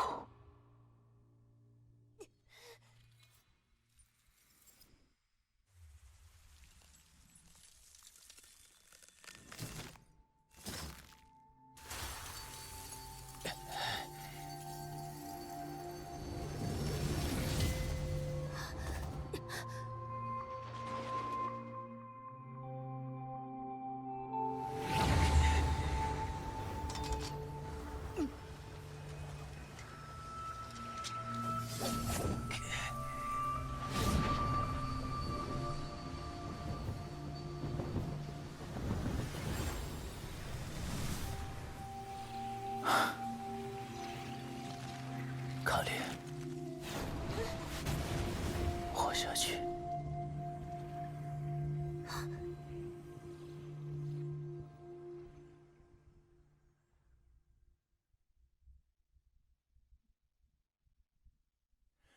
Too much of the past for one to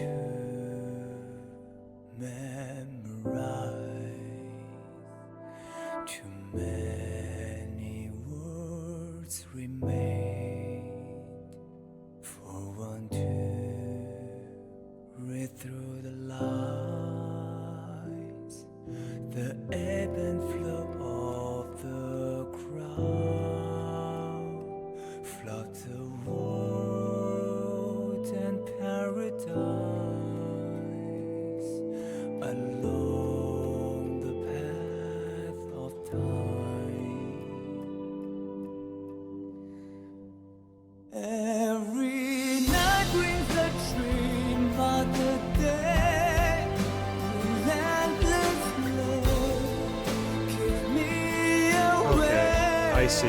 see what they're doing. I think I do.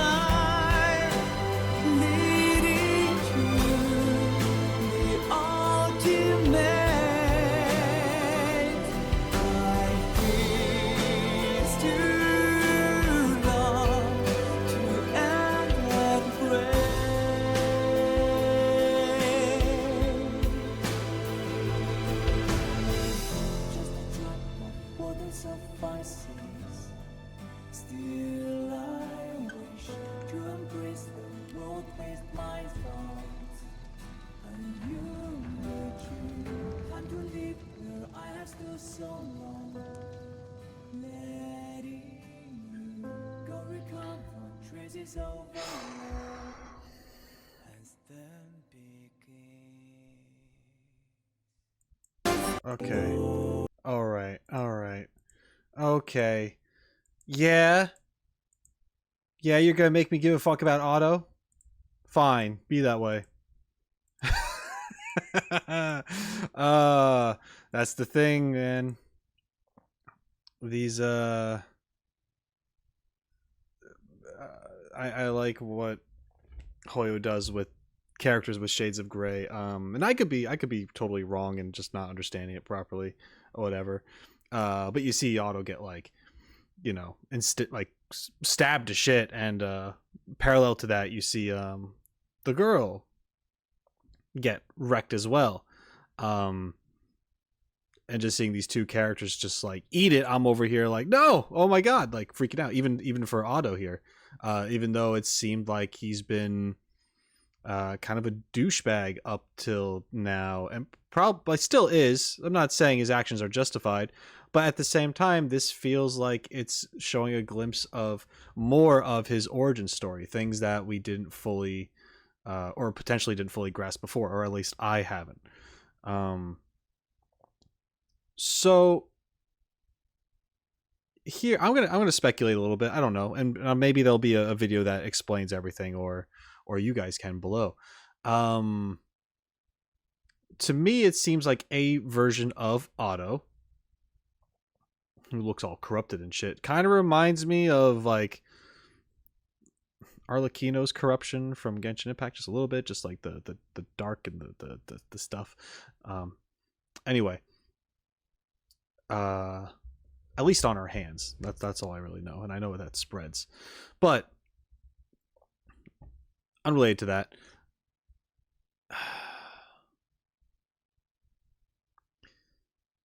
so it feels like a version of Otto has gone to this place,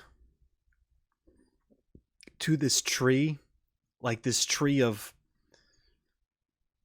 time and space, whatever, different alternate realities, just reality in general. And he's essentially changing the script because maybe his crazy path that he went on seems like it started when his childhood friend, love interest, whatever you want to say, Colin was killed, died, something, and that kind of set him down the path to get her back, which I think created Kiana. She was the human clone, and then experiments went awry and all sorts of other stuff happened beyond that point. That's what I'm getting from it. I don't know if it's true. I imagine that girl that we saw that looks awfully a lot like Kiana is Colin. But yeah, what a very going from like intense to heartfelt moment here. And a sacrifice. I feel like it's just him rewriting the future, history, the future, whatever you want to call it, rewriting time itself, but in the process erasing himself from the picture. potentially. Yeah, there's this moment here. This the stabbing. I'm not sure. I'm not too positive what happened in that. But yeah, kind of nuts.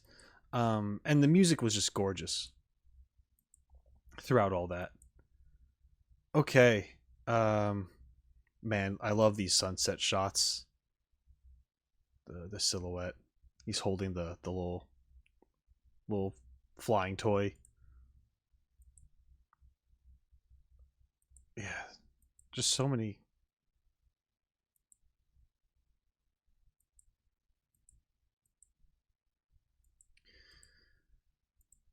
Yeah, sorry I fell quiet because I'm just kind of looking at this all over. Yeah, I mean, it just feels like just like the universe is breaking, resetting itself, and then it becomes all clear.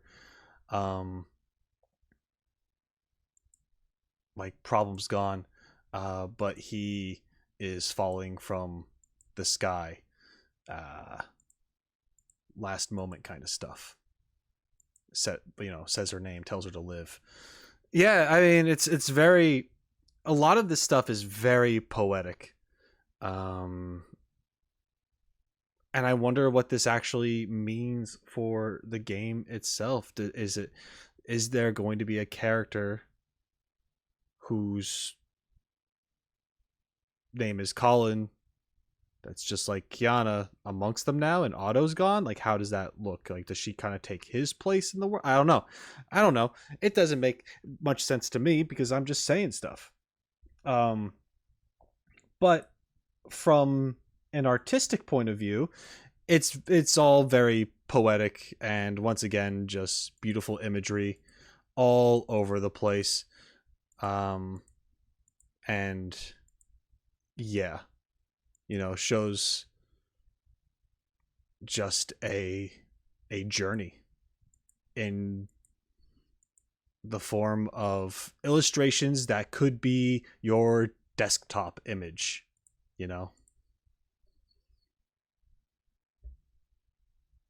almost any of them. Okay, let's move on to the next. Good stuff. All right.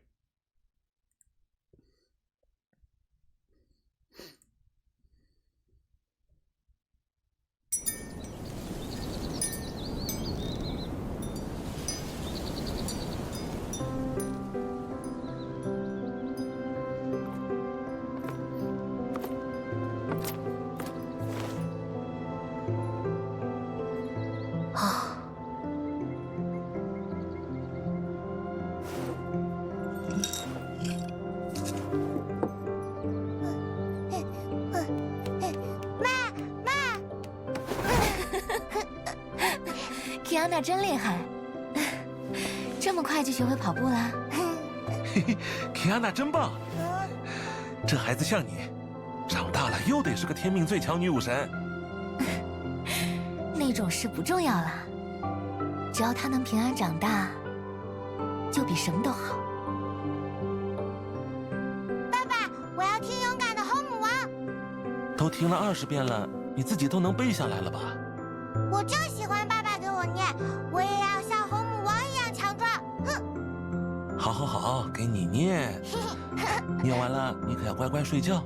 一言为定。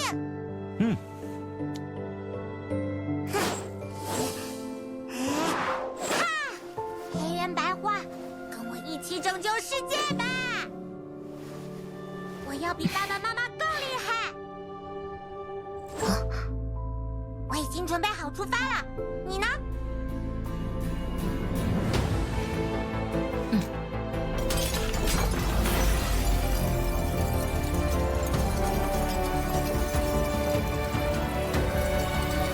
走吧，克里希娜。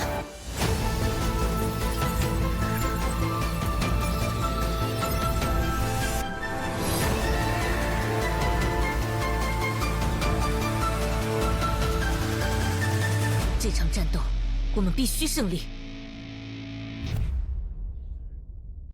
Okay.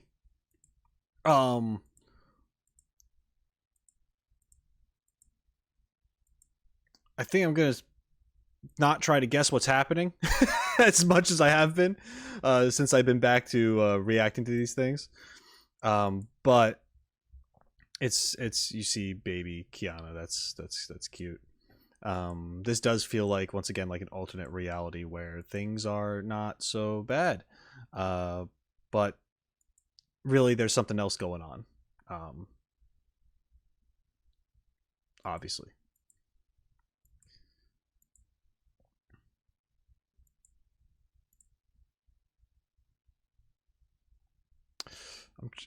Homo Kings.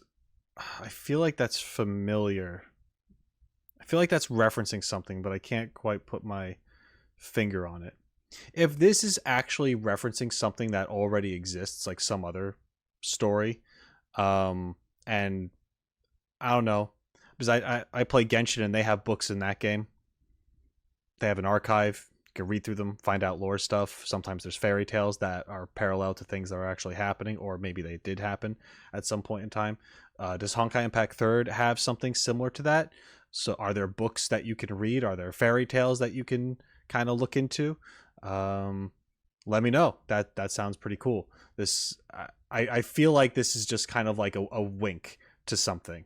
I'm sure there's been plenty of that throughout all these that I'm just not getting. It's going over my head because I just don't know. But yeah, this feels like a very much like, remember this, guys? Like I feel like it's kind of one of those things. Anyway, beautiful. Let's moving on to the next, the Journey of Durandal.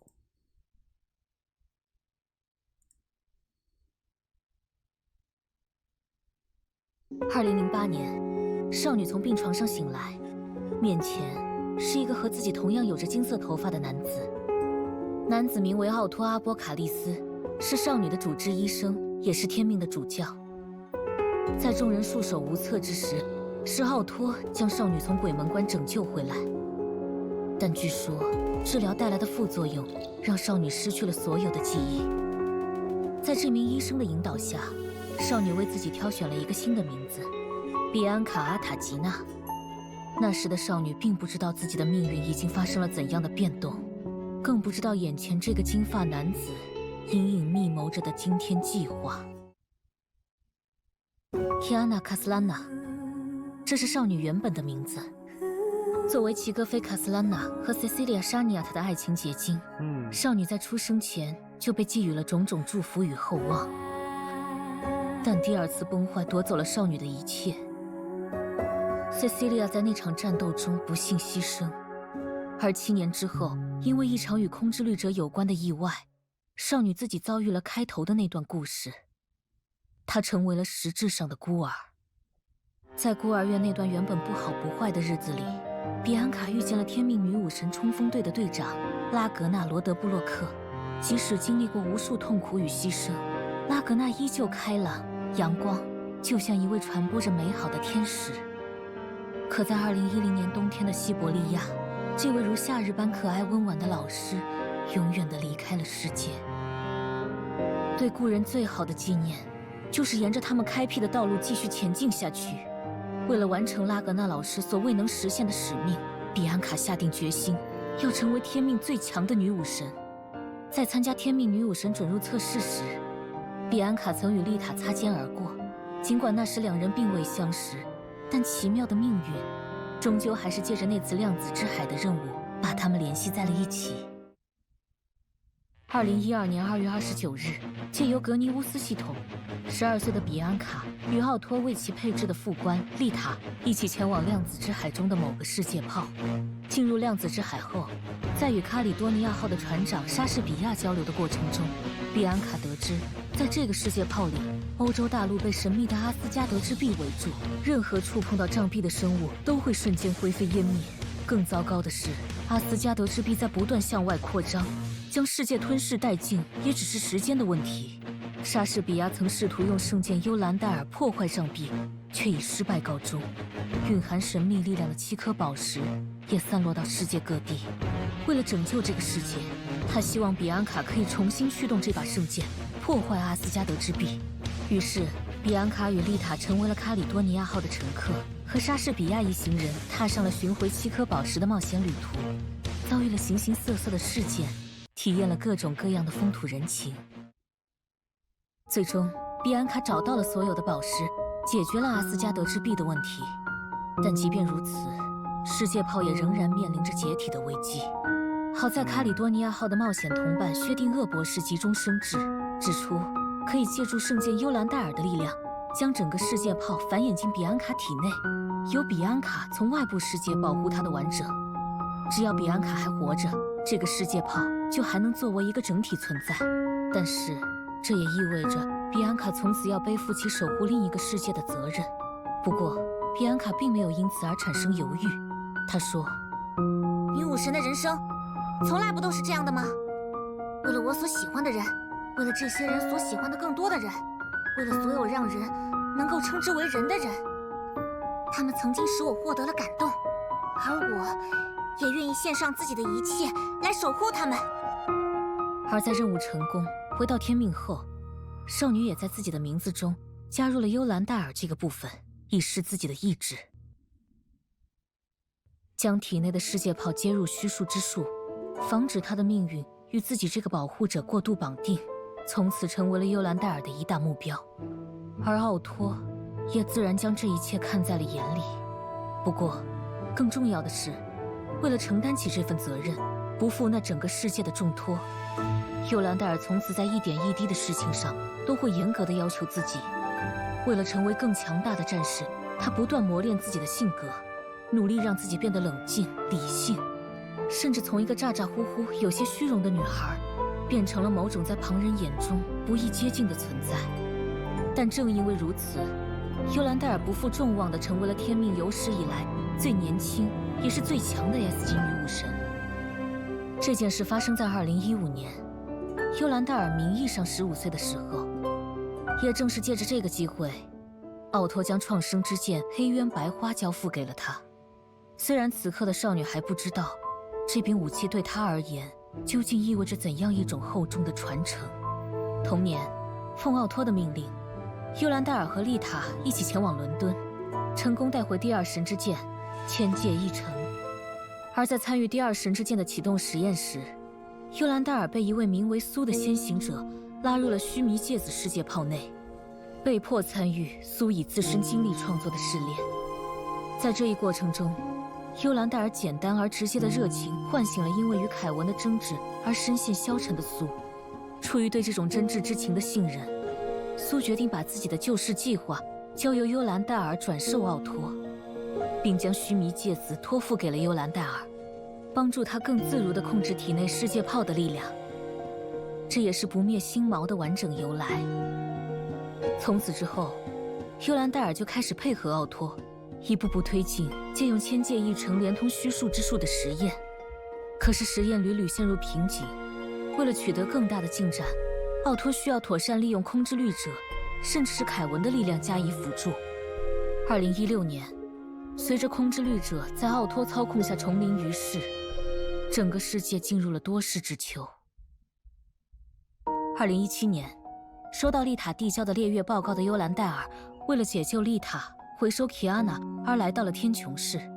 当时 Kiana 已经为了拯救天穹市而耗尽了自己的所有力量，正无力地从空中坠落。于是幽兰戴尔使用黑渊白花催生出巨树，接住了坠落的 Kiana， 以自己的方式将她保护起来。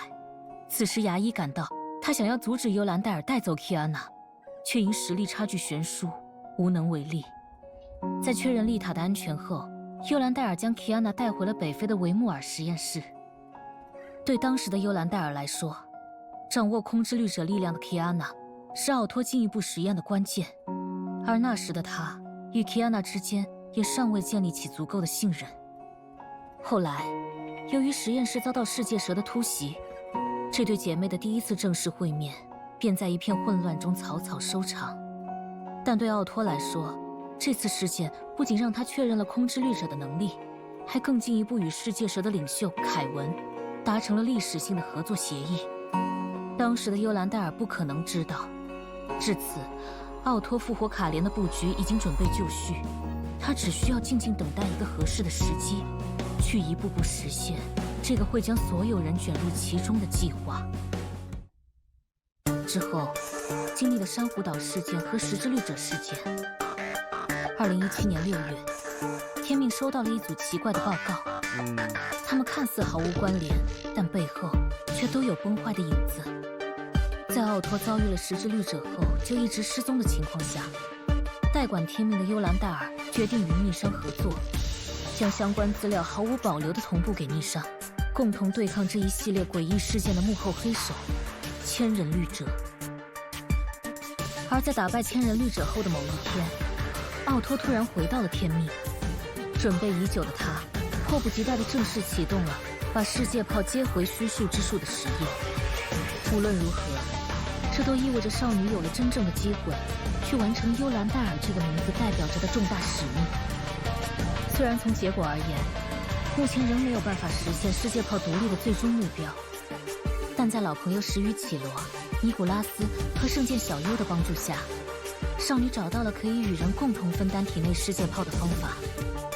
少女终于不用再独自一人承担守护世界命运的责任了。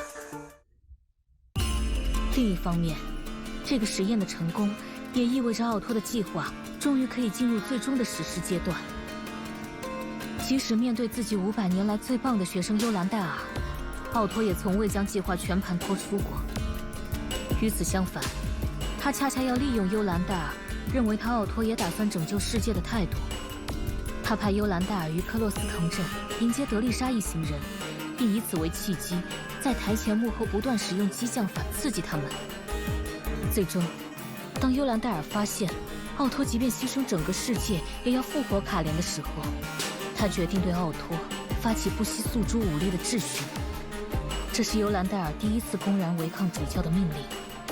将体内的世界炮托付给丽塔后，他只身前往教堂与奥托当面对质。虽然幽兰戴尔更希望打破砂锅问到底，弄清奥托真正的想法，但奥托并没有给他这样的机会，而是主动挑起了战斗。在与奥托的战斗中，幽兰戴尔在武力上胜过一筹，一时击败了奥托。不过，奥托也借机完成了伪神的升华，并一举将幽兰戴尔流放到了卡斯拉纳的圣痕空间，计划以借刀杀人之计，让幽兰戴尔在无意中帮助自己清理道路。复杂、混沌，没有尽头。在圣痕空间中，无数的记忆碎片几乎将少女淹没。而在最终知晓自己身世的那个瞬间，少女内心却因为一些并非自己的缘故而五味杂陈。她想起了那个人生中充满遗憾的齐格飞，想起了那个继承了 Kiana 之名的成熟战士。她自己早已能坦然接受任何命运，但如果那些真相会影响到自己所认可、钦佩的人们，那就是另一回事了。或许，少女的人生始于谎言，少女的行动，或许始终在那位主教的计划之中。但少女从来不是谁的棋子，她所做的每一个决定都出于自己的意志，走过的每一段路都是生命中重要的瑰宝。无论使用哪个名字，是比安卡，是幽兰戴尔，还是卡斯拉娜和沙尼亚特，少女都是那个满怀热血，为世界上所有美好而战的女武神。过去如此，现在如此，将来也是如此。少女心中没有迷茫，因为她相信自己会始终勇敢地走下去。在未来的旅程中，少女将继续坚守自己的使命，直到人类战胜崩坏的那一天。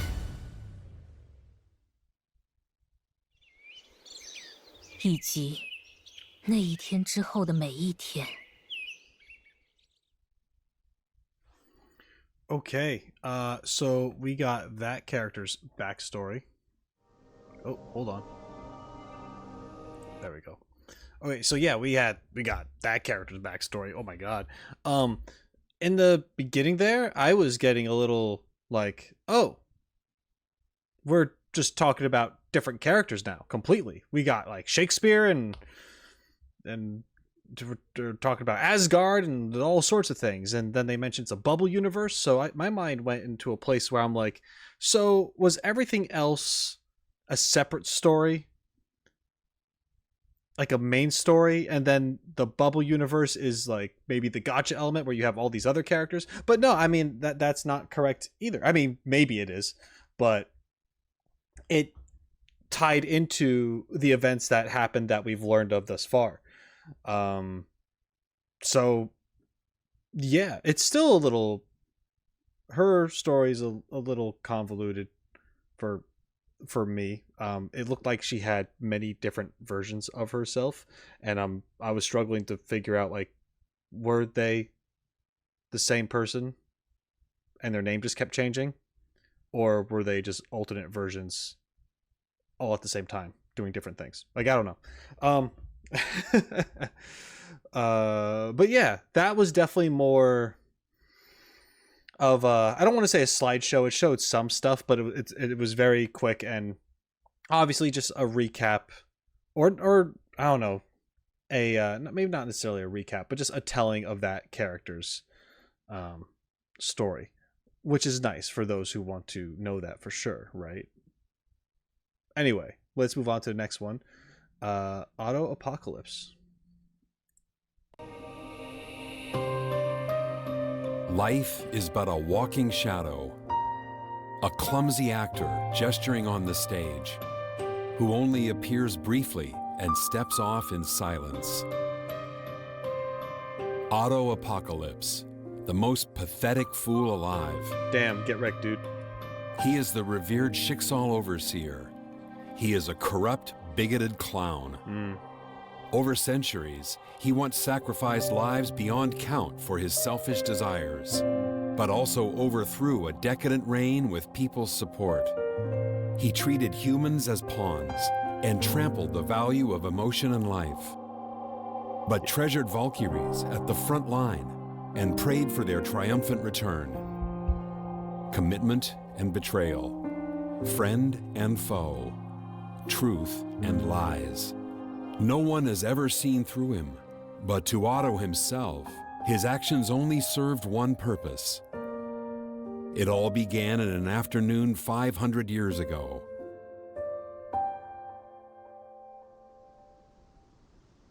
Though Otto was born in the Three Houses, he was frail and sickly.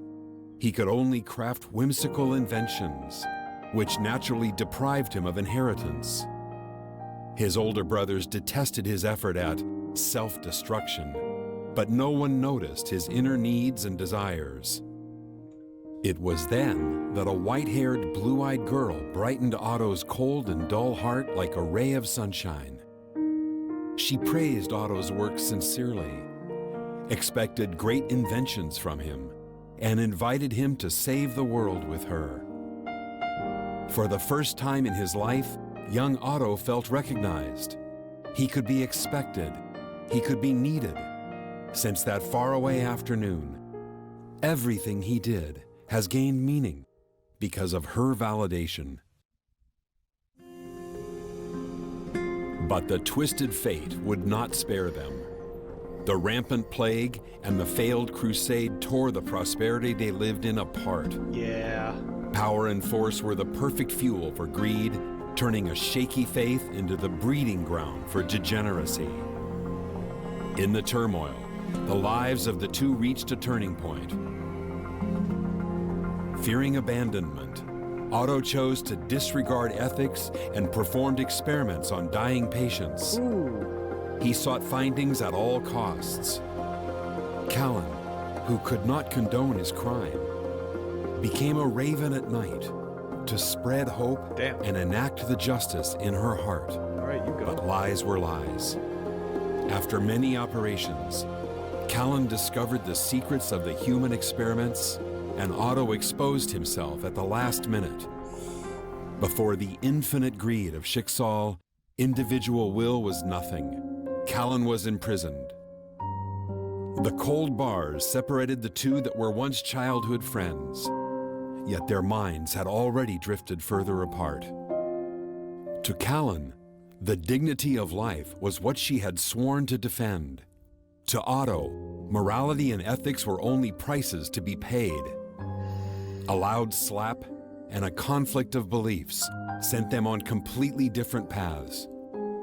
Otto knew that in no way could he stop Callan. He accepted it and helped her escape in silence.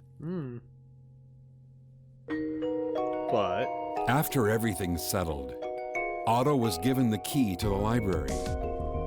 Although Void Archives used the index permission as a bait in an attempt to possess Otto, Otto did not fall for it.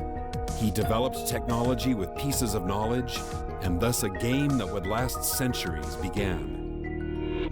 In the days that followed, Otto searched for Callan while continuing his research and experiments. When he heard Callan was in danger in Yai village, he immediately had Oath of Judah delivered, but not the response letter that spoke his loving heart. Meanwhile, Callan sealed the Hersher of Corruption in the black box with Oath of Judah, but was severely wounded. She was taken back to Europe by Schicksal for a trial. Callan was faithful and refused to sacrifice for family feuds, and thus was sentenced to hanging.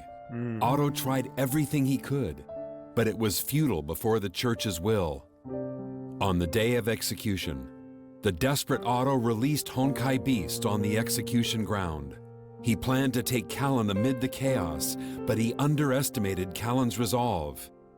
In the end, Callan lost her life when protecting the people. Losing the love of his life painted Otto's world gray again. yeah, and it was Resentful, your fault. he chased after Callan's shadow. He tried to give this sad story a happy ending as she would have wanted. He sounded the horn of revolution with his wisdom and cleansed the remaining evil with his hands. People sang his accomplishments and soldiers admired his resourcefulness. As cheers of victory echoed through the silent church, Otto could not help but ask himself if this was enough. In the centuries that followed, the hole inside Otto was still agape. The only way to mend it was to revive the love of his life and the holy maid of the people, Callan Kaslana. In 1496, Otto had no choice but to travel to Shenzhou in search of the legendary Master Phoenix for a chance to revive Callan. He met the fledgling swordswoman Li Sushan and found the reborn Fuhua. But to his surprise, even an immortal celestial had regrets and could not bring back departed souls. In the end, Otto and Fuhua made a pact. Schicksal would protect Shenzhou in the powerless Fuhua's place, and Fuhua would serve Schicksal as a Valkyrie. In 1952, the first Honkai eruption broke out. Schicksal captured the amnesiac first Hersher and performed 3 years worth of serial experiments on him, which yielded nothing. Damn. Otto even approached him in person to persuade him into succeeding to the Schicksal overseer, but failed. To eliminate risks, Otto decided to wipe out the North American branch that was about to discover Schicksal's ugly truth. He launched Honkai fission missiles at New York, where tens of millions lived. Damn. Heroes defending freedom and justice stepped forward and crushed Otto's scheme at the cost of their lives. This led to the independence of anti-entropy. This failure taught Otto to take hold of the power to retaliate Honkai, which led to the Clone Project and the Artificial Stigma Project. In 1972, Otto began running forbidden clone experiments in the hope of reviving Callan, but the results were not satisfactory. After injecting the cells of Honkai Beast Vishnu, the first living batch of Callan clones was born.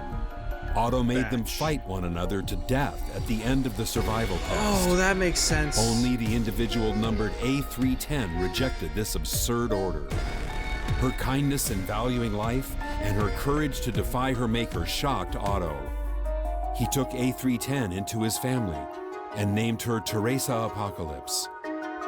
Meanwhile, my God. Otto established the Tower of Babylon laboratory to study artificial stigmata. Countless gifted children were taken from their parents and subjected to inhumane experiments day and night. Insurmountable suffering and hatred against humanity nourished these Honkai vessels. At last, Siren, the second Herrscher, was born. Otto mustered Valkyrie troops to subdue the Herrscher, dived into her sentience with the help of Fuhua, and received revelation from the will of Honkai. After many great sacrifices were made, Otto gave the order to launch Honkai fission missiles at Siberia, to bury the truth deep beneath the scorched snowfield. Otto's resurrection project gradually took shape due to the guidance from above.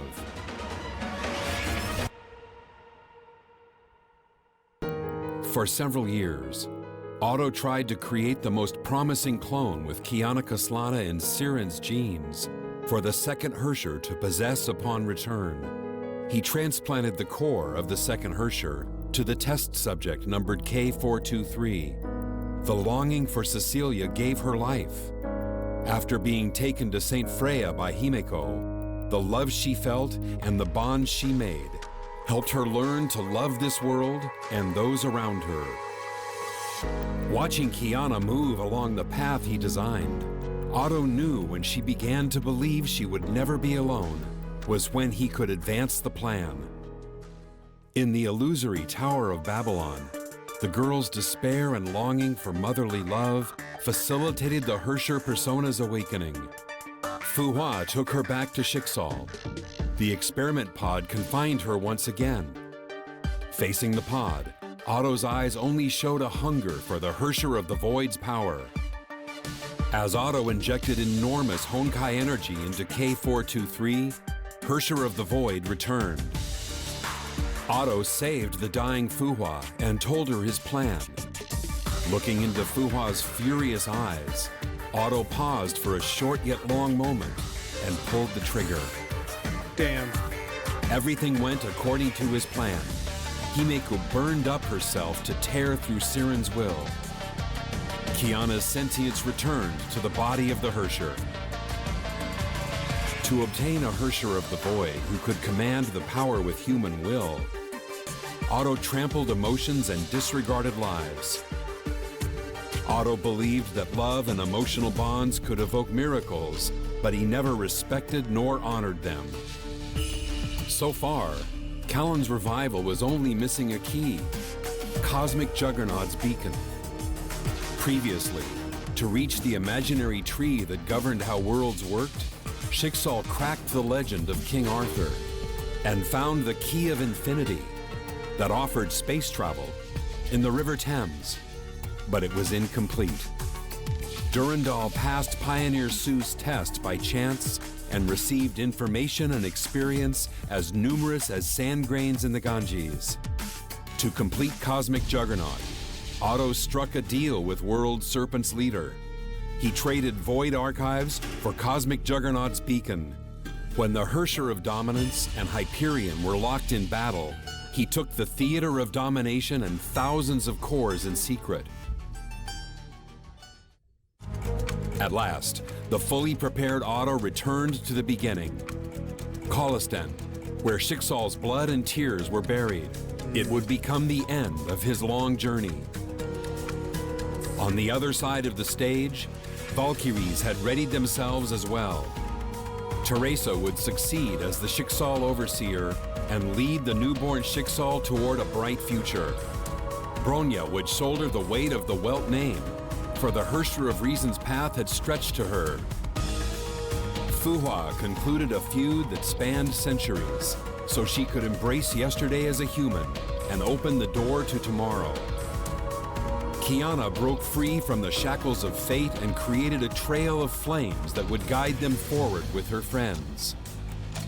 Durandal broke through the barrier of Kaslana and earned a new heritage that only belonged to her. Valkyries were eager to settle accounts with Otto. Indeed, they won. Their crushing victory was a heavy blow to Otto. What they did not know was that their growth their resolve, and even the joy of winning were also part of Otto's plan. What he planned for in the past 500 years was but a bargaining chip to attain death and a new life.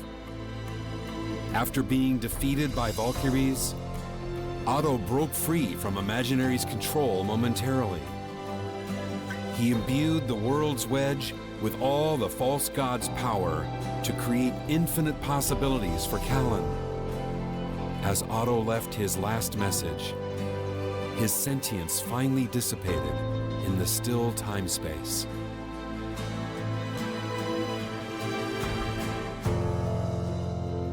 To different people, Otto perhaps means different things. But to Otto himself, all rights and wrongs are transient. He has attained eternal peace. His life as a fool is finally over.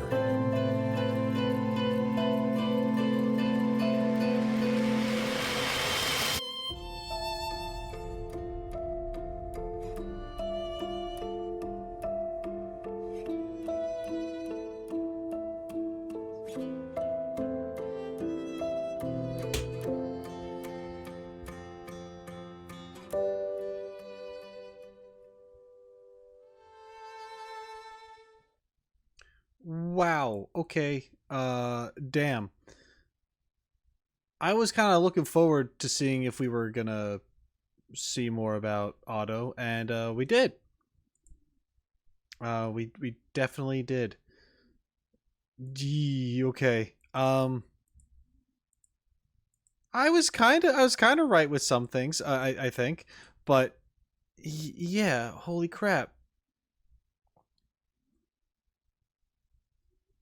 This is definitely a character that is, by far, if you looked up the phrase, the end justifies the means, you would see a picture of this guy's face next to that phrase.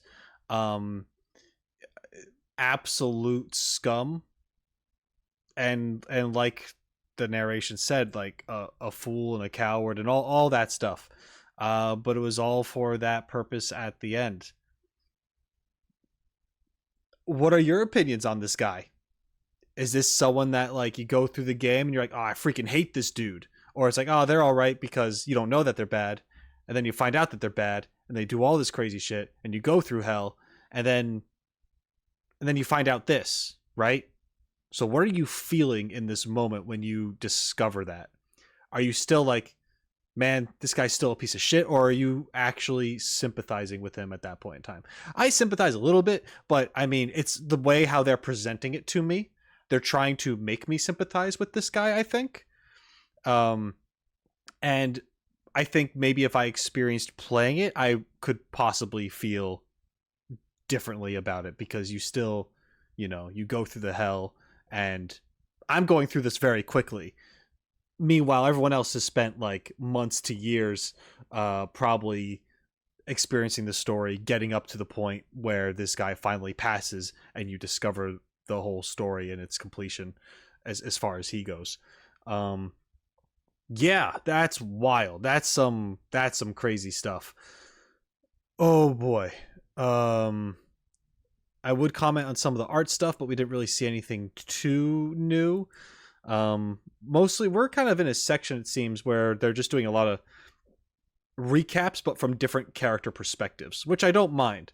But it is a lot of similar imagery, so I don't have much to say as far as the art goes, since I have talked about it for the most part with these other videos and characters. One thing I will say is that I think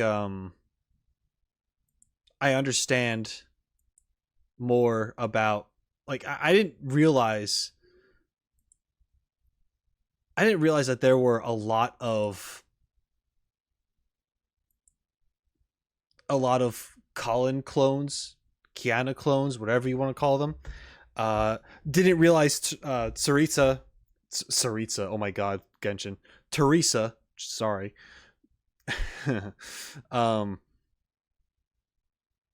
I didn't realize Teresa was one of those clones.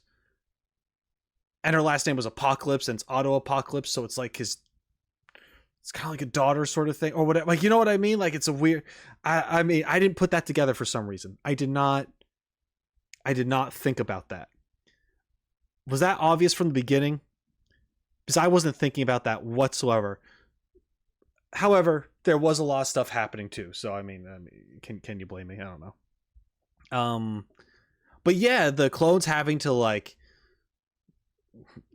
just battle royale it to come out on top. Oh, that's messed up, man. That's messed up. And I was curious about like what's up with the beating up the other, like one girl beating up the other girl on the floor. We've been seeing that for like a while, or like the stabbing and stuff, and it's just like now it makes sense. I get it. Okay, yeah, they've been battle royaling it. All thanks to Otto. Cool, great. Anyway, great. I mean, the story just has its moments, you know, for sure. Okay, we're making progress. We have quite a few left. Next one is Honkai Impact 3rd animated short, Because of You. Now, this one, I will say how I started to react to these earlier today, like I mentioned, and I took a break. During that break, whenever I would, throughout the day, I would say it was more than a break. It was just a whole day went by. Whenever I'd open up YouTube, this video, I didn't click it, I didn't watch it, but this video was like on my recommended for me to watch. And I was like, oh, all right. I don't like just this one.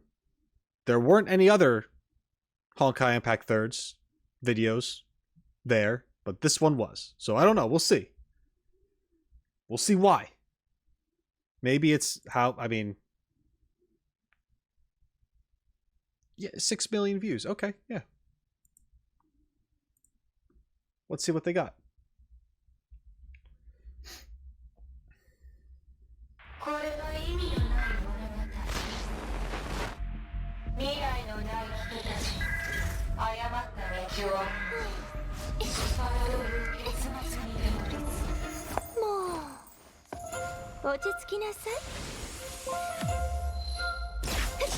Oh boy.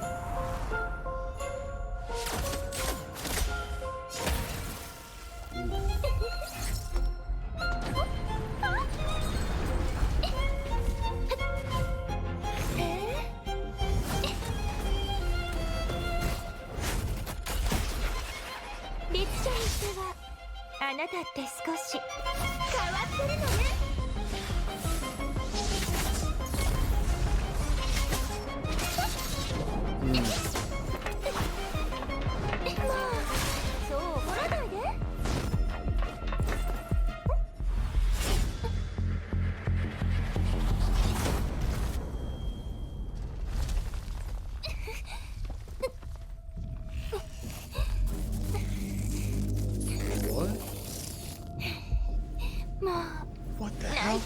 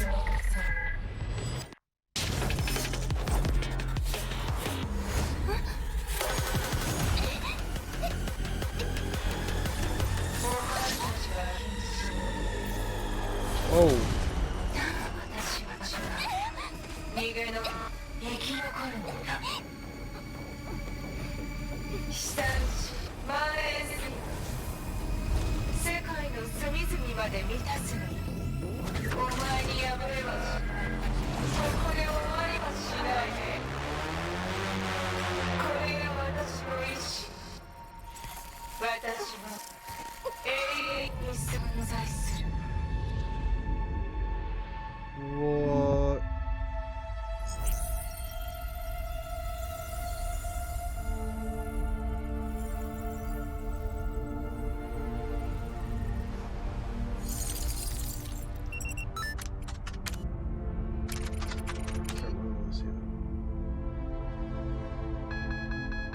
悪いけどがっかりさせることになるわ。英傑たちの閉幕は盛大で美しくないといけないの。二人だけだと少し寂しいわね。そうでしょ、愛しいエーデン。そうね、エリー、始めましょう。最後の舞踏会よ。結局みんなを巻き込むつもりなのね。だからあなたが嫌いなのよ、エリシア。本当は嬉しいくせに。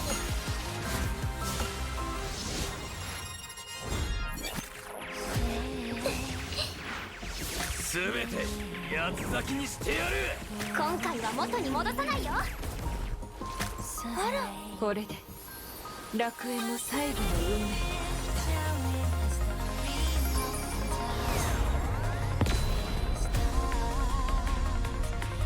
これは歴史上類を見ない光景じゃない。僕たちの痕跡が未来を切り開くように。準備はいいか、エリシア。もちろん。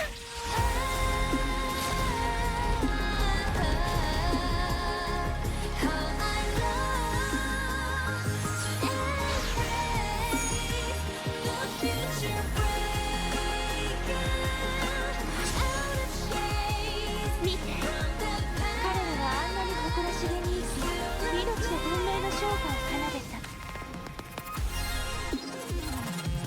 これは英傑と呼ばれた人々の話。13人の出演者が経験した未完の旅。けど来訪者、あなたの道は続いてる。そうでしょ。なら心のままに進みなさい。進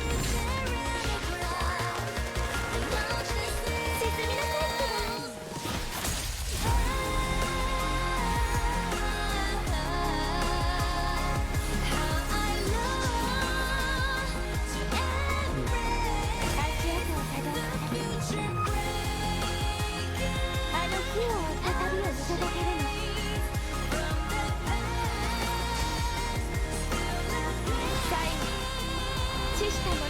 墓を越え、私たちが作れなかった未来を作りなさい。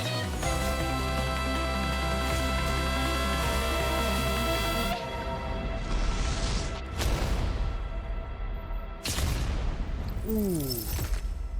Oh, wow. Look at that. Whew.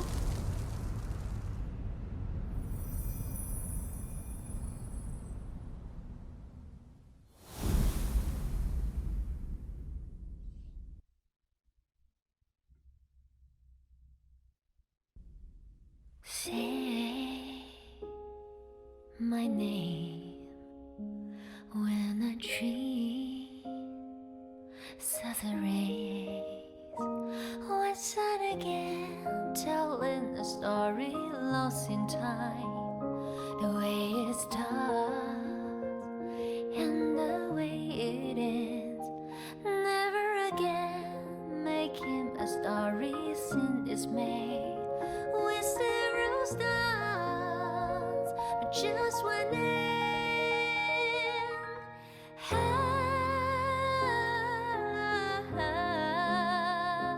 How I long to embrace the future, breaking out of shades from the past, still a babe.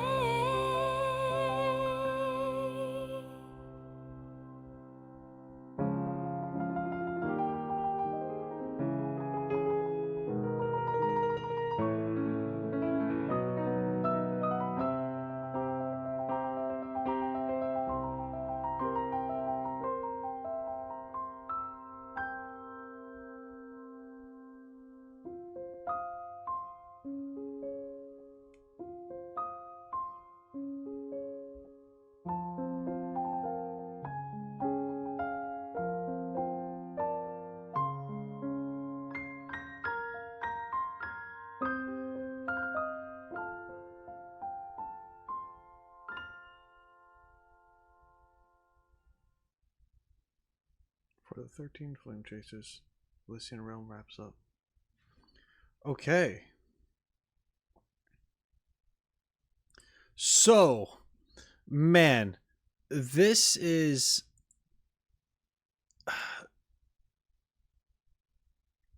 all right.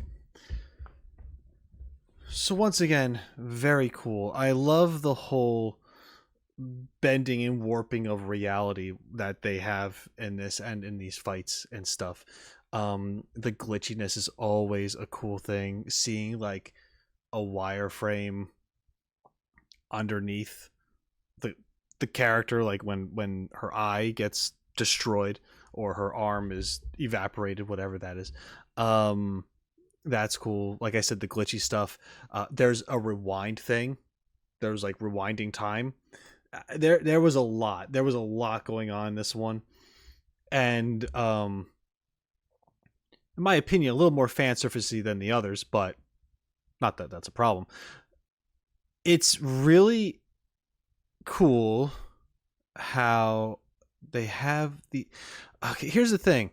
I want to know more about these 13 characters. The 13, whatever they're called. From watching this stuff, should I know more about these guys? They've popped up once before that I can remember. I'm sure they've been mentioned other times, but there was that like concept trailer or whatever where they were speaking and they had their names flashing on screen and stuff. And the last one, which was Elysia, and I guess this was about, or partially about Elysia. We saw her for the majority of this, right? Yeah. If I had to take a shot in the dark about what this was, I mean, I think that they are the ones responsible for restarting or bringing back humanity, right? Because at one point, humanity is gone. But I remember in that very first video, they mentioned that there were people that restarted humanity, right? Are the 13 those people?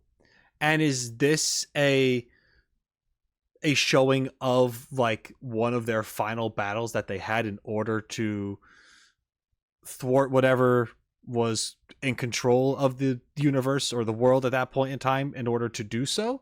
That's kind of what what I think I understand, but maybe this is something else. Maybe this is something later beyond that.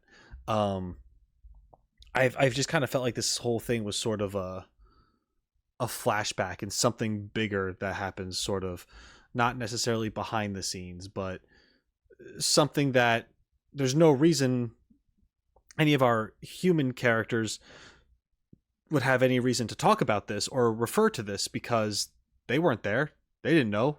No one else saw this. It was just the 13 and their enemies, and that's it. But now we get to see it. So that's just kind of what's going on in my head. Like I said, visuals, as always, freaking awesome. Especially this right here. Look at that. How the screen breaks. It just kind of... It breaks, but not exactly like glass, kind of. But it's not jagged lines. Like, they're all straight lines. And then you have pictures of just different places from all over. And then it doesn't just shatter, it burns away. And you just kind of see the ashes fall. Like, that's so cool. I'm always expecting glass to shatter in this thing, right? And it does at some point. But that was, I don't know. That was sick. All right, let's move on. Yeah, their transitions are great. Okay. Here we go. Yeah, this is going to explain it, I guess. Honkai Impact 3rd, story recap, animation, Elysian Realm in a nutshell. All right. いにしえの楽園のことが知りたい？ Yes, please. 難しい質問ね。 Seems like it is. だって、いにしえの楽園の意義は人によって違うもの。 It's up for interpretation. そうね。この不思議な妖精魔法タイプライターなら正確に教えてくれるはずよ。ヒーローになれなかった13人が最終的にヒーローになった物語よ。文明とともに発生する災厄、崩壊。火を追う13英傑。それは人類のために戦う13人の融合戦士、文明を守る最終防衛ライン。全文明は滅亡したけど、英傑たちの記憶で構成された古の楽園は残り、後継者の来訪を待ち続けた。今回古の楽園はとても特殊なお客さん、一人の律者を迎えたの。そう、この綺麗で可愛い女の子、ライデン・メイのことよ。想像してみて、彼女の登場が英傑たちの間にどれほど大きな波紋を呼んだか。少女は崩壊の真相を探すため古の楽園を訪れた。そして英傑たちの物語を尋ね求め続けたの。もちろんそれは簡単なことじゃなかった。彼らはそれぞれ表現の仕方が違ったから。それに彼女の体を奪おうと目論む英傑や、秘密を守るため彼女は死ぬ運命にあると予言し、その歩みを止めようとする英傑もいた。それでも彼女は進むことを選んだ。代価を支払ってでも自分で選んだ道を歩くなんて強い女の子よね。最後に来訪者は己の答えを手にし楽園を出て、英傑たちはまた未来の客人を待ち続けるはずだった。古の楽園を覆った巨大な影、次々と消える英傑たち。疑惑、衝突、そして犠牲。来訪者と英傑たちは事件の真相を探ろうとする。やがて黒幕である原文明の第12律者、神職の律者が降臨した。データで構成された古の楽園の中で、神職の律者は全てを統べる力を手に入れる。神職に勝つ唯一の方法は消された英傑を呼び戻し、楽園最後のプログラムを起動させること。ただし勝利の代価として古の楽園は英傑たちの存在とともに世界から完全に消滅する。それでも彼らは迷わず戦うことを選んだの。英傑は完全無欠じゃない。多くの人と同じように失敗したり迷ったりもする。それでも彼らは前へ踏み出し、自身の選んだゴールに向かって進む。それが火を追う13英傑、凡人だったヒーローなの。多くの記憶を集めた少女はついに真我の英傑を呼び戻した。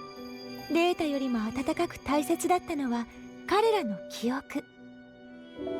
ずっと求めてたものを手にした律者の少女は、お礼に思い出のパーティーでヒーローたちに盛大なカーテンコールを捧げた。よく考えてみたらメイって少しひどくない？勝手に人の心に入っておいてあんな大胆なことまでして。本当に悪い子よね。そのせいでもっと好きになっちゃったわ。物語の最後で13英傑に認められ祝福を得た来訪者は、彼らの意志を背負い古の楽園を出て彼女自身の未来を切り開く。楽園での最後の戦い、その結末はもうわかるはずよ。何せ可愛い女の子は何でもできる。そうでしょ。古の楽園の物語はこれで幕を閉じた。けど悲しまないで。私たちはここにいるわ。私たちの物語を読んで存在を覚えて、今後私たちはあなたの感情に残り、その進む道を見届ける。たった一つの楽園はあなたのおかげでみんなの心に存在するようになるの。とてもロマンチックでしょ。だから私たちの物語を忘れないで。約束しましょうね。Okay. I'll be honest. I don't know if I understood that. They're, at this point in time, they're just kind of memories, I guess. My apologies, guys. It's getting late. But what I will comment on is that I thought the style that they did this in was very cutesy. There's a charm to it because we know that although not everything mentioned within this recap or this story or whatever, understanding this Elysian realm is all sunshine and rainbows, although the character narrating it is very optimistic sounding, and how they're showing it is very storybook, with the characters essentially as cutouts with silly transitions. They're very chibi like for the most part, and yeah, it's just it's kind of comical with how they display it, but you know that like this was probably a terrifying moment, like things like that, you know. But yeah, this was a great little thing that they showed.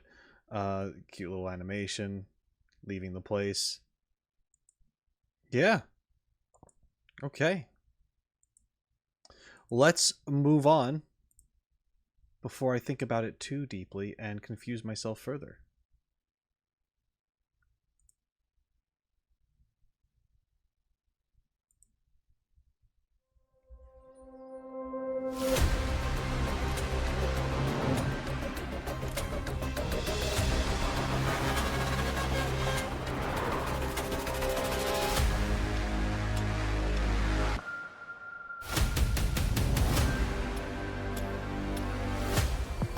Damn. This looks crazy.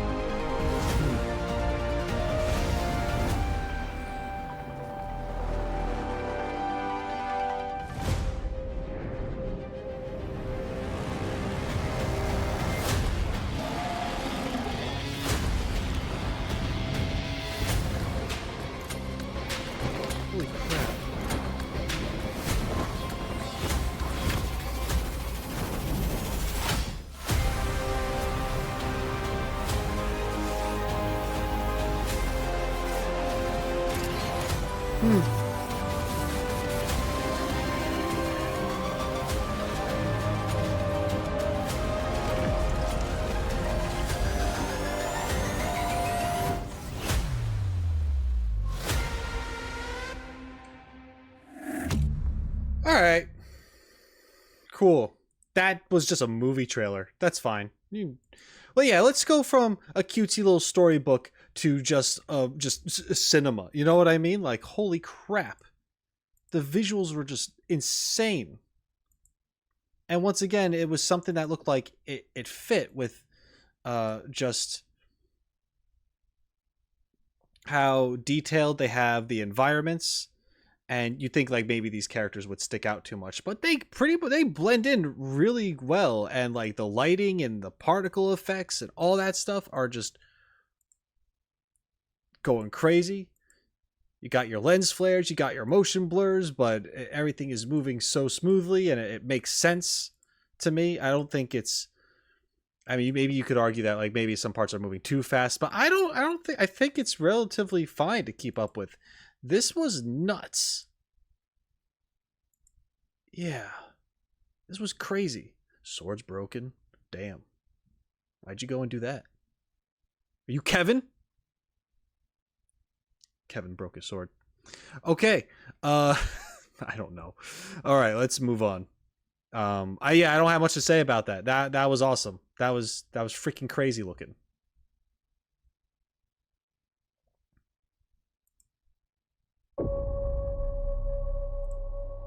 Reunion.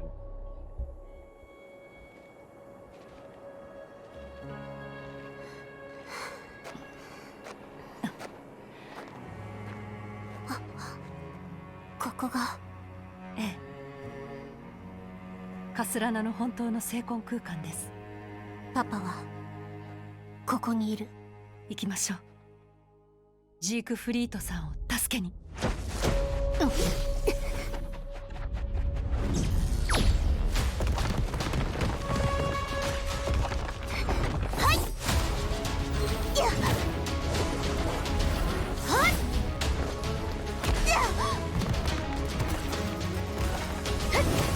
she's destroying the hell out of those spikes. They both are.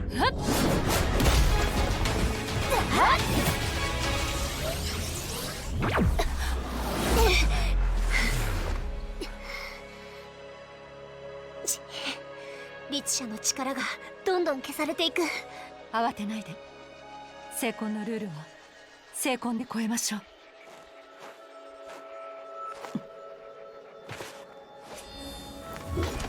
シャニアテの名で命じる。黒煙に咲く白花よ、その力をすべて解き放て。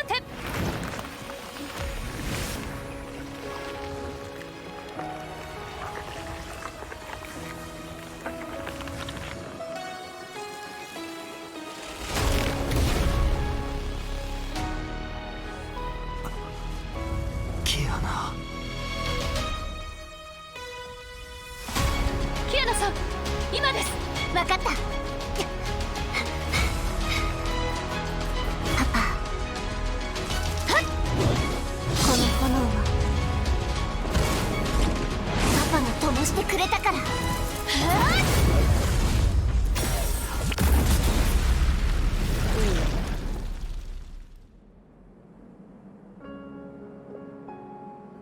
そうだ、今日はお前の誕生日だったな。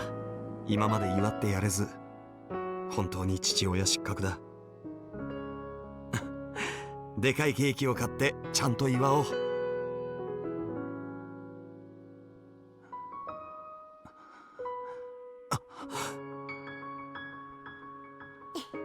パパ、おかえり。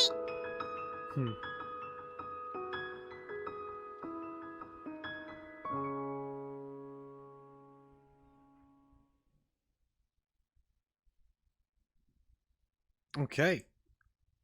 Reunited with her father. I thought he was dead. Gonna be honest. But, you know, it's fine, I guess.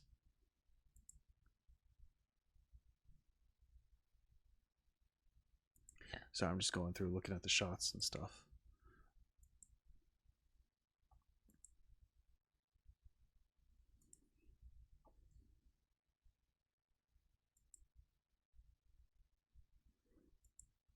Okay. Yeah, so sorry, falling into silence here. It's cool to see Kiana actually working with someone, because they talked about earlier how she'd always go off and try to fix things on her own. She's always 1v1ing something, or 1v1000ing something, someone, whatever. And here there's teamwork involved, which is cool to see. That shows that the character has developed, because if we continued to see her just by herself tackling every challenge, then that whole message from earlier wouldn't mean anything. So that's what I appreciate about seeing this. Just had to think for a moment to figure out how I wanted to say that. All right. Let's move on. Graduation trip. 一つの物語が終わるとき、私たちはその始まりを思い出す。まるで昔に戻ったかのように。例えば今のように。そうだろう。君は驚いていないようだ。この景色懐かしいだろう。うぬぼれないで。彼女は私たちと違う。まだ進み続けるんだから。どう？私に会って驚いた？ところで一人足りないね。これで揃った。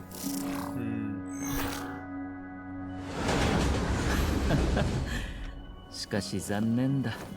僕たちの物語はもう終わった。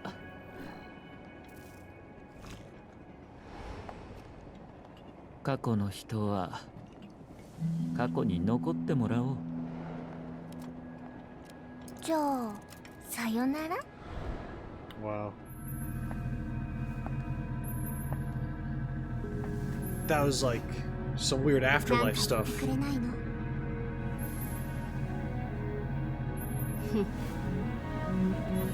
よくやった。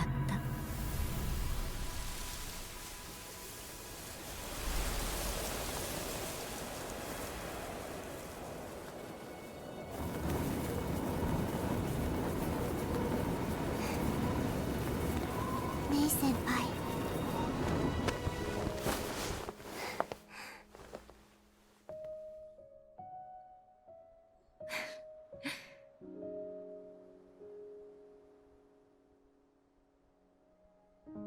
昔と変わらないね。え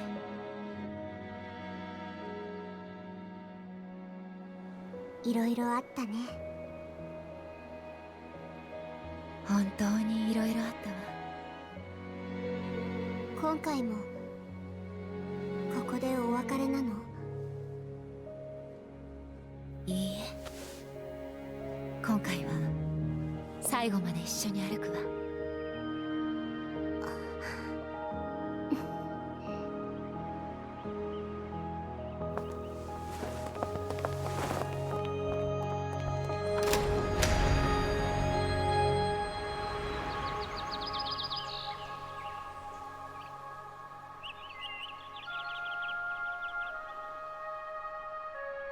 そう、私たちはさまざまな場所に行ってたくさんの思い出を残した。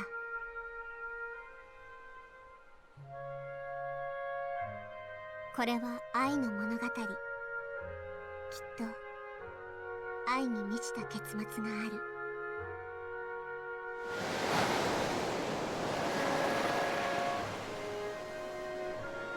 だから昔と同じように一歩ずつ前に進もう。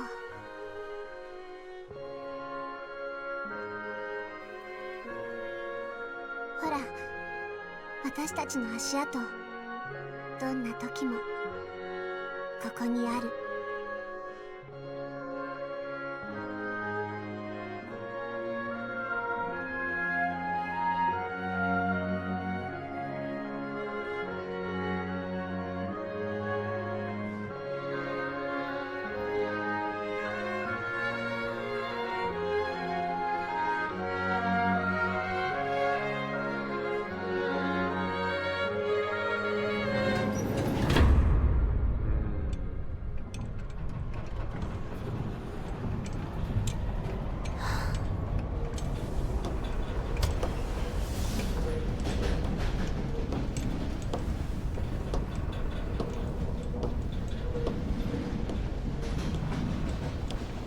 Kiana. When good friends are going away, will you wish them to remember your name? When good days are passing away, will you promise your heart remains the same? Can we suspend the time? Having to leave the tracks behind. There is a longer way ahead.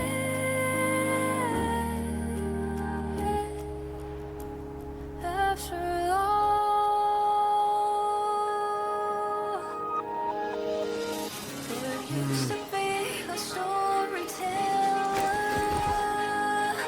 who always painted the sunshine and the rain.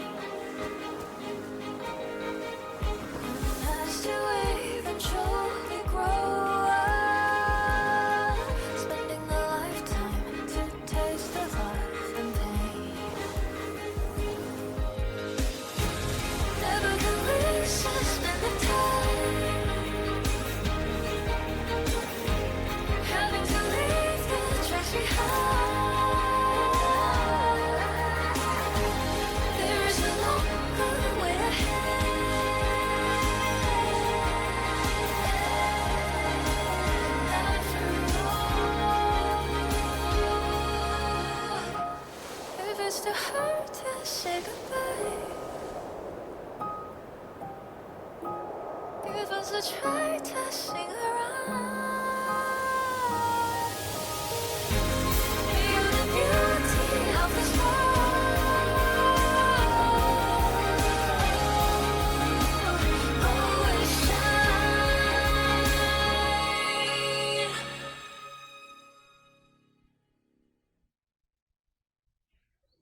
Thank you to every captain sporting. Okay.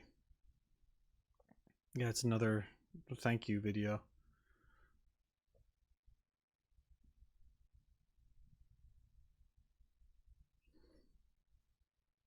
Okay. Damn. So what to say about this? There's a lot of interpretation here. I mean, it's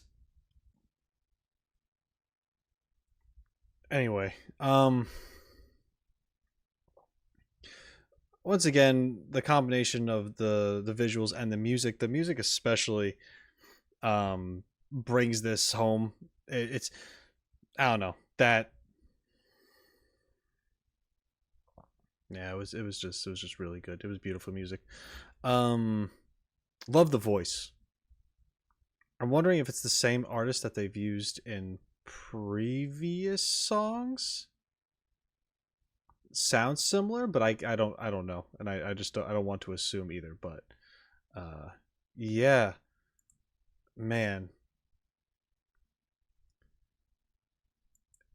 yeah. But this whole thing gets, especially this scene here, this whole thing gets me thinking of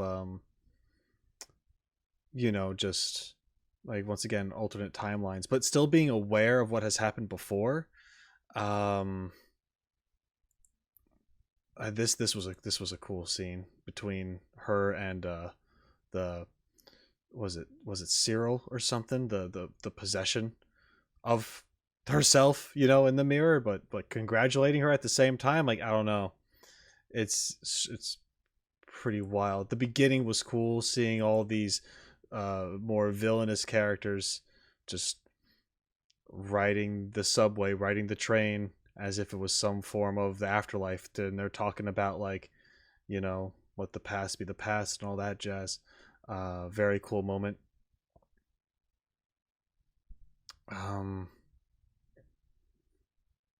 Damn, yeah. Okay. We're gonna keep this rolling. Oh, we're getting closer to the end. I am a little saddened by that, to be honest. Part 1.5 concept trailer. Hailing from Nagazora, sorry, and falling into the abyss. Words, I could speak them.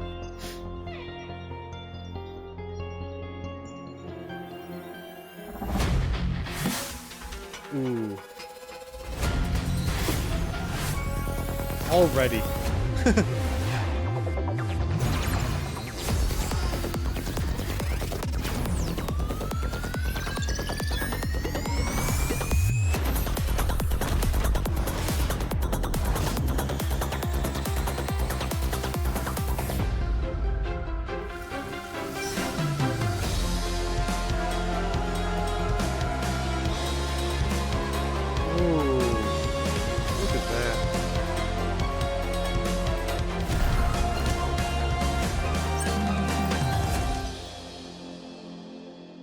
Oh, I was so quick. Okay. Just a couple things. I don't talk about it enough. At least I don't think I do. Look at that. Look how awesome that is. And you have the character here for scale. Yeah. Environments are crazy, man. One thing when it comes to, and this too, personally, I feel like when it comes to some art stuff, you know, when we talk about animation, and all that, like, a lot of people, including myself, focus on, like, the character movements and all that stuff, and the crazy, you know, eye candy and special effects and all that stuff, because it's what stands out. But you gotta give it up for the people, for the environment artists, for the people that have the concept art of the setting that everything takes place in. When it's good, it's freaking good. And it's something that you don't really think about too much. You're just kind of like, oh yeah, this is the world that they're in. Huh. Or you might say that that's cool or whatever that is. But to me, I think people appreciate, or it seems like people appreciate the concept of the environmental art, the art, the setting, and all that stuff, just as much as someone would going into a museum. I don't know the exact number, but it's something ridiculous where it's like, when you're in a museum and you're looking at like these crazy illustrations on the wall, the attention span to actually look at it is like, it's seconds long. It's like 7 seconds or so. It's something crazy like that. It's less than a minute for sure, I think. And then you move on to the next one. And I feel like people will treat the environment work art the same. And honestly, at the end of the day, especially because we just consume so much these days, no one really cares about the work it takes to put into something, how much research it takes, or just how their thinking process was, or their imagination, or how many times they tried and failed and just did it over and over in different attempts that, like, you know, for all we know, the blue could have been red at some point, and maybe those spires weren't like that. Maybe they were more, I don't know, fluffy. Who knows? Like, there could have been so many other ideas before this came to be. Before this came to be. It's just because you gotta think of what's going to be interesting, what's going to catch the eye. You gotta think about colors, how it works, you know, like there's just so many things that we just viewing it, just see it and we're like, cool, and then we move on to the next thing, or we're looking at the character doing the fancy stuff, and that's fine, because I mean, we're supposed to be focusing on what's in front of us, the main thing in front of us, right? That's what they want you to do. They purposely have things and characters move a certain way, and one scene ends and begins, like how scenes connect a specific way to make your eye travel across the whole thing. It's a whole thing. So it's hard to just kind of stop and appreciate what's around the characters. Earlier in the video, in the previous recording part, a while back, I talked about the manga panels between Bronya and Seele, and how you don't always need a background, right? If it's not necessary. If you have a comic panel or some kind of image and you're really focusing on the characters because that moment is about them, you don't need a very detailed background. But if the world you're in is important and it plays an important factor into things and it explains why things are, or it's the result of things that have happened, it's kind of cool to look at and see, like, this is like this because of this, potentially. Or you could look at this and be like, how did this come to be? Was this always like this? Where did this come from? Did this sprout from the bottom through the structure? Or, oh look, it looks kind of jagged, like it came from the sky and crashed into this, you know, like, so it just gets you thinking if you actually take a moment to look at it. But then again, you have did these come at an angle and this drop down, or did they all just sprout out of the ground? Why is this one upright? Is this the result of someone's power? You know, there's, if you don't know what you're looking at, you can still examine it and try to get an idea or come up with potential ideas for it that are interesting, just thought-provoking, that make you want to ask questions, that make you want to know more about the world. There's a purpose for everything that is done, and I just think, including myself, need to spend more time to really take a moment to look at this kind of stuff, because the artists, in my opinion, deserve it for the hard work that they put in. That's it. Okay, we're moving on. Everyone's like, shut up, play the next video. Okay, God, stop yelling at me. I'm doing my best, damn it. We've made it so far. I think this is called Transcend. 終焉の眉、どんどん近くなっています。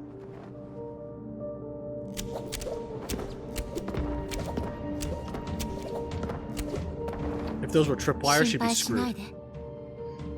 で。キアナちゃんはもう光だけを追いかける子じゃないわ。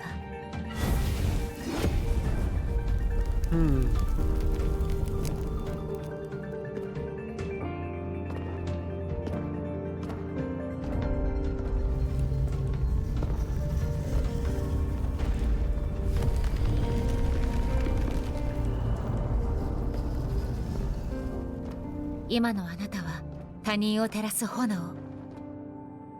耐えられない過去も。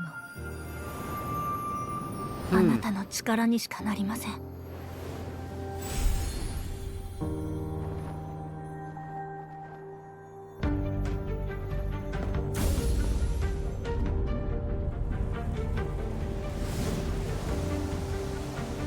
Whoa. Even she's like, what the fuck?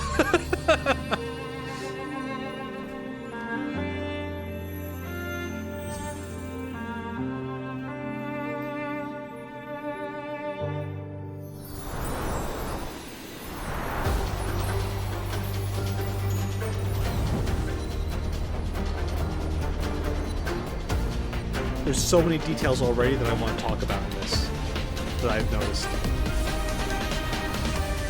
I hope I remember. 準備はいい？キアナちゃん。次は本当に終点です。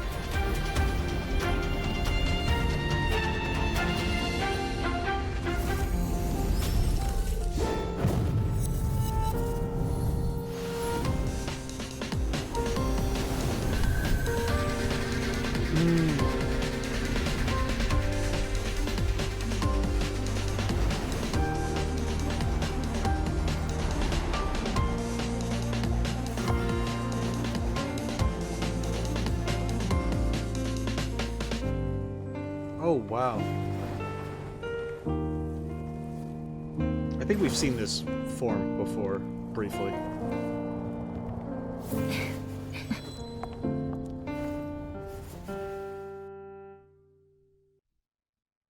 They look all souped up. I'm gonna just say. Okay, before I forget some things that I want to talk about, let me go back. Okay, was it here? Was it this?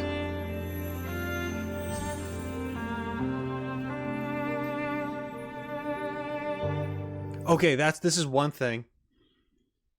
Did you see her eye? How it just kind of like twitched subtly as it's like looking at the shooting stars, which I think are her friends, but like her eye is twitching a little bit, just moving slightly. We're gonna look at that again. Maybe you're like, yeah, Roshi, we've seen it. We see the eye twitch. There you go. Okay, yeah. Eyes do that. When like looking at this, the subtlest thing or whatever, even if there's a bunch of stuff close together, but you're looking at each individual thing, your eye will like do that little tiny adjustment. So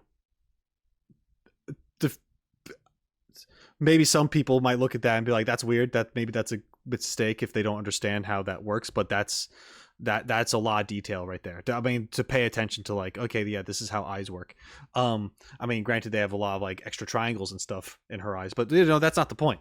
The point is that it's moving appropriately. So I like that. That was cool. Let's see, there was something else here, I think. Was it here or was it? No, it was before this. Okay, so hold up. Was it?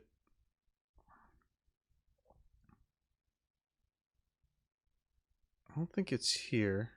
Was it here? Hold on, let me play a little bit. Goes up to Otto. 耐えられない過去も。あなたの力にしかなりません。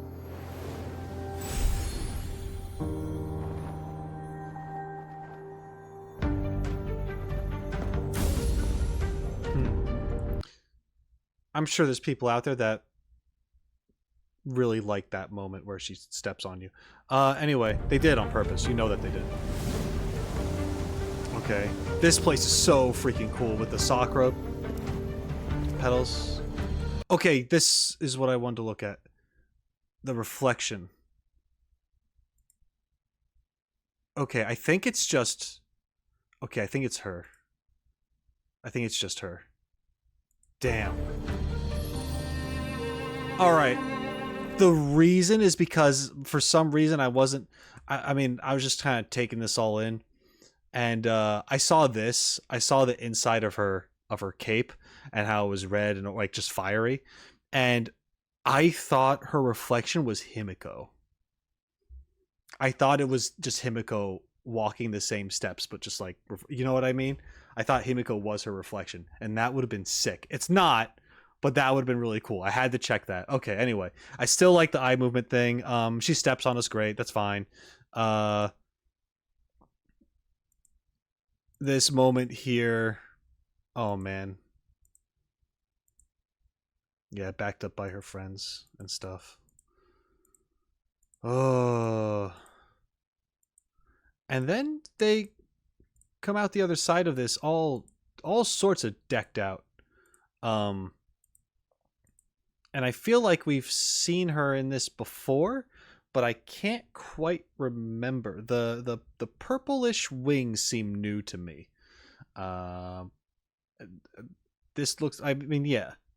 She looks about the same, maybe. I might just be whatever. Anyway. Awesome. Loved it. That was Transcend. They have transcended. Last one, Honkai Impact, third cutscene, You and Me. You and Me. Here we go.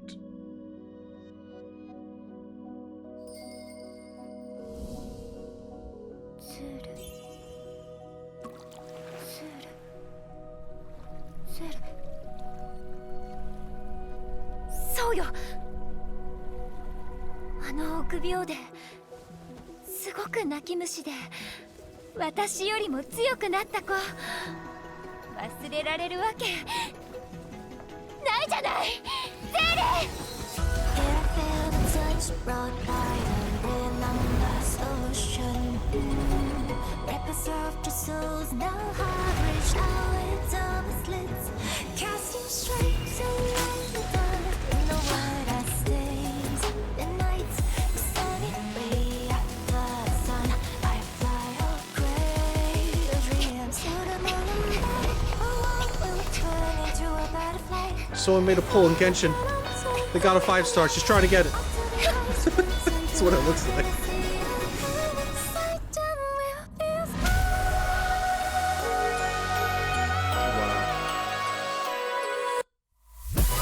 Wow. Oh shit. That freaking dropped just now.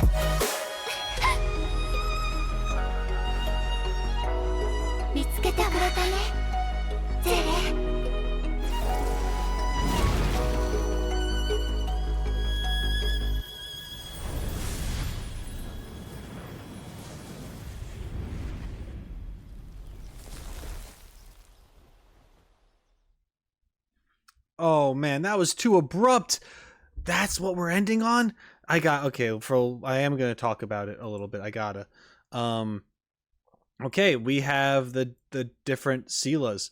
I remember earlier on, the one in blue was the one that was very timid and the crybaby Seele. Meanwhile, the one in the red was was definitely more assertive and kind of arrogant, teasing, all that stuff. But now it looks like there's a role reversal here where she seems kind of lost and she recognizes that the blue Seele is just a lot, has grown up more, I guess. She's not the whiny scared kid that she used to be. So is this just Seele who has had this battle with her own personality? I don't really exactly know Seele's story in Honkai Impact 3rd. From what I guess, she was experimented on. I don't know, maybe her personality was broken up. Maybe she's got the two halves and they sort of take each other's spots, but like at the same time there's like a visual representation of it. I'm not exactly sure how that works. Maybe one is the dark energy stuff. Wow, what's it called? It's Herschel or something. Like, is that what they call it? I can't remember. Anyway, yeah.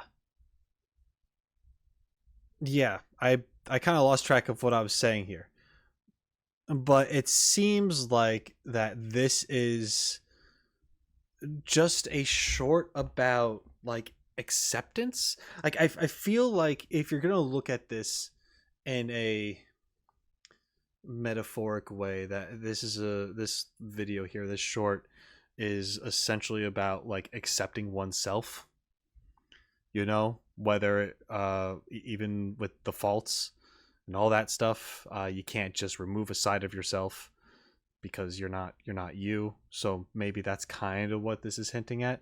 You guys will have to let me know how this is relevant in the game, what's actually going on here and stuff. This feels like, because of how mystical it seems and how the world changes around them, the freaking water closing in, oh my god, it looks so good.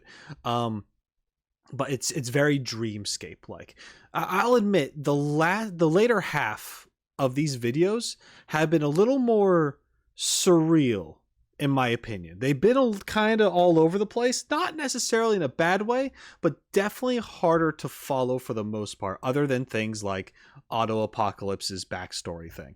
But the majority of things around that are kind of, they're all over the place. I'm not sure what characters are alive, what characters are dead, if that even matters, because are there alternate timelines now? Because there's unlimited futures for this one character.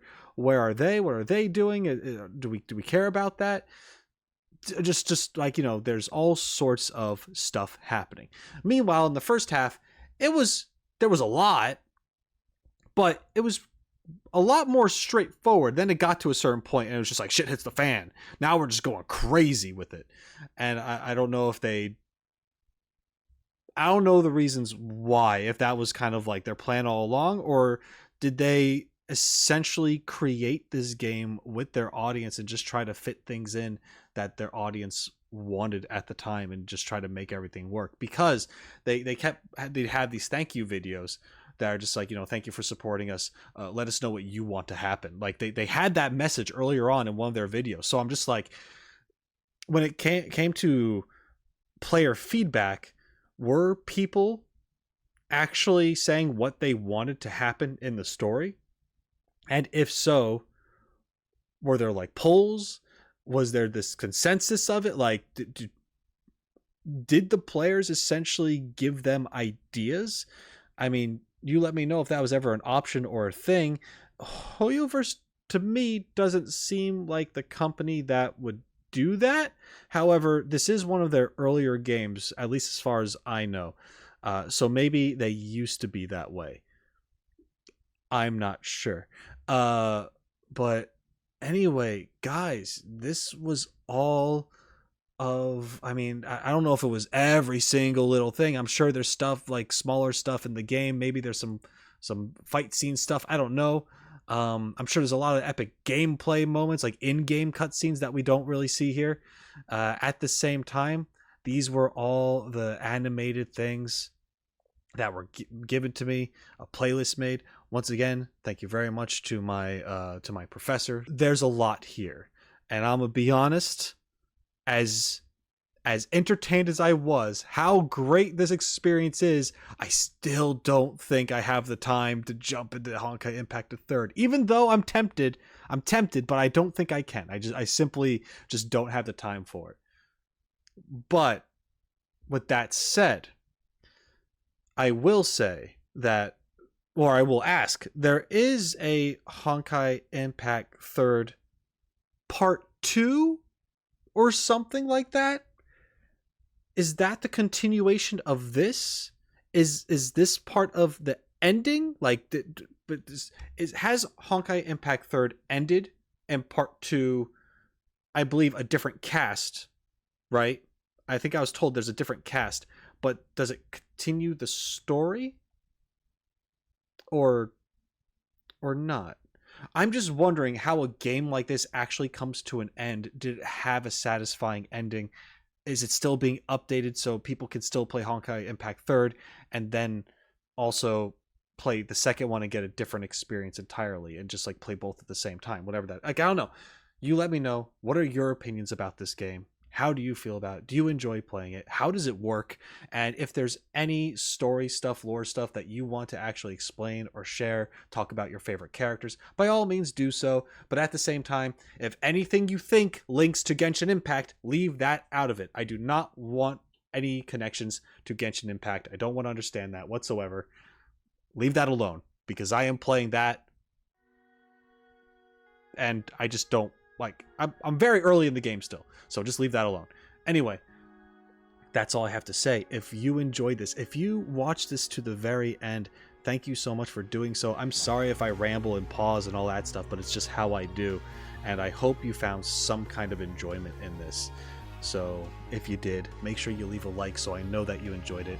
Remember to write your comments down below. Check out the description for additional ways of how to support me, including to subscribing to the channel, share the video, all that good stuff. Support me any way you can. Every little bit counts. And until next time, shine on, you crazy diamonds. Later. Hail, my proud Queen.